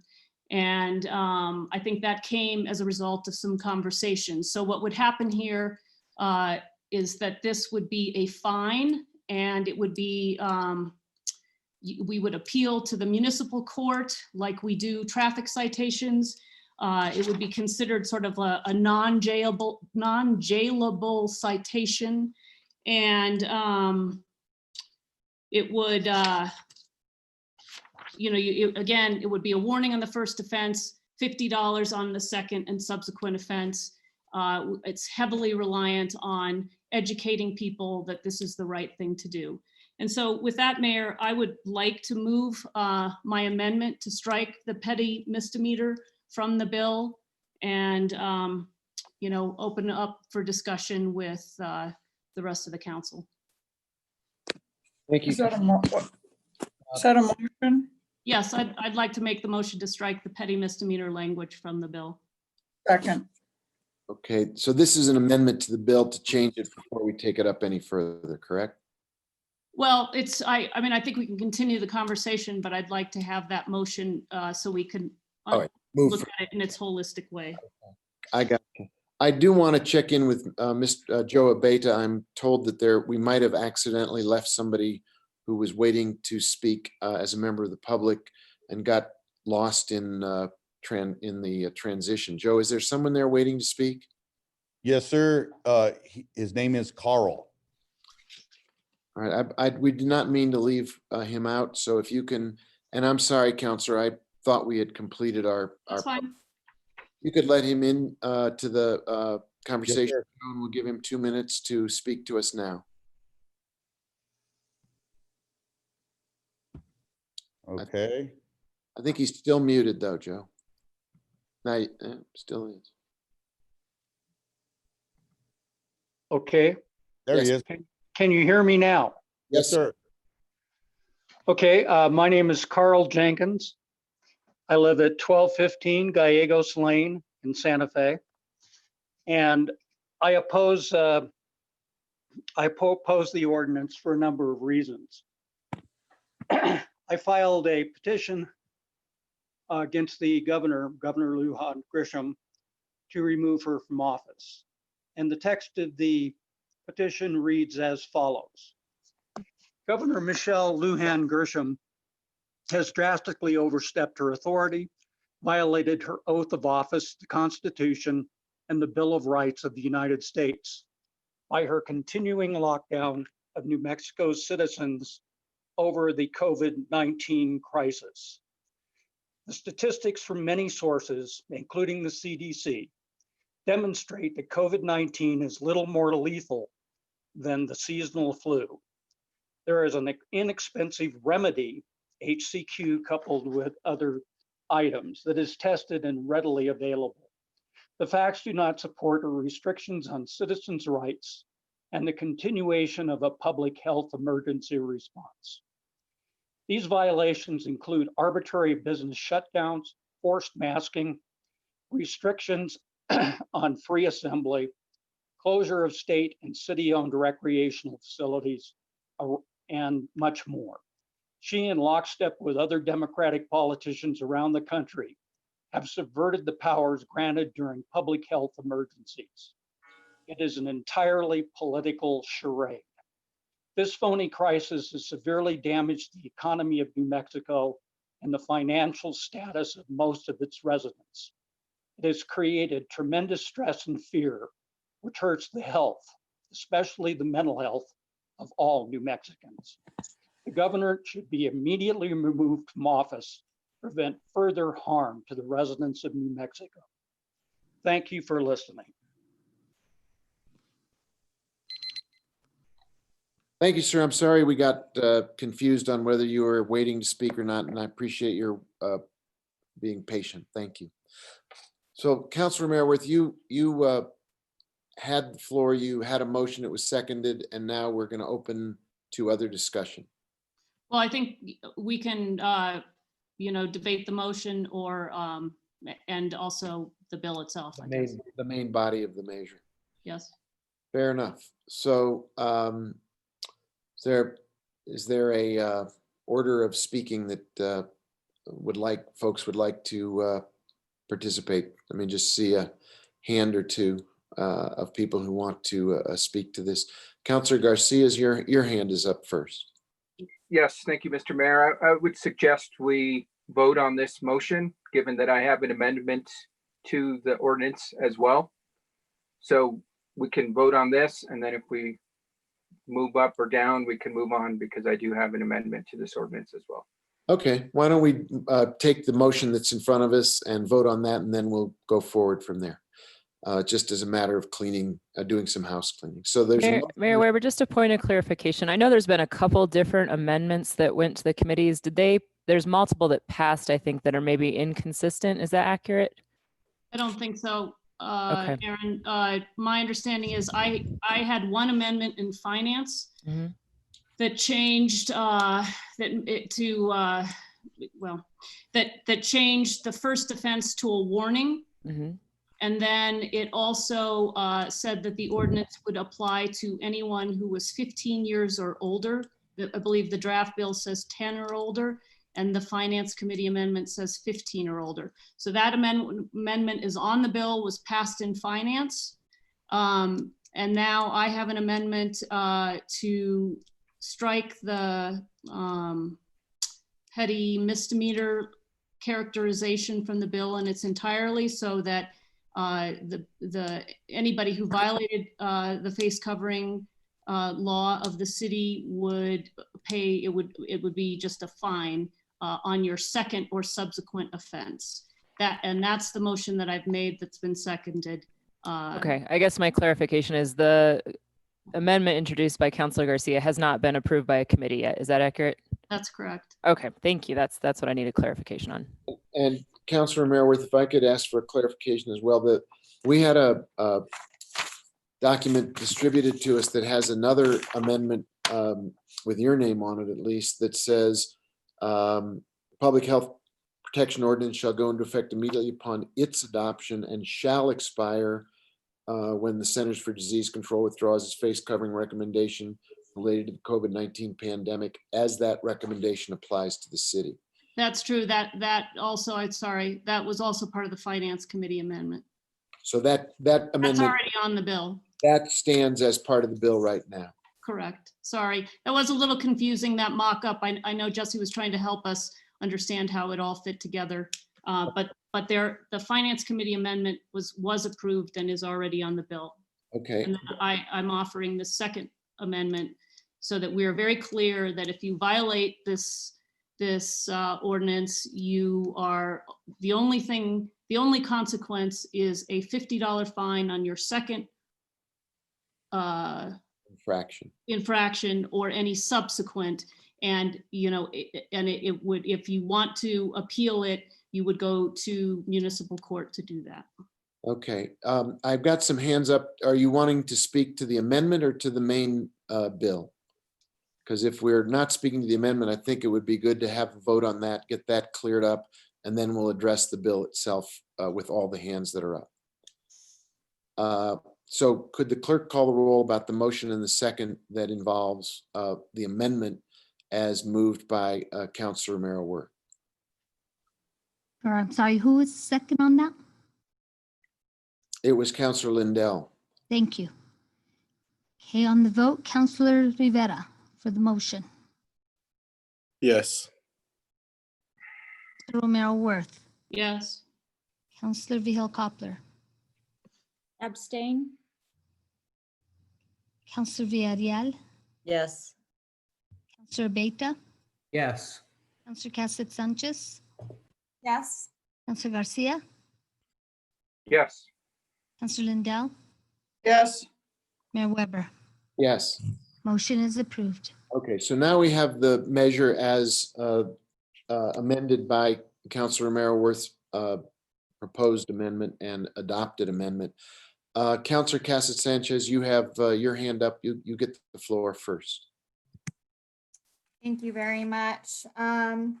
So I wanted to speak to a couple of the common threads that have come up through some of the emails.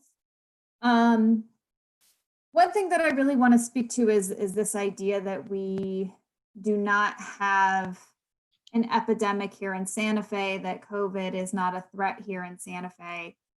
And this worries me for a number of reasons, because the reason that we have done so well in terms of our numbers, which they have been climbing since we did reopen at a much more rapid rate, is that we have done a great job with prevention. And speaking from the public health profession, one of the most challenging pieces about prevention is that if you do it right, you prevent the thing that you don't want to happen. So then everybody thinks that it wasn't something that we had to do. And that is really has occurred here. We have done a great job. We've stayed in, we've socially distanced. We've had incredible leadership from the state. And so our numbers are much lower than they would have been, than they were projected to be had we done nothing. So this idea that because we have done such a great job, this means that there is not still a threat of COVID. I really want to speak not just to this particular ordinance, but to continuing all of the various practices that we have put in place of maintaining social distancing, of washing your hands, of not touching your face the way that I am constantly doing, which is why I always have hand sanitizer by me, because I can't seem to stop doing that. These are all still pieces that we need to continue to put in place, as well as why I am supporting this ordinance, is that this is still a piece that is really, it's around us. It's going to be around us. We would like to open up. We need the economy to keep moving, but in order to do that, we have to take precautions. So that's really something that I wanted to make sure is very clear.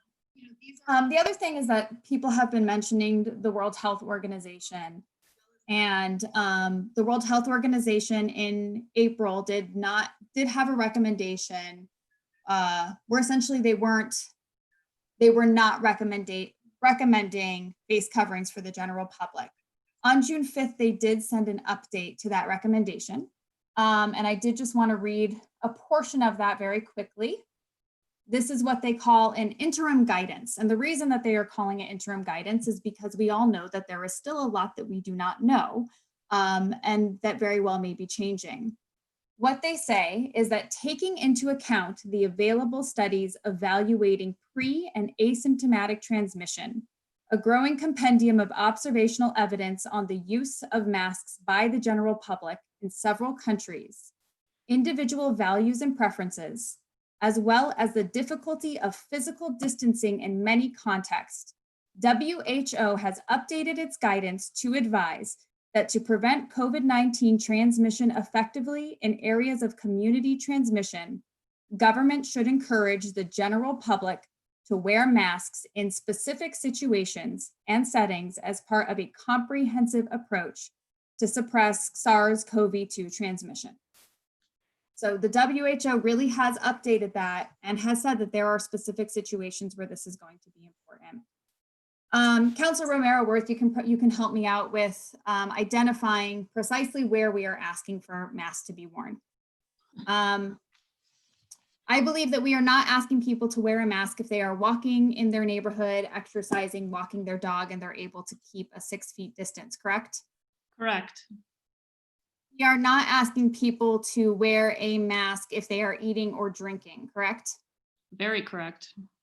We are not asking people to wear a mask in the privacy of their own home, correct? Correct.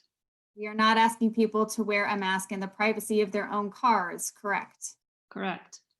We are not asking people to wear a mask outside if they are able to maintain a 6 foot distance, correct? Correct. Although we are asking people that if they interact with other people in outdoor spaces, like at the curbside pickup, or making service calls or making deliveries, that they wear a mask or a face covering. They're not keeping a 6 foot distance and they are interacting with individuals. Correct. We are asking people to wear a mask when they go inside a store. Yes. If you are at the dentist and your mask has to be removed in order for your teeth to be cleaned, that is acceptable, correct? Yes. That was a question that did come up, so I wanted to make sure that we will not be ticketing you for getting your teeth cleaned without a mask. So we really are looking at specific situations where the spread of COVID is going to be more likely based on those specific scenarios. I do agree that education will be a key part of this, and it will be important for us to be getting information out about that. But we are not asking people to wear a mask 24/7. You're not asked to sleep in a mask. If you have a health condition, you will not be required to wear a mask. And in fact, this even goes to the point why the rest of us need to. It's the same philosophy with vaccinations. There are individuals that cannot get a vaccination, which is why it is up to the rest of us to protect that individual. So if you do have a health condition, that would prevent you from being able to wear a mask safely, you do not have to wear it, correct? Correct. Or if you are under the age of 15, this is not required for children under the age of 15, correct? Correct. I've decided that, and in the finance committee, I talked about the fact that if you're under 15, you're most likely very closely supervised by your parents. And I leave the mask wearing decision to parents to decide whether their kids, whether they take their kids out to places like grocery stores, which grocery stores, are advising you to shop alone. So you're not seeing, lots of people with their families shopping. Occasionally you might see a mom with a kid because there's nowhere else for that kid to go. But I will leave it up to that mother to decide whether her child or children need masks in that situation. So there really are a number of different areas where this is going to be happening, but it is by no means meaning that we are asking people to wear a mask 24/7. And masks are also not a substitute for social distancing. So that's something else that I want to be very clear about, that masks are one of the tools. And as Councilor Romero-Worth mentioned. Counselor, can I just interrupt you? I think you and I are both slipping into that thing. Face covering is what I think we want to say, not mask. Because again, you can tie a bandana around your nose and mouth and that suffices. And I've been slipping too. So I just think we should both try to not. Yes, thank you. slip. Thank you for the correction. Sorry. And so we are not viewing this as a way to move past those other pieces. And that's something I want to make sure that we are very clear about, that the face covering is one of the tools on top of maintaining that distance, as well as proper hygiene is actually the number one piece of washing your hands wherever you can. So I just wanted to make sure that we were discussing those pieces. I really don't have any additional questions at the moment, so I will go ahead and yield the camera. But thank you very much, Councilor Romero-Worth, for heading this up. I do think it's important that we're taking steps so that we can safely reopen the city to the best of our ability. Thank you, Councilor. Councilor Villarreal, I see your hand is up. I think Councilor Vihil Coppler was before me. Okay, I didn't see the sequence. I just was going across the Hollywood squares. Councilor Vihil Coppler, your hand is up. Well, thank you. Thank you, Councilor Villarreal. I appreciate it. I have a whole list of questions, and I abstained on the amendment because this is the first opportunity that I have had to comment on this bill. So I guess I have to ask, I'll just start at the top. How does the police department or police officer know if someone has had a warning prior?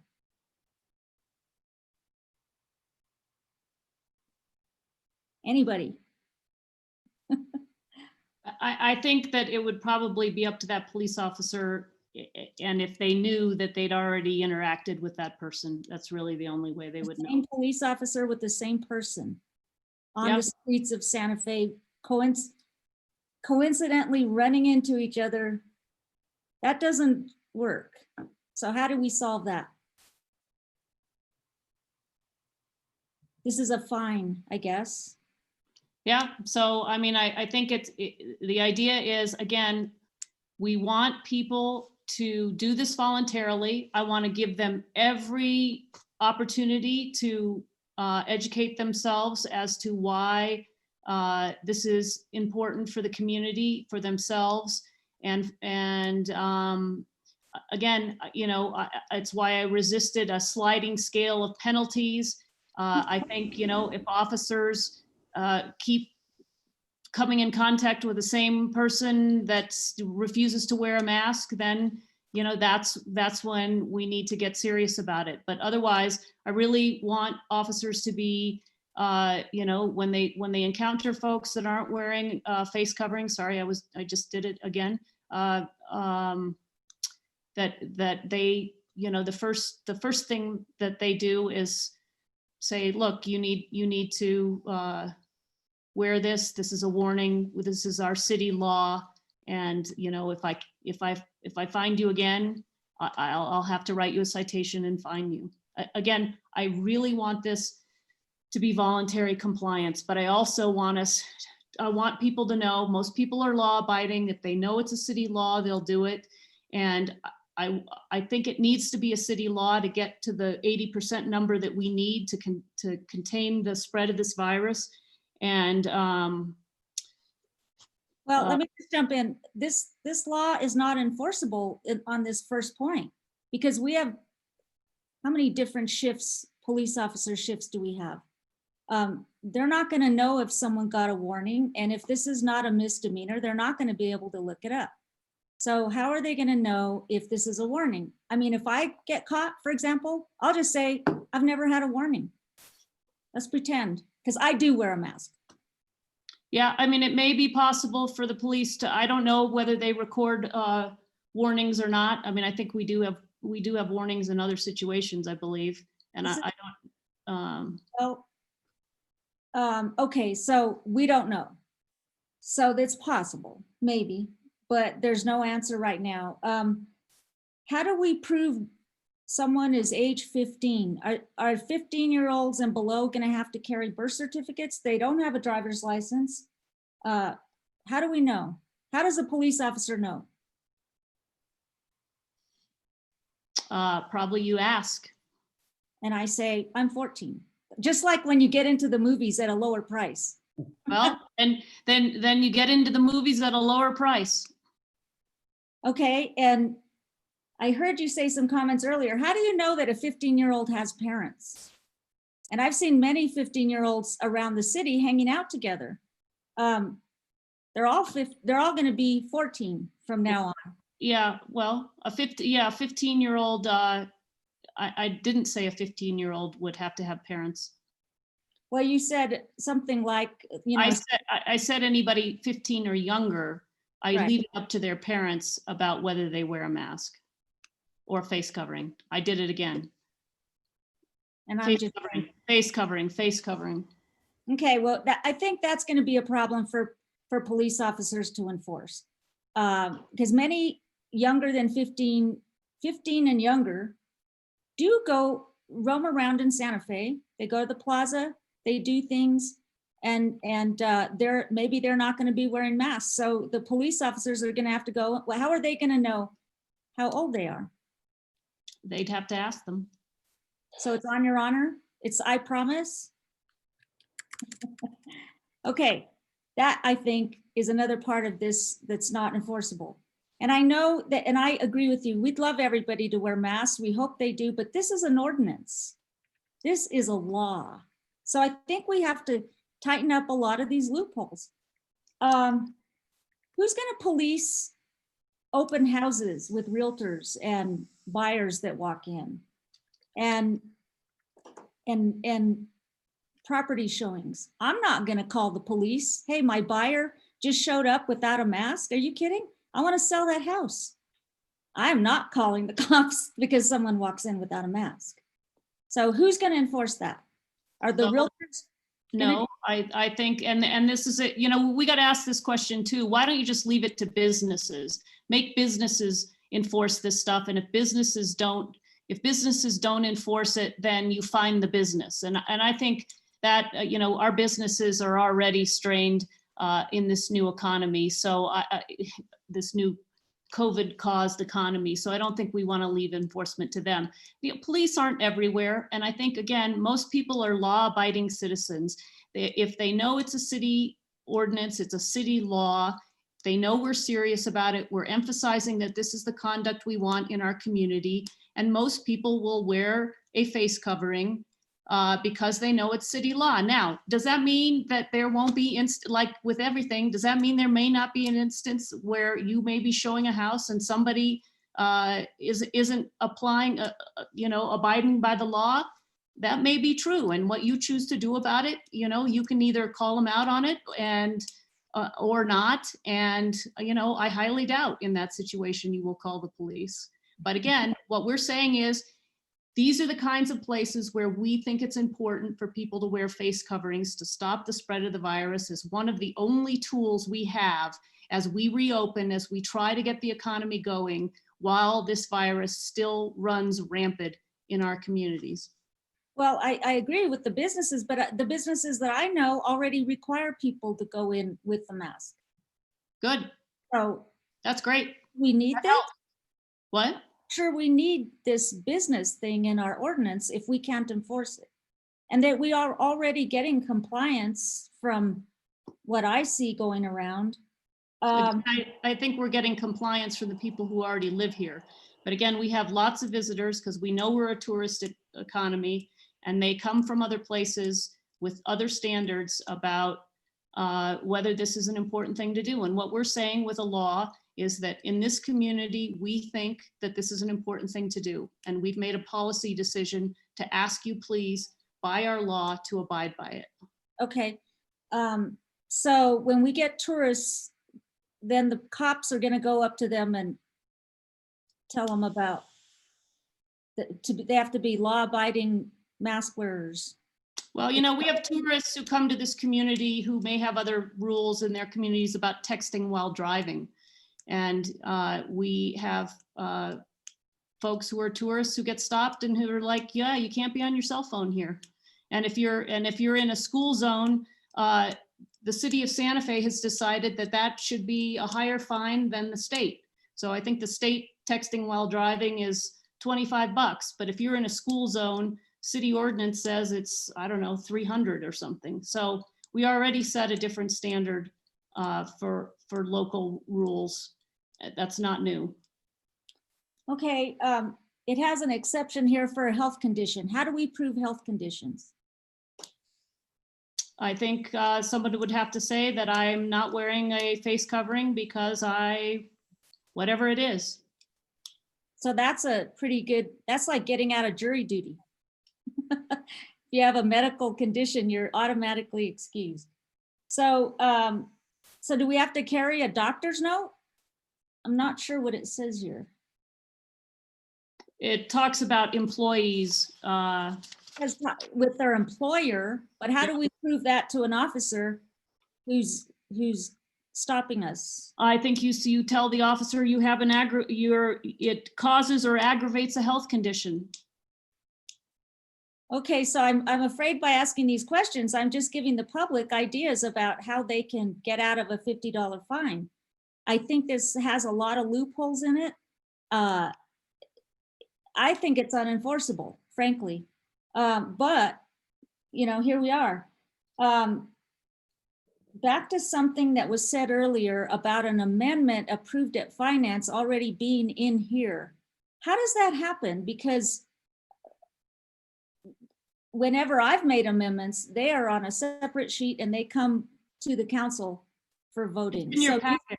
It's in your packet. No, but you said it's already in the ordinance. I mean, well, it's already part of the bill. So if you approve an amendment at a committee, it's part of the bill when it gets to the council.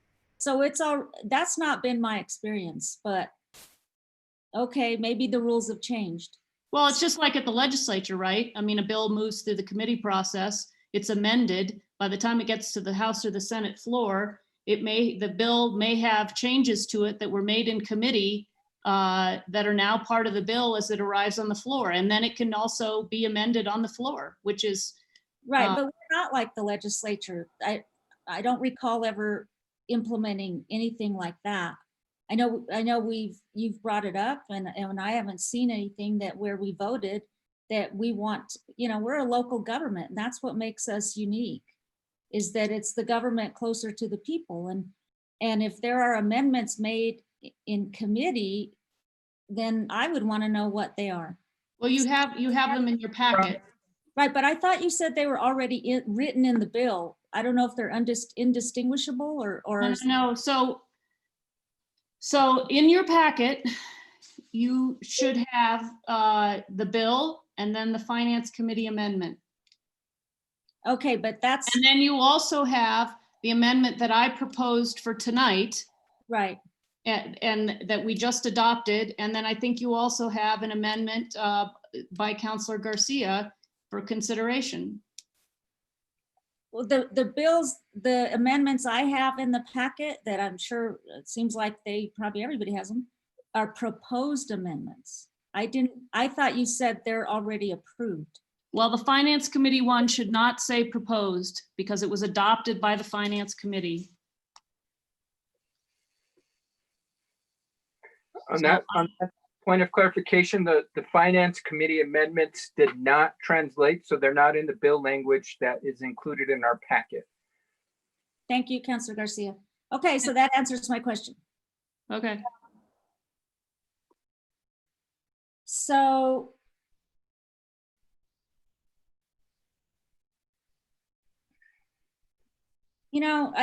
oh yeah, the Northeast Public Health Region, that's in the bill. That's as I understand it, that's an amendment proposed by Councilor Garcia that's in the documents that were distributed. They're color coded. So you've got Right. proposed amendments proposed by Councilor Romero Worth that are in red, and you've got. Right, I have that, but my question is, what is the Northeast Public Health Region? You have to ask that of Councilor Garcia. That's his. That's part of the amendment if he decides to move it. But what is that? Councilor, Mayor Weber, councilors, I just would like to just remind everybody to direct your comments through the chair. And then if you have someone you're asking a question of, add their name to what you're saying so that we all know who's talking to who when. I think we've just run into some confusion on that point and it's gotten a little informal. So I apologize for not jumping in earlier.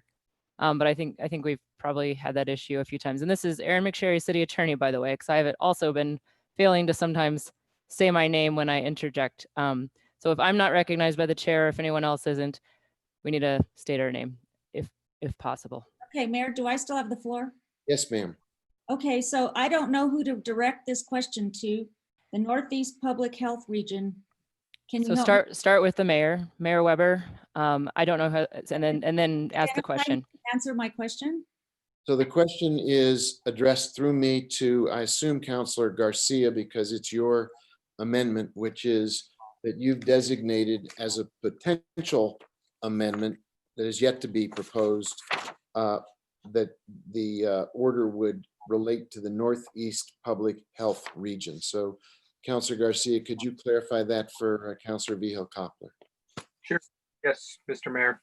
So that is a division within the New Mexico Department of Health. And I can give clarification on my proposed amendment a little later, or I can give a quick justification. I did not feel it was sufficient to have the proposed ordinance sunset with the guidance of the CDC. I wanted a more local approach, and that was the approach that we went with. It was under the guidance of that division within the New Mexico Department of Health. Thank you. Thank you. 1 second, Councilor, if I may. Jesse Guillen has his hand up, and sometimes he helps clarify issues of what's in a packet and what's not in a packet, and maybe he could speak to what you were addressing earlier, Councilor Vihel-Coppler. Thank you, Mr. Mayor. Councilor Vihel-Coppler, the Department of Health has 4 public health regions, the Southwest, Southeast, Northwest, and Northeast. The Northeast includes Santa Fe County, Los Alamos, Rio Arriba, Taos, Guadalupe, and all the others in the Northeast part of the state. So that's what that region is. Thank you. So that is governed by the governor of the state of New Mexico. I assume that when the orders of whatever it is are lifted, this organization would also lift. Am I right? Or something like that? Mayor, councilors, I believe the state is divided up into these regions so that they can tailor the public health orders to those regions. The Northwest corner, our Northwest region, which includes San Juan and McKinley, is under different public health orders than the other regions in the state. City has her hand up as well. Aaron? Yeah, Mayor Weber, Councilor Vihel-Coppler, Jesse. It's part of their administrative division of duties as well. There's like each quadrant has its own kind of deputy director under the public health division. So I think they use it for a lot of reasons. It's part of resource distribution. It's how public health offices are organized in the department. But my question, I guess, is related to the governor supervising the public health department, or is it a different? And Mayor Weber, Councilor, it's really a Department of Health construct, but I think she is using it for reference during the emergency as well. Okay. And then I wondered, I don't know if the police chief is on board here. He's not with us tonight, Councilor. Okay, so I would have asked him, does the police department really have the resources to do this? I have anecdotal information, but nothing from him. And I didn't ask him before tonight. In today's world, I think we're putting the police department in an untenable position here. I think this couldn't come at a worse time with what's going on around the country. I'd rather, if I had rather, I think it's hard enough for them to even enforce cell phone usage. But I just, with all of these questions I've raised, I don't think this is an enforceable ordinance. There's so many loopholes. And I'm not going to close them because I don't have any amendments. And I'll close right now by saying, I think the governor is a wonderful, wonderful governor. And I think she's doing a wonderful job. We have orders right now from the governor of the state of New Mexico for face coverings. And she pretty much has run the show very well, saying what can be open, what cannot. And I think from what I've seen out in our city, I have hardly seen anyone not wearing a mask or face covering. And I think we have enough enforcement of this. And because this ordinance is really not enforceable, and because we don't even have enough police officers, I think, to do this, and because of what's going on in our country, I really don't support this. If it was differently written, if it was, tight knit, if we had a police chief or police officer saying, yeah, let's do this, which they're not. That's my anecdotal information. I think we ought to let the governor rule the roost. And I think, again, she's doing a wonderful job. And besides, Mayor, you just passed a I promise resolution. Is that not working? I think it's working because I see it. I see our residents wearing masks all over the place. And they did promise. And so I think that you did really well in that. And I think we ought to just let it be. And those are my comments. Thank you. Thank you, Counselor. I really didn't keep track of whose hand was up first, Counselor Villarreal. So if you did, tell me who's next. I have.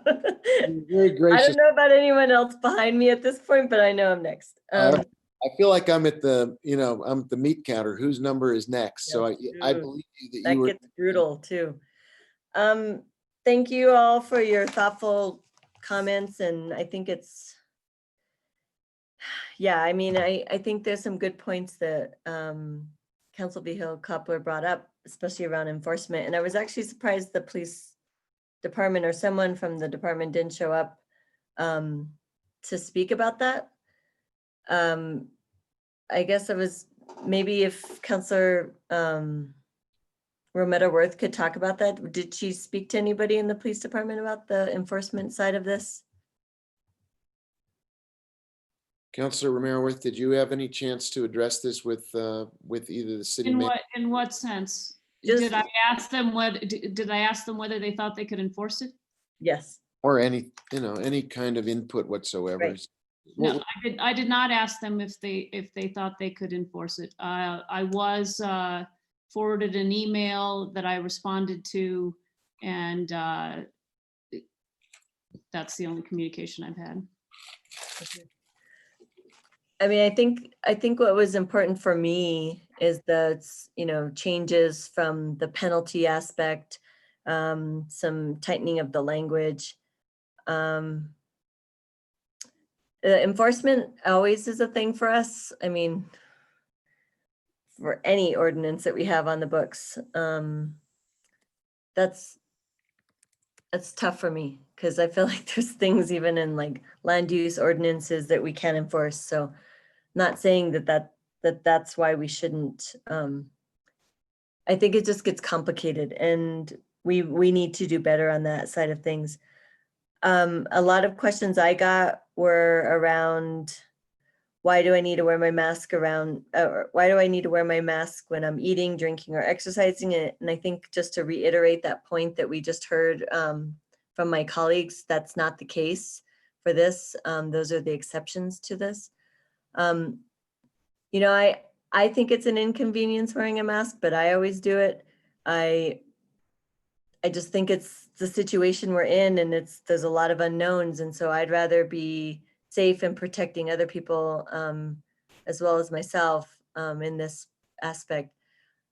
I think when this particular ordinance, it's protecting us. It's not necessarily completely protecting us from any transmission of the virus. And we've seen that, we know that. I think of it rather as a way to prevent us from touching our faces, which I do all the time. When you see me on the computer, I mean, we're on Zoom, I touch my face a lot. In public, I don't when I have my mask on. So I think there is something to be said about having something protecting you. I mean, having something covering your face, a face covering that would prevent you from touching face, nose, mouth, whatever. So I think the other piece of this ordinance that was important to me is mostly for the tourists and people visiting our community, because those who don't live here, they don't have any stake in the matter. And I think we have been doing a good job as a community. I just don't necessarily trust that people from other places have the same kind of perspective or don't even know. And so I think the communication factor and the informational campaign is going to be very important. We're going to have to do a really good job with that aspect and making sure people know that this is on the books. And I guess I think of this as a sign of community respect to those that are vulnerable, whether it's our elders, our friends, family, people with compromised immune systems. And it's not meaning that you're wearing them every single moment of the day. What I'm worried about are more of the employees out there that within their own private businesses that they're having to wear masks all day. And I think that is not necessarily a healthy thing for anybody. One question I had was about the school district and property. If someone's there was a question about the school property and their ability to enforce that. I'm wondering, Council Romero Worth, if someone is at school and I don't know if they're going to open or what the situation is, but if someone's on school property, is that considered our public property where they have to wear masks? I just need to clarify that in my head. I think I'd defer to the city attorney.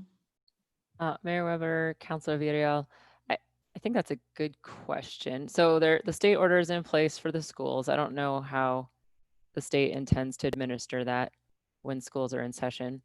But for now, that would apply to them, should the state order still be in place. I think that would depend on how our police are working with the state properties in general in those areas. So like at the Capitol, we don't enforce city laws, right? Right. I'm actually not sure at the public schools what we typically do, but we would do the same thing with this as we would with other enforcement. It seems like we wouldn't enforce on school property. It's entirely under possible. jurisdiction, correct? Mayor Weber, Councilor Villarreal, unless there was some sort of agreement in place. My intention, I think, and now that you raise it, I do agree it's a fair and interesting question. My intention would be to, use this as another basis for our ongoing conversation about how we collaborate with the schools overall, because we're trying to forge closer and more collaborative, cooperative relations, because those are our kids and those are their kids and they're all of our kids. And so we would like to try to find a way where we're able to help each other as much as possible. So, if we were to adopt this measure, my next move would be to consult with both the president of the school board and the superintendent to indicate that we'd like to work with them. So this is not onerous, but rather mutually supportive. I think you do raise a really significant point, and it's not only a point about how to enforce it, but how to participate constructively with each other so that young people in Santa Fe get that same message. I've been told over and over again in other communities here as well, that the most significant way to get young people to participate in any kind of COVID-19 program is through peer-to-peer modeling. And so I believe that would be an opportunity for us to use the school district to spread the word rather than to spread COVID-19, and to cooperate constructively with this potential ordinance, this ordinance that's in front of us, as the basis for another conversation about ways we can work with them for all of our kids. So I think you raise a very, very salient point. Mayor, if I could add. Yes, Councilor Romero. Ward. Councilor Villarreal, I do think it's an interesting question about what happens in schools, but I would also suggest that when schools make a decision about whether they're opening or not, they're going to have to come up with their own rules about what's going to be safe for doing that. And just like this community, there isn't a whole bunch to pick from. I mean, we do not have a cure. We do not have a vaccine. We probably won't for the foreseeable future. And so the only things any of us can do to stop the spread is, wear the face covering, keep socially distant, and the hygiene, wash your hands, use hand sanitizer. So they're going to be doing the same kinds of things. So I don't think we're going to run afoul, because there isn't a whole bunch to do here. We have only a handful of tools, no matter what jurisdiction you are. Yeah, I think we just have to clarify that for people that are confused about jurisdictions. The state capital is a good example. I just think we need to communicate that. So I guess that's all. Those are all the questions I have. Thank you. Thank you, Councilor. Councilor Garcia. Thank you, Mr. Mayor. I don't know, should I start with the remainder of my proposed amendment and then get into my questions? What?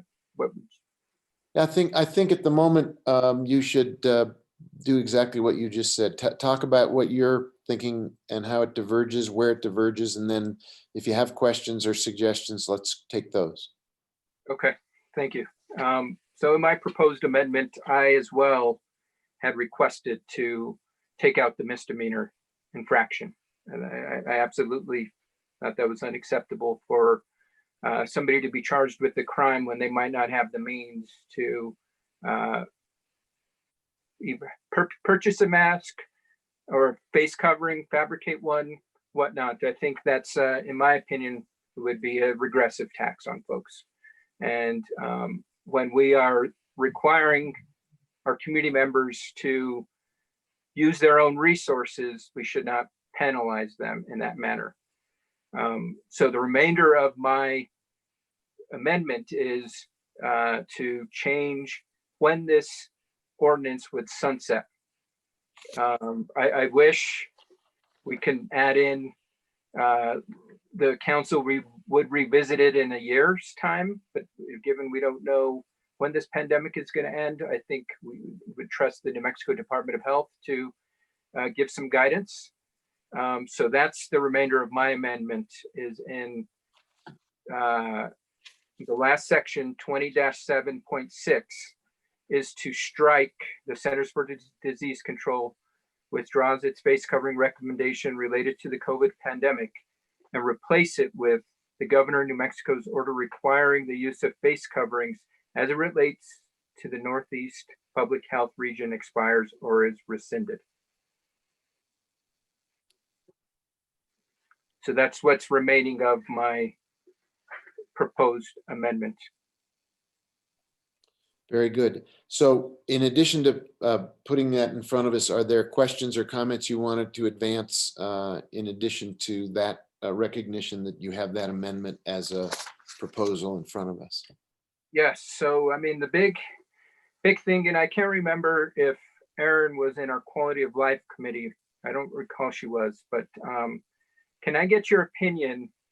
Is this a violation of an individual's constitutional rights?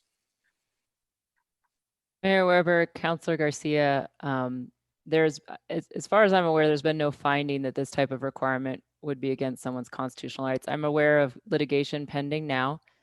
It seems less of a constitutional right violation than wearing pants, because this actually protects other people's health. Okay. So there are lawsuits pending though, correct? In other jurisdictions, other government entities that have passed such an ordinance. Mayor Weber, Councilor Garcia, there are lawsuits pending. Yes. Okay, so, and those lawsuits would cost the city resources to fight them, correct? Mayor Weber, Councilor Garcia, not lawsuits in other jurisdictions. No, they will not cost the city. But But brought against the city of Santa Fe, we will now have to incur those expenses should a lawsuit be brought against us. Mayor Weber, Councilor Garcia, so the city would have to use city resources for sure. We get court fees waived as a governmental entity, so certain things are saved for that. But certainly hours of time. Okay. And so Las Cruces just recently tried to pass ordinance such as this, and it got struck down. Two things that struck it down. Their city attorney did not feel it was appropriate to move forward with such an ordinance because of the impending litigation that the city would see. So that was one justification that ultimately did not pass this ordinance in Las Cruces. Another was that their police chief spoke out against it and said it was unenforceable, that he did not support it being a law. He supported it in the sense of it being a resolution where we required folks such as the governor's mandate, but not a law. So that's in the same sentiments as Councilor Vigil Koppler. I would have liked to confer or get their support or non-support of our police force, because they're going to be the ones charged with enforcing this law. Now we are going to be putting not only the police force in a predicament, but also business owners. There have been big box stores that said they are not going to require their chains to enforce such laws. So one thing we don't have in here, this ordinance, is how are we going to address those big box stores that don't require their patrons to wear face masks?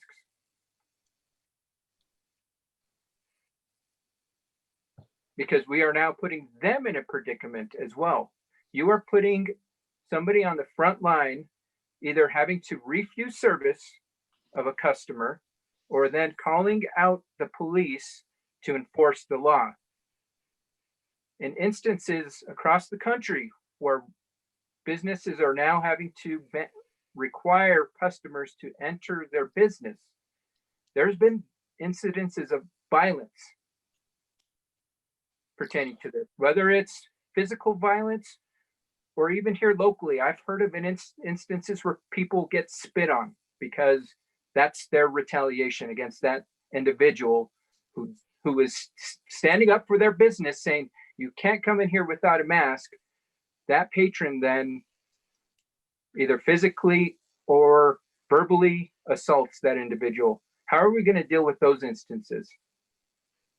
Well, I'm not sure who you're asking, but I can offer a few thoughts. Number one, I'm surprised that the chief of police in Las Cruces opined on the matter, because in most organizations, the police are not policymakers. They follow the policies set by the governing body.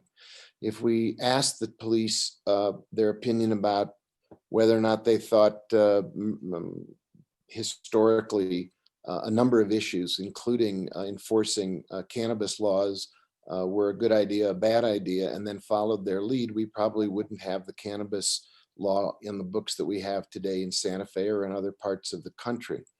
So it really isn't a policy choice for the police to decide what laws they enforce or don't enforce. It's our job to create the policy and then to direct them to enforce it. On the question of what happens with regard to people who we're asking to not let people into their store if they're not wearing masks, and then the person reacts violently, that's actually in many respects a much more egregious crime than the issue of whether or not they wear a mask or a face covering.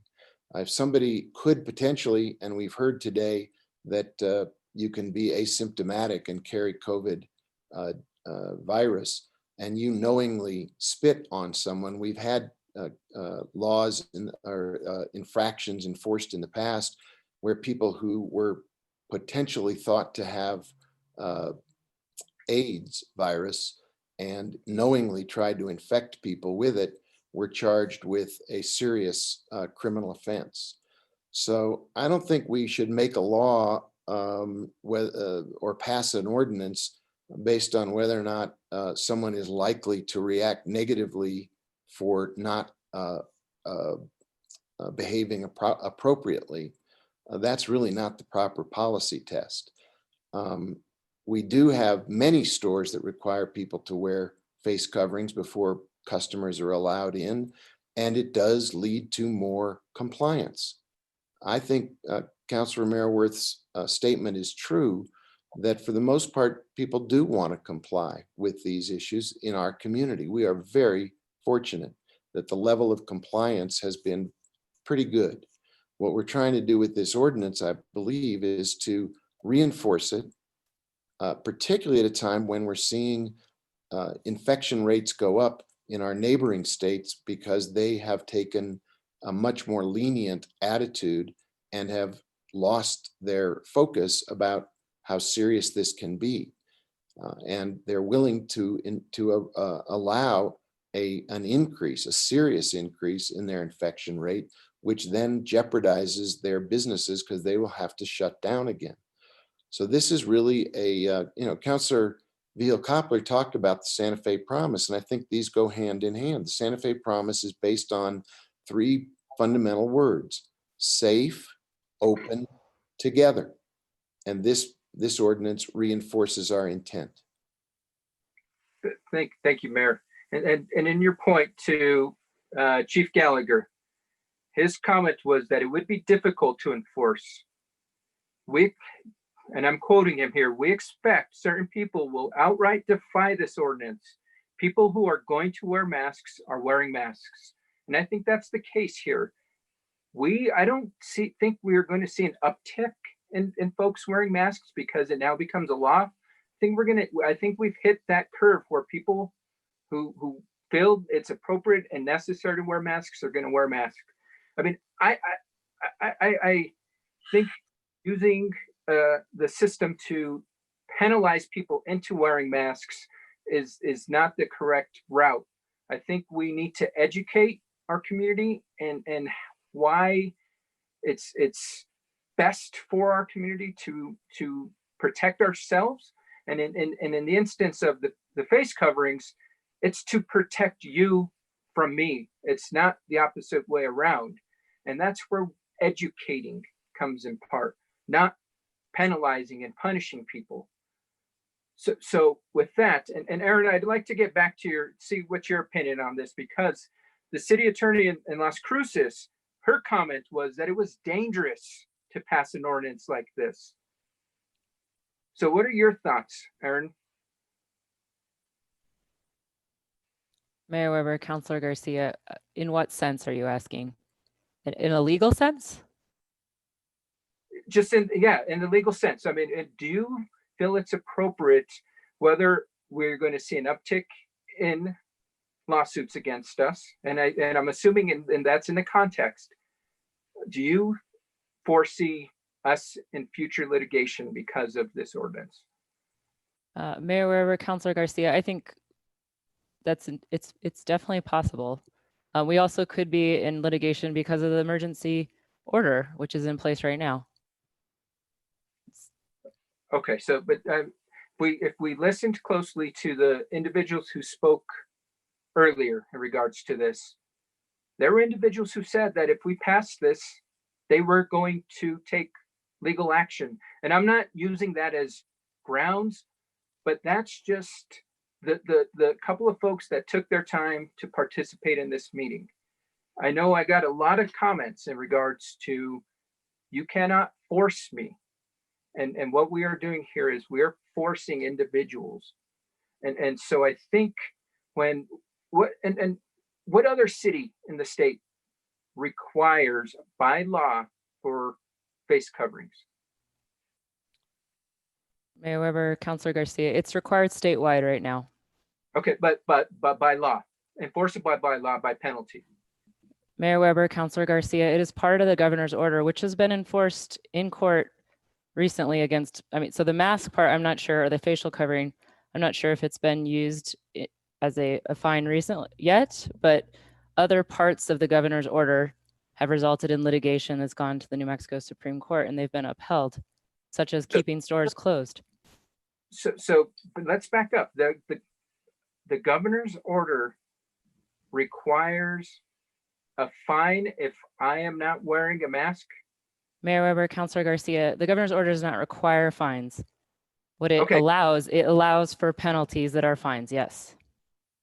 So then what's the need for this ordinance then? If we already have a law that supersedes city law, what would be the precedent for this? What would be the grounds for having this? If there is already a law in place by the state of New Mexico, and it's not a law, it's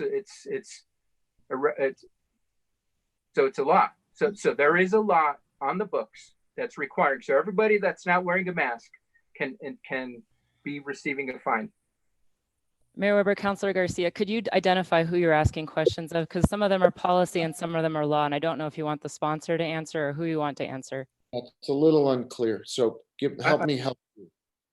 So I'm sorry, Aaron, I'm asking you the question given we're having the dialogue. I apologize. It's a little harder when we're all virtual. Well, Mayor Weber, Councilor Garcia, the problem is all conversation should be directed through the chair. So I respond to Mayor Weber. If you'll help me, Councilor Garcia, I'll be your helper here.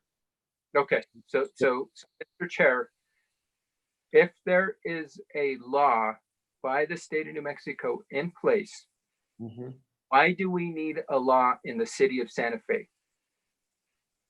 And who would you like to have answer that? Is that for the sponsor?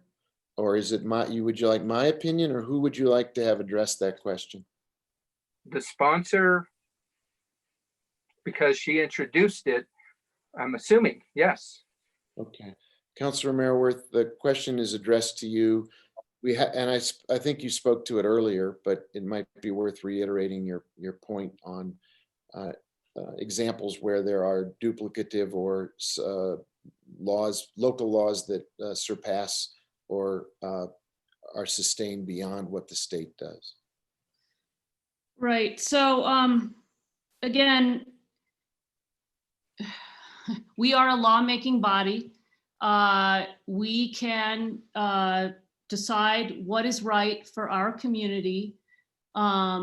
We have done that in other areas. Texting while driving is a good example, where there is a state law, and if you're caught violating the state law, you would pay a $25 fine. In Santa Fe, that fine, depending on where you are, is a lot more expensive. Sorry, I'm getting tired. I think that, again, the enforcing it, as the city attorney said, enforcing the governor's proclamation has been done, but not with regard to wearing a face covering. And so I think that we bring this to our local level so that we emphasize that in this community, we have decided that this is best for us. And we think of it, we think it's so important that we've made it a law, and we've said that if you violate that law on your second or subsequent offense, you would be fined $50. Okay, so I thank you for the clarification, but in that instance, an individual is being held accountable for doing something with their their means. So let's take to texting and driving, for example. That person has the resources to buy a vehicle and have a cell phone, right? What about the individual that does not have the resources, such as a homeless person, to purchase a mask? And I know that the guidance was, or recommendation was, we will provide that mask to those individuals. That's unacceptable to me because. Well, Counselor, let me see if I can help. Our emergency response coordinator has managed to identify and get 35,000 free masks for the city of Santa Fe. We're giving them out. We will be giving them out free of charge at the tourist visitors window on the plaza. We're giving them out to the people who are, you heard earlier, who are the residents at Midtown. Our police and fire personnel will be carrying them.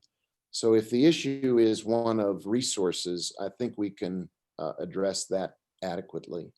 I think an individual who is unable to find a bandana or get a face covering, the city has the capacity now with these 35,000 plus free face coverings to make sure anyone who wants a face covering can have one without having the means. No, and I think it's great. I mean, when I found out the information, I reached out to Mr. Mason and said, this is awesome. Thank you for doing that. But 35,000, that's going to go in a heartbeat.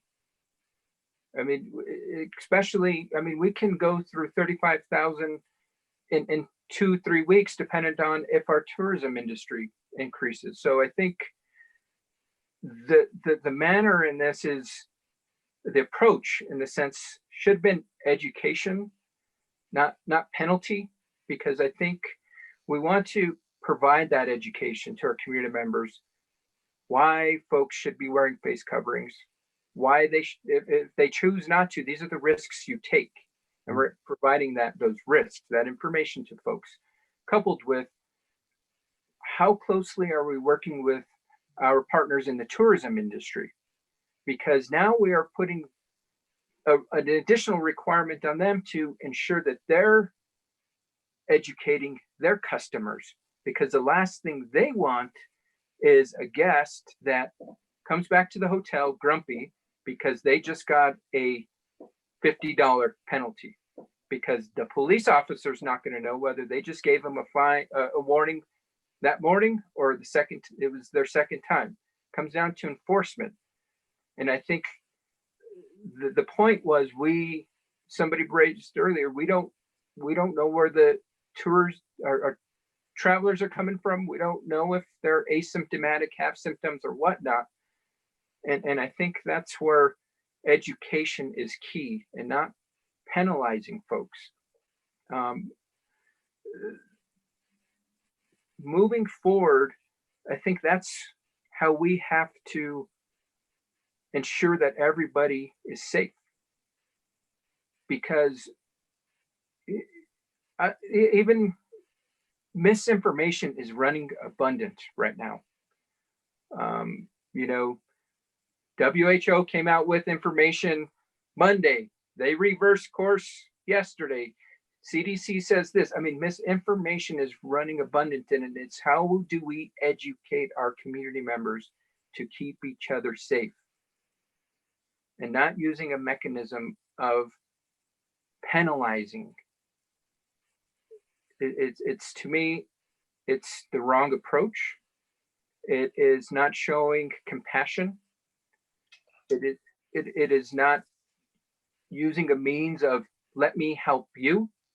It's, you are going to do this or I am going to fine you. And I think that's not what government should be doing.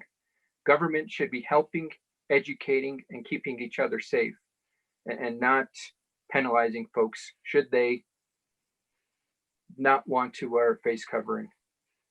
And so with that, I definitely would like to move forward with my amendment to change the last portion of 20-7.6, which is the effective date.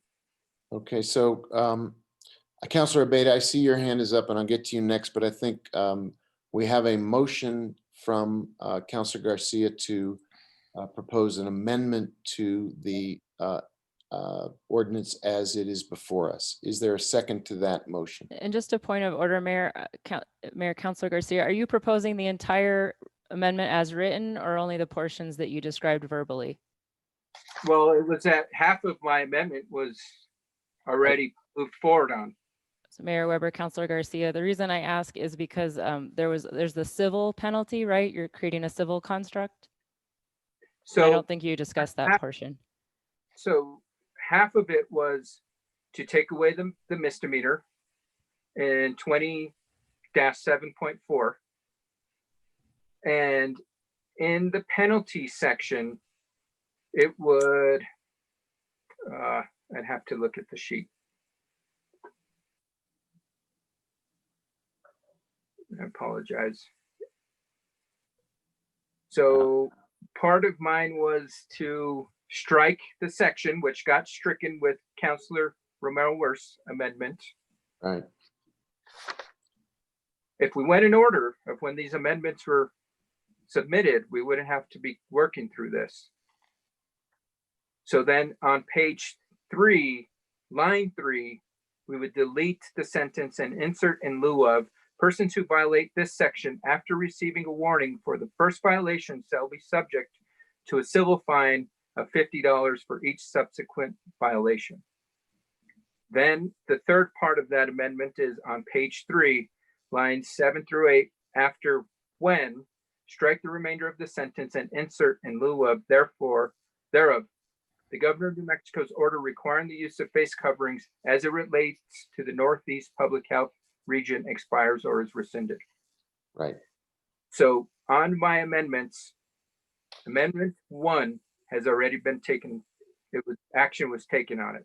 Right. So amendments 2 and 3. Okay, is that clear to everybody? I have the document in front of me. I hope everyone else does. So that's a motion from Councilor Garcia for his amendment as it relates to the last part of the ordinance. So he has made a motion. Is there a second?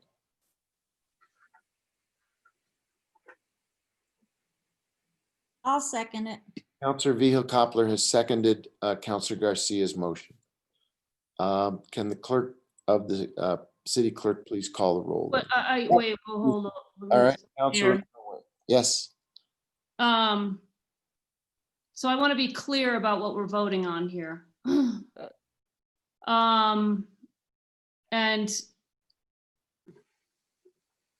so my amendment struck the classification of a violation of this ordinance as being a petty misdemeanor. Correct. And so it would be a fine, again, on your second or subsequent offense for $50. If under the way the bill is constructed now with my amendment, if you appeal your citation, you would go to municipal court. If the governing body adopts number 2 of Councilor Garcia's amendment, specifically calling out that this is a civil fine, then if you want to appeal your citation, you would have to go to a hearing officer, and the city of Santa Fe would have to hire a hearing officer, and that would be a budgetary consideration in order to hear that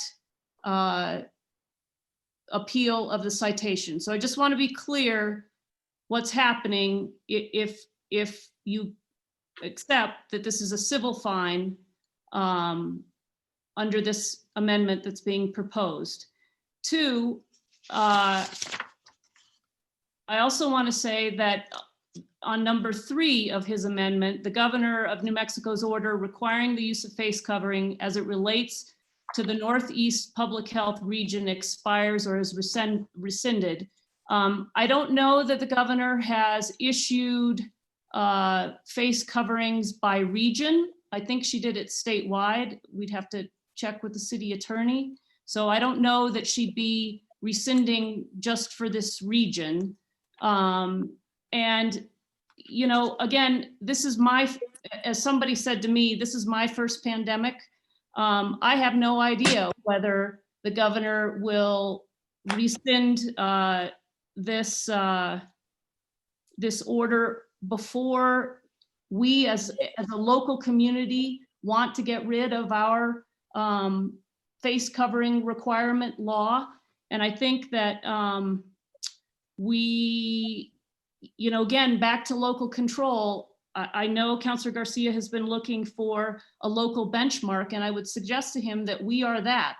The governing body, you know, if we see that, you know, there's, because of the science and how this virus is progressing or not progressing, and whether we have medical alternatives, you know, if we get to a point where we don't think this is needed anymore, we can repeal our own law.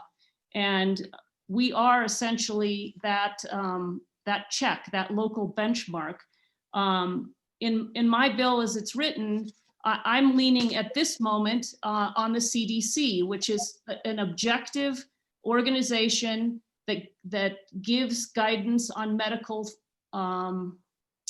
topics. And when they say we no longer need face coverings, I think that's a good benchmark for when we would stop doing this. Nobody wants to be wearing face coverings or requiring them longer than they are needed. But again, there's a lot of uncertainty. We don't know how long we're going to be doing this. We may want to come back and repeal this law before the CDC rescinds it, or we may, you know, or if you go with Councilor Garcia's amendment, we may want it longer than when the governor rescinds it. So again, I'd like to keep this decision locally with the governing body, and I would like to use an objective medical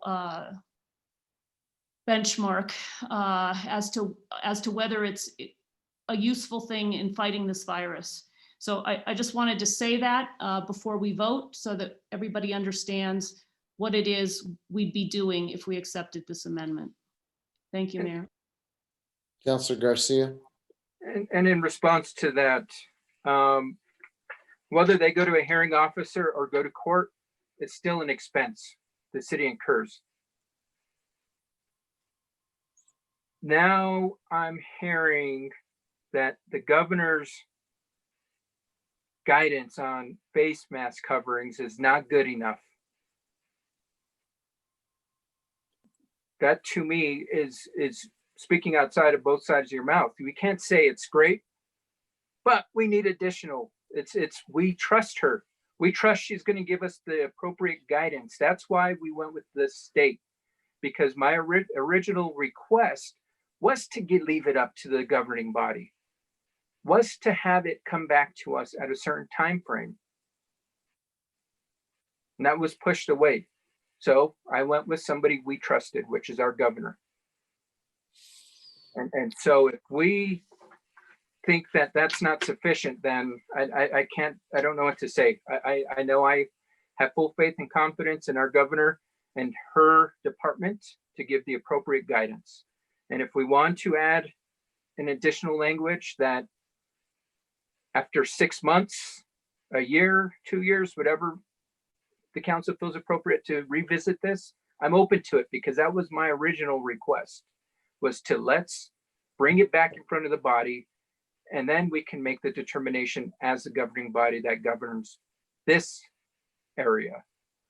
Mayor Weber, Councilor Garcia, just a point of information, this may or may not be helpful. The public health orders can only be in place for 30 days at a time. Similar to how our emergency proclamations have a certain timeline and then they expire and have to be renewed. So the governor can certainly renew and the health secretary can certainly renew, but they do have to be renewed every 30 days.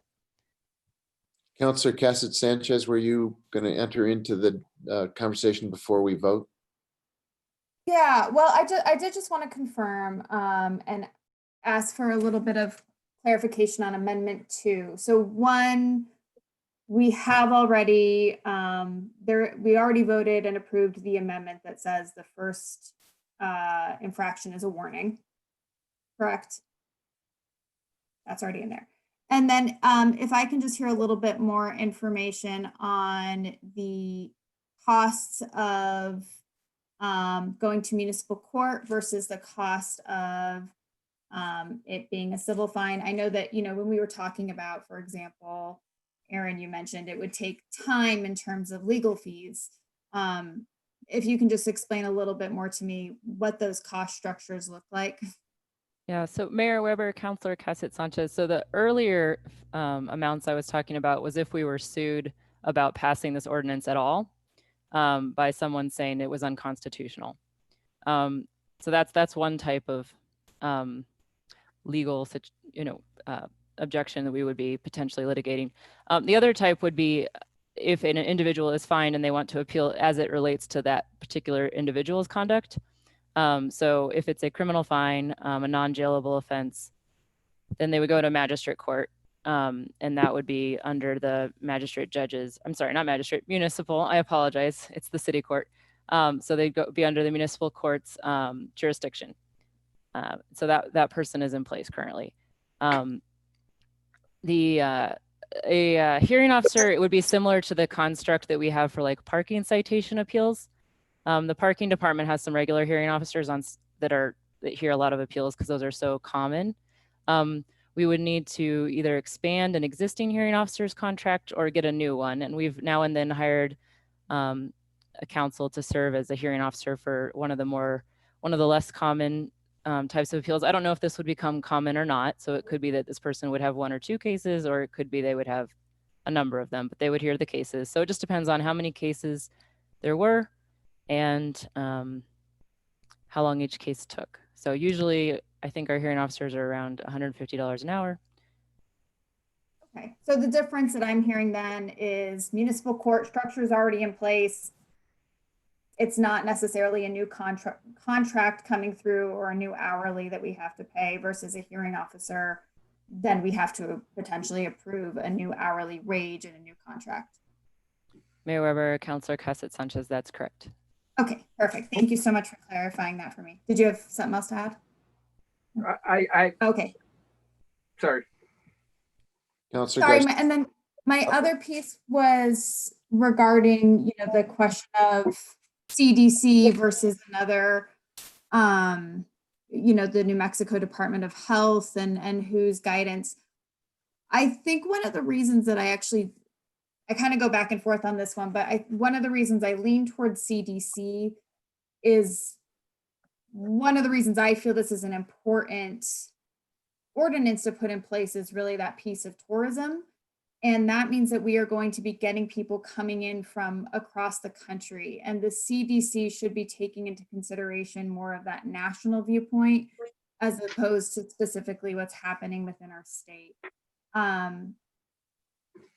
So those are my thoughts of why I'm leaning in that direction, just to add that. So thank you so much. Councilor Garcia. And so in response to that, what you're not taking into consideration is the potential influx of municipal court, which is going to have that increase in cost. It's not a this or that. If people are going to appeal it, it's going to cost the city money, whether it's through municipal or through a hearing officer. It's going to cost money. In regards to the governor's order versus CDC, we have a governor that is leading the country in keeping our state the best in the nation. When you're saying you don't trust her versus somebody that's giving guidance across the country, to me, that's saying you don't have faith in our governor. And that's why I would like to rely on the guidance from our governor on what is going to keep us safe. It's not that I don't trust the CDC, but the CDC gives information and recommendations on a whole. The governor's going to give recommendations for us as New Mexicans. What is going to protect us? She knows we're a tourism-driven state. She lives here in Santa Fe. She grew up in Santa Fe. She's going to keep Santa Fe safe. So to say that her guidance is not good enough, I don't know what to tell you. This really hurts my heart, saying our governor's guidance is not good enough. It's kept us safe now. I trust her. She's going to keep us safe in the future. Mayor, Councilor Romero Worth. if I can, I just want to be clear, I completely support the leadership of our governor and what she's done for our state. And with that, I'd like to move the previous question, please.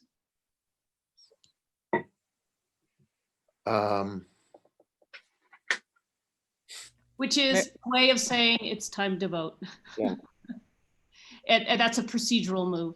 That's right. I understand that. Does that require a second? Does that require a second? Second. Okay, there's a second. A motion to move the question in a second. Mayor, for clarification, are we voting on the on Councilor Garcia's amendments or on the original? We're voting on his amendment so that that's the previous question. There's a motion or from Councilor Garcia to amend this. It's also, I would point out, it's 11:21, and usually Councilor Villarreal is the one poking me in the ribs saying we're running out of time here. So we need to either extend our hours and or move the previous question. Let's take a vote on the motion to move the previous question. And the previous question is Councilor Garcia's amendments. Yes, ma'am. Okay. Are we taking both amendments together or separately? That's what I want to know. I think they were moved together. You moved them together. I heard them as a package. So with that, could the clerk call the roll, please? Yes. Councilor Romero Worth, No. this is on the call for the question. This is on Councilor Garcia's amendments. I guess I'm point of sorry. order, do we need to vote on the call of the question? Right, if that's Oh, yes, I apologize. First, we have to vote on whether or not to call the question. You're absolutely right. right. This is not on the amendments. Okay, so if we're calling, if this vote is on whether we should vote on Councilor Garcia's amendment, I vote yes. Thank you. Councilor Vihel Coppler,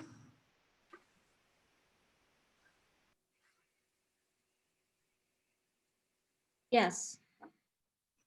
Councilor Villarreal. Yes on Councilor Garcia's amendments. This No, we're is voting on this whether- is calling for the question.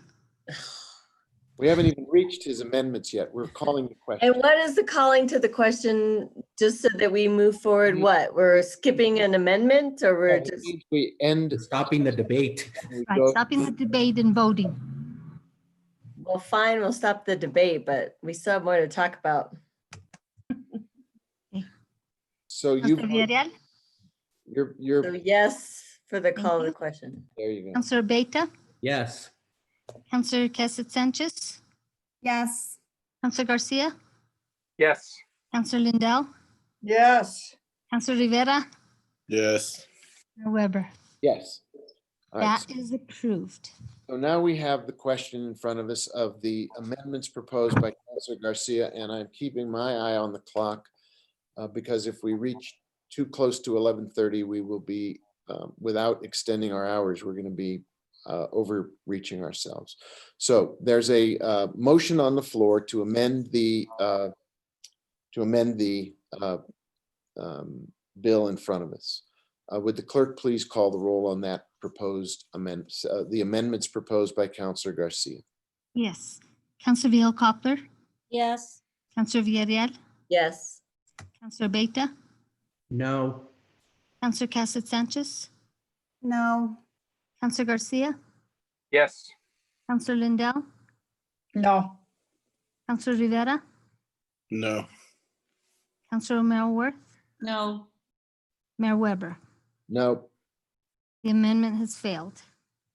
Okay, now we are at I 11. I move that we approve the bill as amended. That's a motion from Councilor Romero Worth. Is there a second?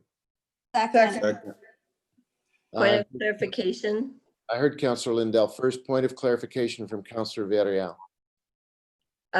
When you say as amended, can we make sure that we know what amendments pertain to that?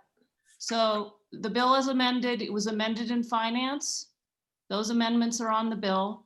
It was amended earlier tonight to remove the. Before you say on the bill, it wasn't in the bill. They're like amendment sheets, right? Correct. Okay. So the bill as amended refers to, well, actually, tonight for this vote, the bill as amended is the bill as it came to the governing body with the Finance Committee amendments and with the amendment that I proposed earlier tonight that was accepted by the governing body to strike the petty misdemeanor characterization out of the bill. Mr. Mayor, point of order. Yes, Councilor Vihel Coppler.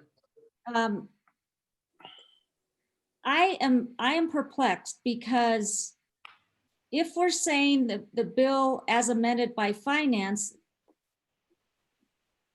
that I'm getting notice that this bill did not, the bill the public saw did not include the finance amendment and therefore violates the Open Meetings Act. If the public never saw the Finance Committee amendment because this agenda is published way in advance. So I'm getting notice that this could be a potential open meetings violation. Can we have a motion to extend our meeting? Motion to extend the meeting. Second. Okay, we need to call the roll on that. Yes. Councilor Villarreal, Yes. Councilor Beta, Yes. Councilor Castet Sanchez, Yes. Councilor Garcia. Yes. Councilor Lindell. Councilor Yes. Villarreal, Yes. Councilor Romero Worth, Yes.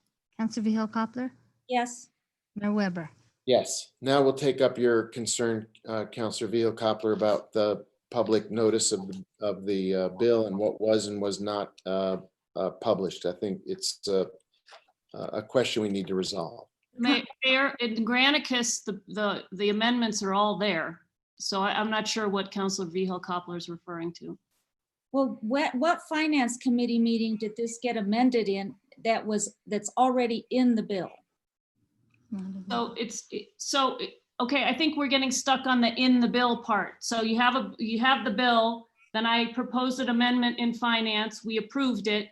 Now the bill and the amendment travel together to the next committee or to the governing body. And so when I say, so it was amended at finance and it's here now in front of the governing body, and then we amended it again tonight.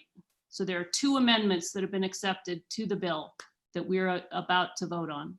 Well, I asked that question way earlier and I thought I made it clear. And what I was remembering that was said was that the bill, the language that was amended in finance was already in the bill, written in the bill.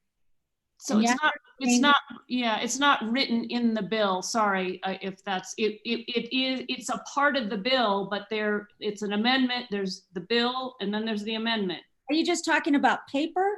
Yeah. Paper? Yeah. Not the language written in the bill. Yeah, so I think you're talking about as though we took that amendment and we put it in the bill. That's what you said earlier, because I was very questioning everything.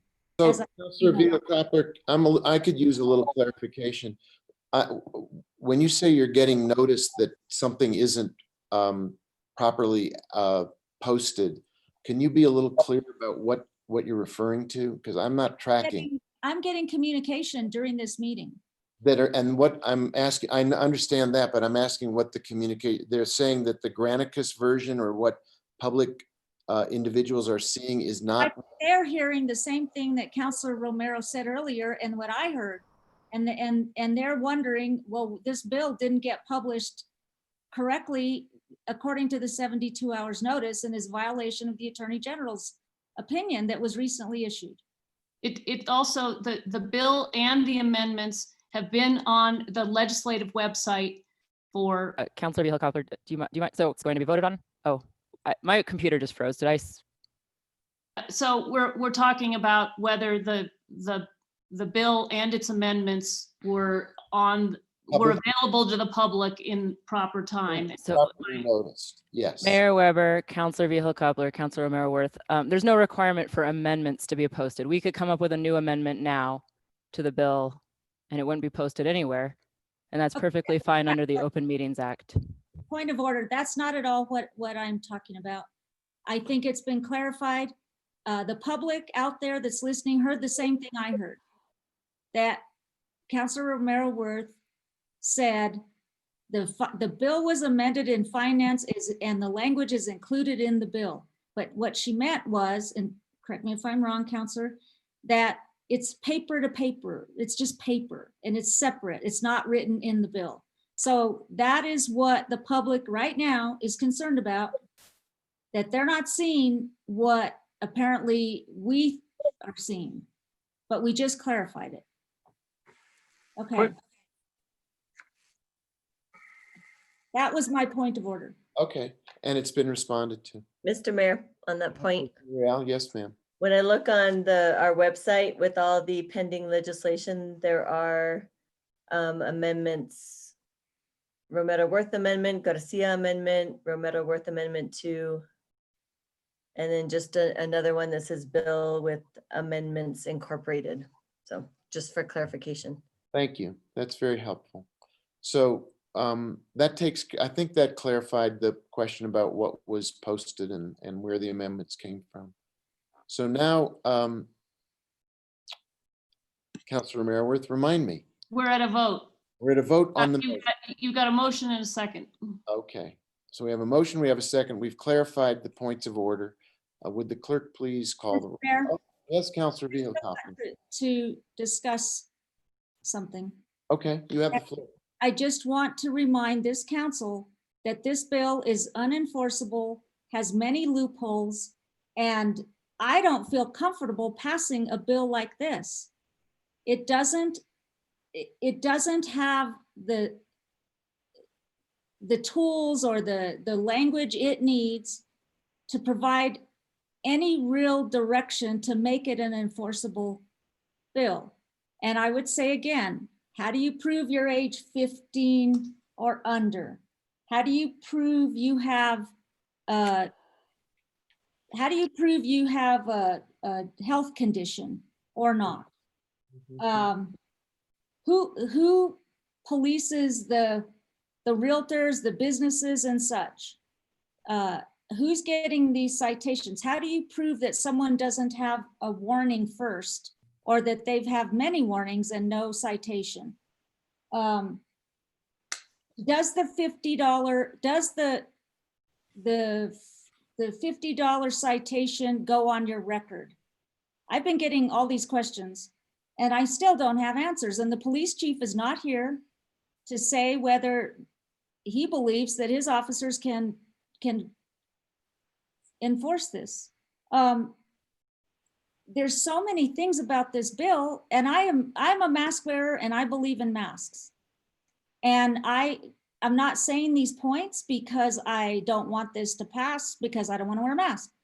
I know that there are many bills, and maybe not this council, but maybe previous councils that have been passed that are unenforceable and unenforced.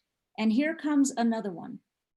And I think that Councilor Garcia made great points.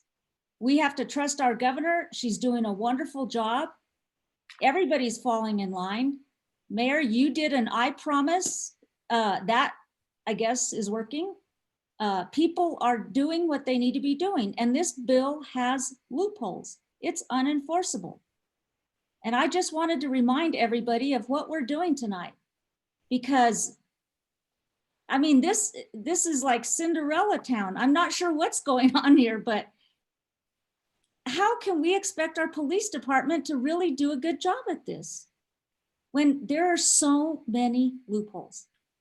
So that's my point, and I will be voting no on this. Thank you, Counselor.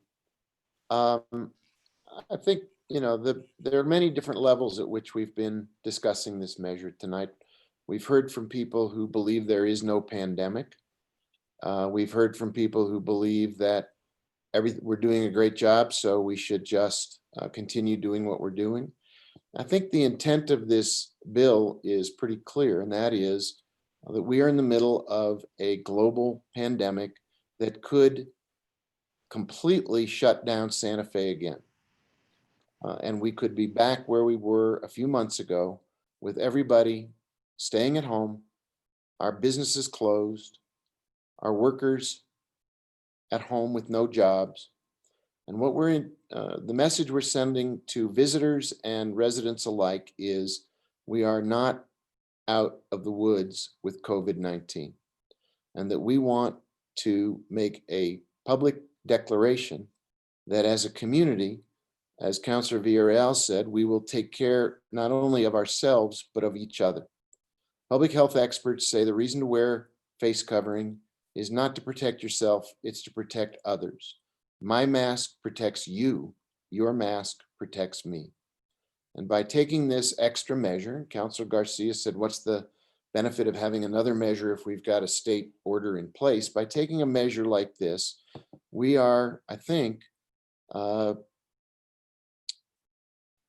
declaring our intent as a community to go the extra mile, to be more vigilant, to be more purposeful, and to be more respectful of each other than any other community in New Mexico. And I would regard that as something to be proud of, and something that we would do whenever there is something extraordinary like a global pandemic. Second week of March, there were 10,000 Americans who had been diagnosed with COVID-19. Now we have 1.9 million and more than 110,000 deaths. And in our bordering states, the hospitals are full again because they haven't kept their eye on the ball. And so I regard this as a measure of intent and a measure of our seriousness of purpose to make sure that we don't get a second wave of COVID-19 and we don't end up closing our doors and our businesses and our community for another wave of the virus. So I think that, to me, is the purpose of this bill. Councilor Garcia, you have your hand up for a closing argument? Not necessarily an argument, so to speak, Mayor. Just want to clarify, I'm not against people protecting themselves with face coverings. I got one. I got two. I got three of them. My family wears them. I'm not arguing against people protecting themselves with face coverings. What I want to bring to my colleagues' attention is the potential for litigation against our city when we are already going to be in a financial crisis. Do we want to put ourselves in that financial situation? The enforcement aspect. In a time where our law enforcement across the country is already challenged, we're now going to require them to engage with folks who already are going to be defying this ordinance. And they're going to be openly defying it. And we are going to have not only our police officers, but businesses interact. And to me, I think that's undue stress and undue burden on those individuals. Lastly, I think education was the appropriate route. Between the governor's mandate, your promise, Mr. Mayor, I think things are working well. Helping to further educate folks should have been the next step, not penalizing folks. And so with that, I fully support people protecting themselves with face coverings. That's not my stance. My stance is the way we're going about it is inappropriate. I want people to be safe. I want our community to be protecting each other. But in the mean, where the approaches we're taking, I think we're heading down a path where it'd be interesting to see in a year's time, 2 years' time, how many lawsuits we have against us, how many police officers we have griping about the ordinance they don't want to enforce, and how many challenges it's caused businesses. The thing I did never hear was, have we engaged our business community? What is their thoughts on this? There just hasn't been much outreach for this and engagement. So with that, thank you, Mayor, for allowing me to. Thank you, Council. If there are no further discussions, can the clerk call the roll? Yeah. Counselor Beta, Yes. Counselor Casa Sanchez, Yes. Counselor Garcia, No. Counselor Lindell, Yes. Counselor Rivera, Yes. Counselor Romero Worth, Yes. Counselor Vihel Coppler, Absolutely not. Counselor Villarreal, Yes. Mayor Weber. Yes, Thank you. The motion has been approved. thank you. It's now 11:41 and we have a executive session awaiting us. I'm seeing Counselor Villarreal, who is my weather vane on all things, shaking her head no. Are these things time sensitive? Is there a reason we have to hear them this evening? Let me refer that question to, thank you for asking. I will refer that question to the city attorney because I do believe that the items that we would be handling in executive session are very much related to the city attorney's work. Mayor Weber, councilors, we can certainly abbreviate them. I might want to make a quick call to confirm if we could skip it or not. So one relates to a mediation we are currently in that will probably come to you with a settlement next meeting. It might be good to get input on that one. And then related to Santa Fe Estates, I would want to consult with Assistant City Attorney Andrea Salazar, who I know is awaiting joining us. But should I check with her? Or should we just go really quickly? Please check with her. I Okay. think the sense of While you're checking, Mr. Mayor, while Aaron's checking, can we do what is it? Everything else? Yes. Mayor Weber, councilors, perhaps you could do matters from the governing body while I'm checking. I think that's a terrific idea. Okay, I'll be right back. Have we done introduction of legislation? That would come through the matters from the governing body. That's what we'd be doing. So why don't we, I don't think we absolutely, unless we're sticklers for protocol, have to have an amendment to our agenda again to go there. Let's just go there. And I think this is an opportunity to introduce legislation and or at 11:43 say, speak your piece, because that's what we do. I'll just take it across the pictures on the screen. Councilor Romero Worth. I'm good, Mayor. Thank you. Okay, Councilor Villarreal. I'm done. You're Thank done? you. Yep. All right. Councilor Vihel Coppler.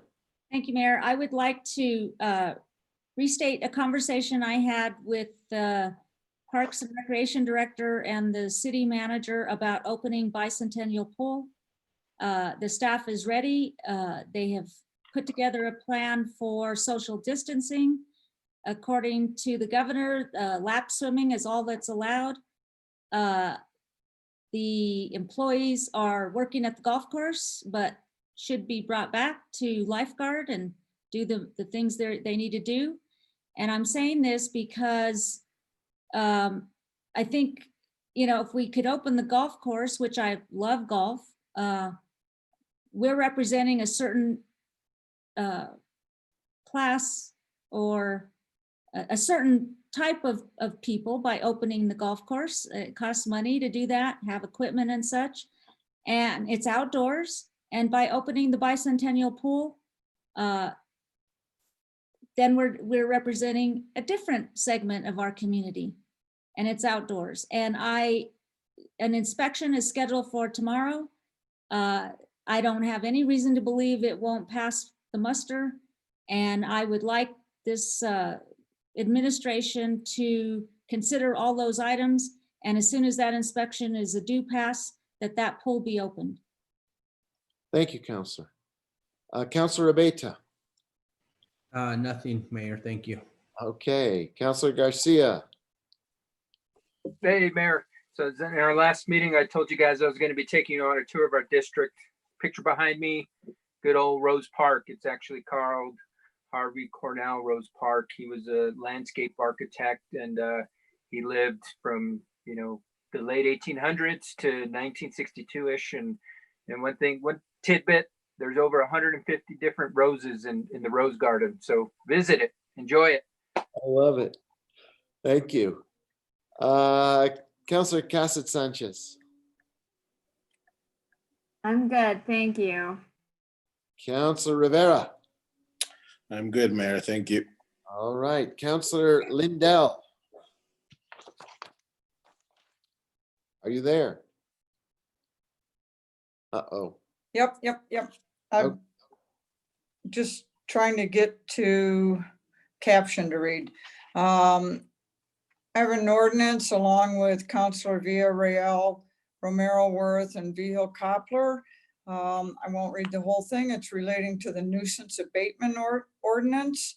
We've worked on this for a while, and I think that it's time that we do this. And I would also comment that while I sit here tonight, I can hear all kinds of motorcycles and cars racing. I think Councilor Romero Worth can hear them also. Even though we live miles apart, we are hearing the same thing. Yep.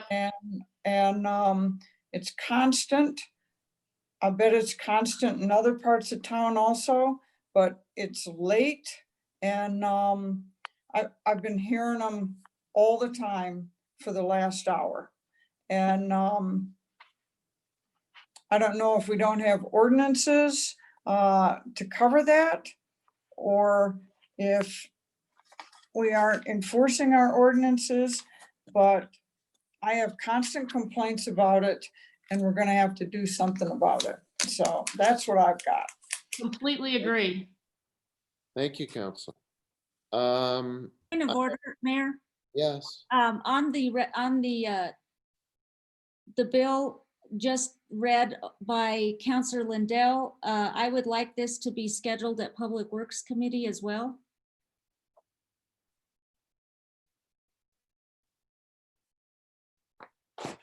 Okay. I have a resolution supporting closure of West San Francisco Street, which will go to Quality of Life and Public Works and Utilities for consideration and discussion. And it is directly related to trying to return our vitality to our restaurants, in particular downtown. City Attorney, did you get any indication about the urgency of the matters that were pending for the executive session? Mayor Weber, councilors, I think we're going to want to send you probably a briefing on a couple of the matters, but we can do it through a written communication. I think that it would be difficult to have a productive conversation about them now. And then we'll be happy to meet with individual councilors on questions or speak over the, obviously not really meet, but speak over the phone or whatever other forum is available. And I can talk a little bit about the last matter that's on the agenda for a vote. I've put forth a proposal to join an amicus brief. So I guess if we're on matters from the city attorney, I don't know if that's where we are. Okay, great. So I would recommend tabling the executive session. Marcos Martinez, Andrea Salazar, and I can provide written briefings on the matters that are more time sensitive.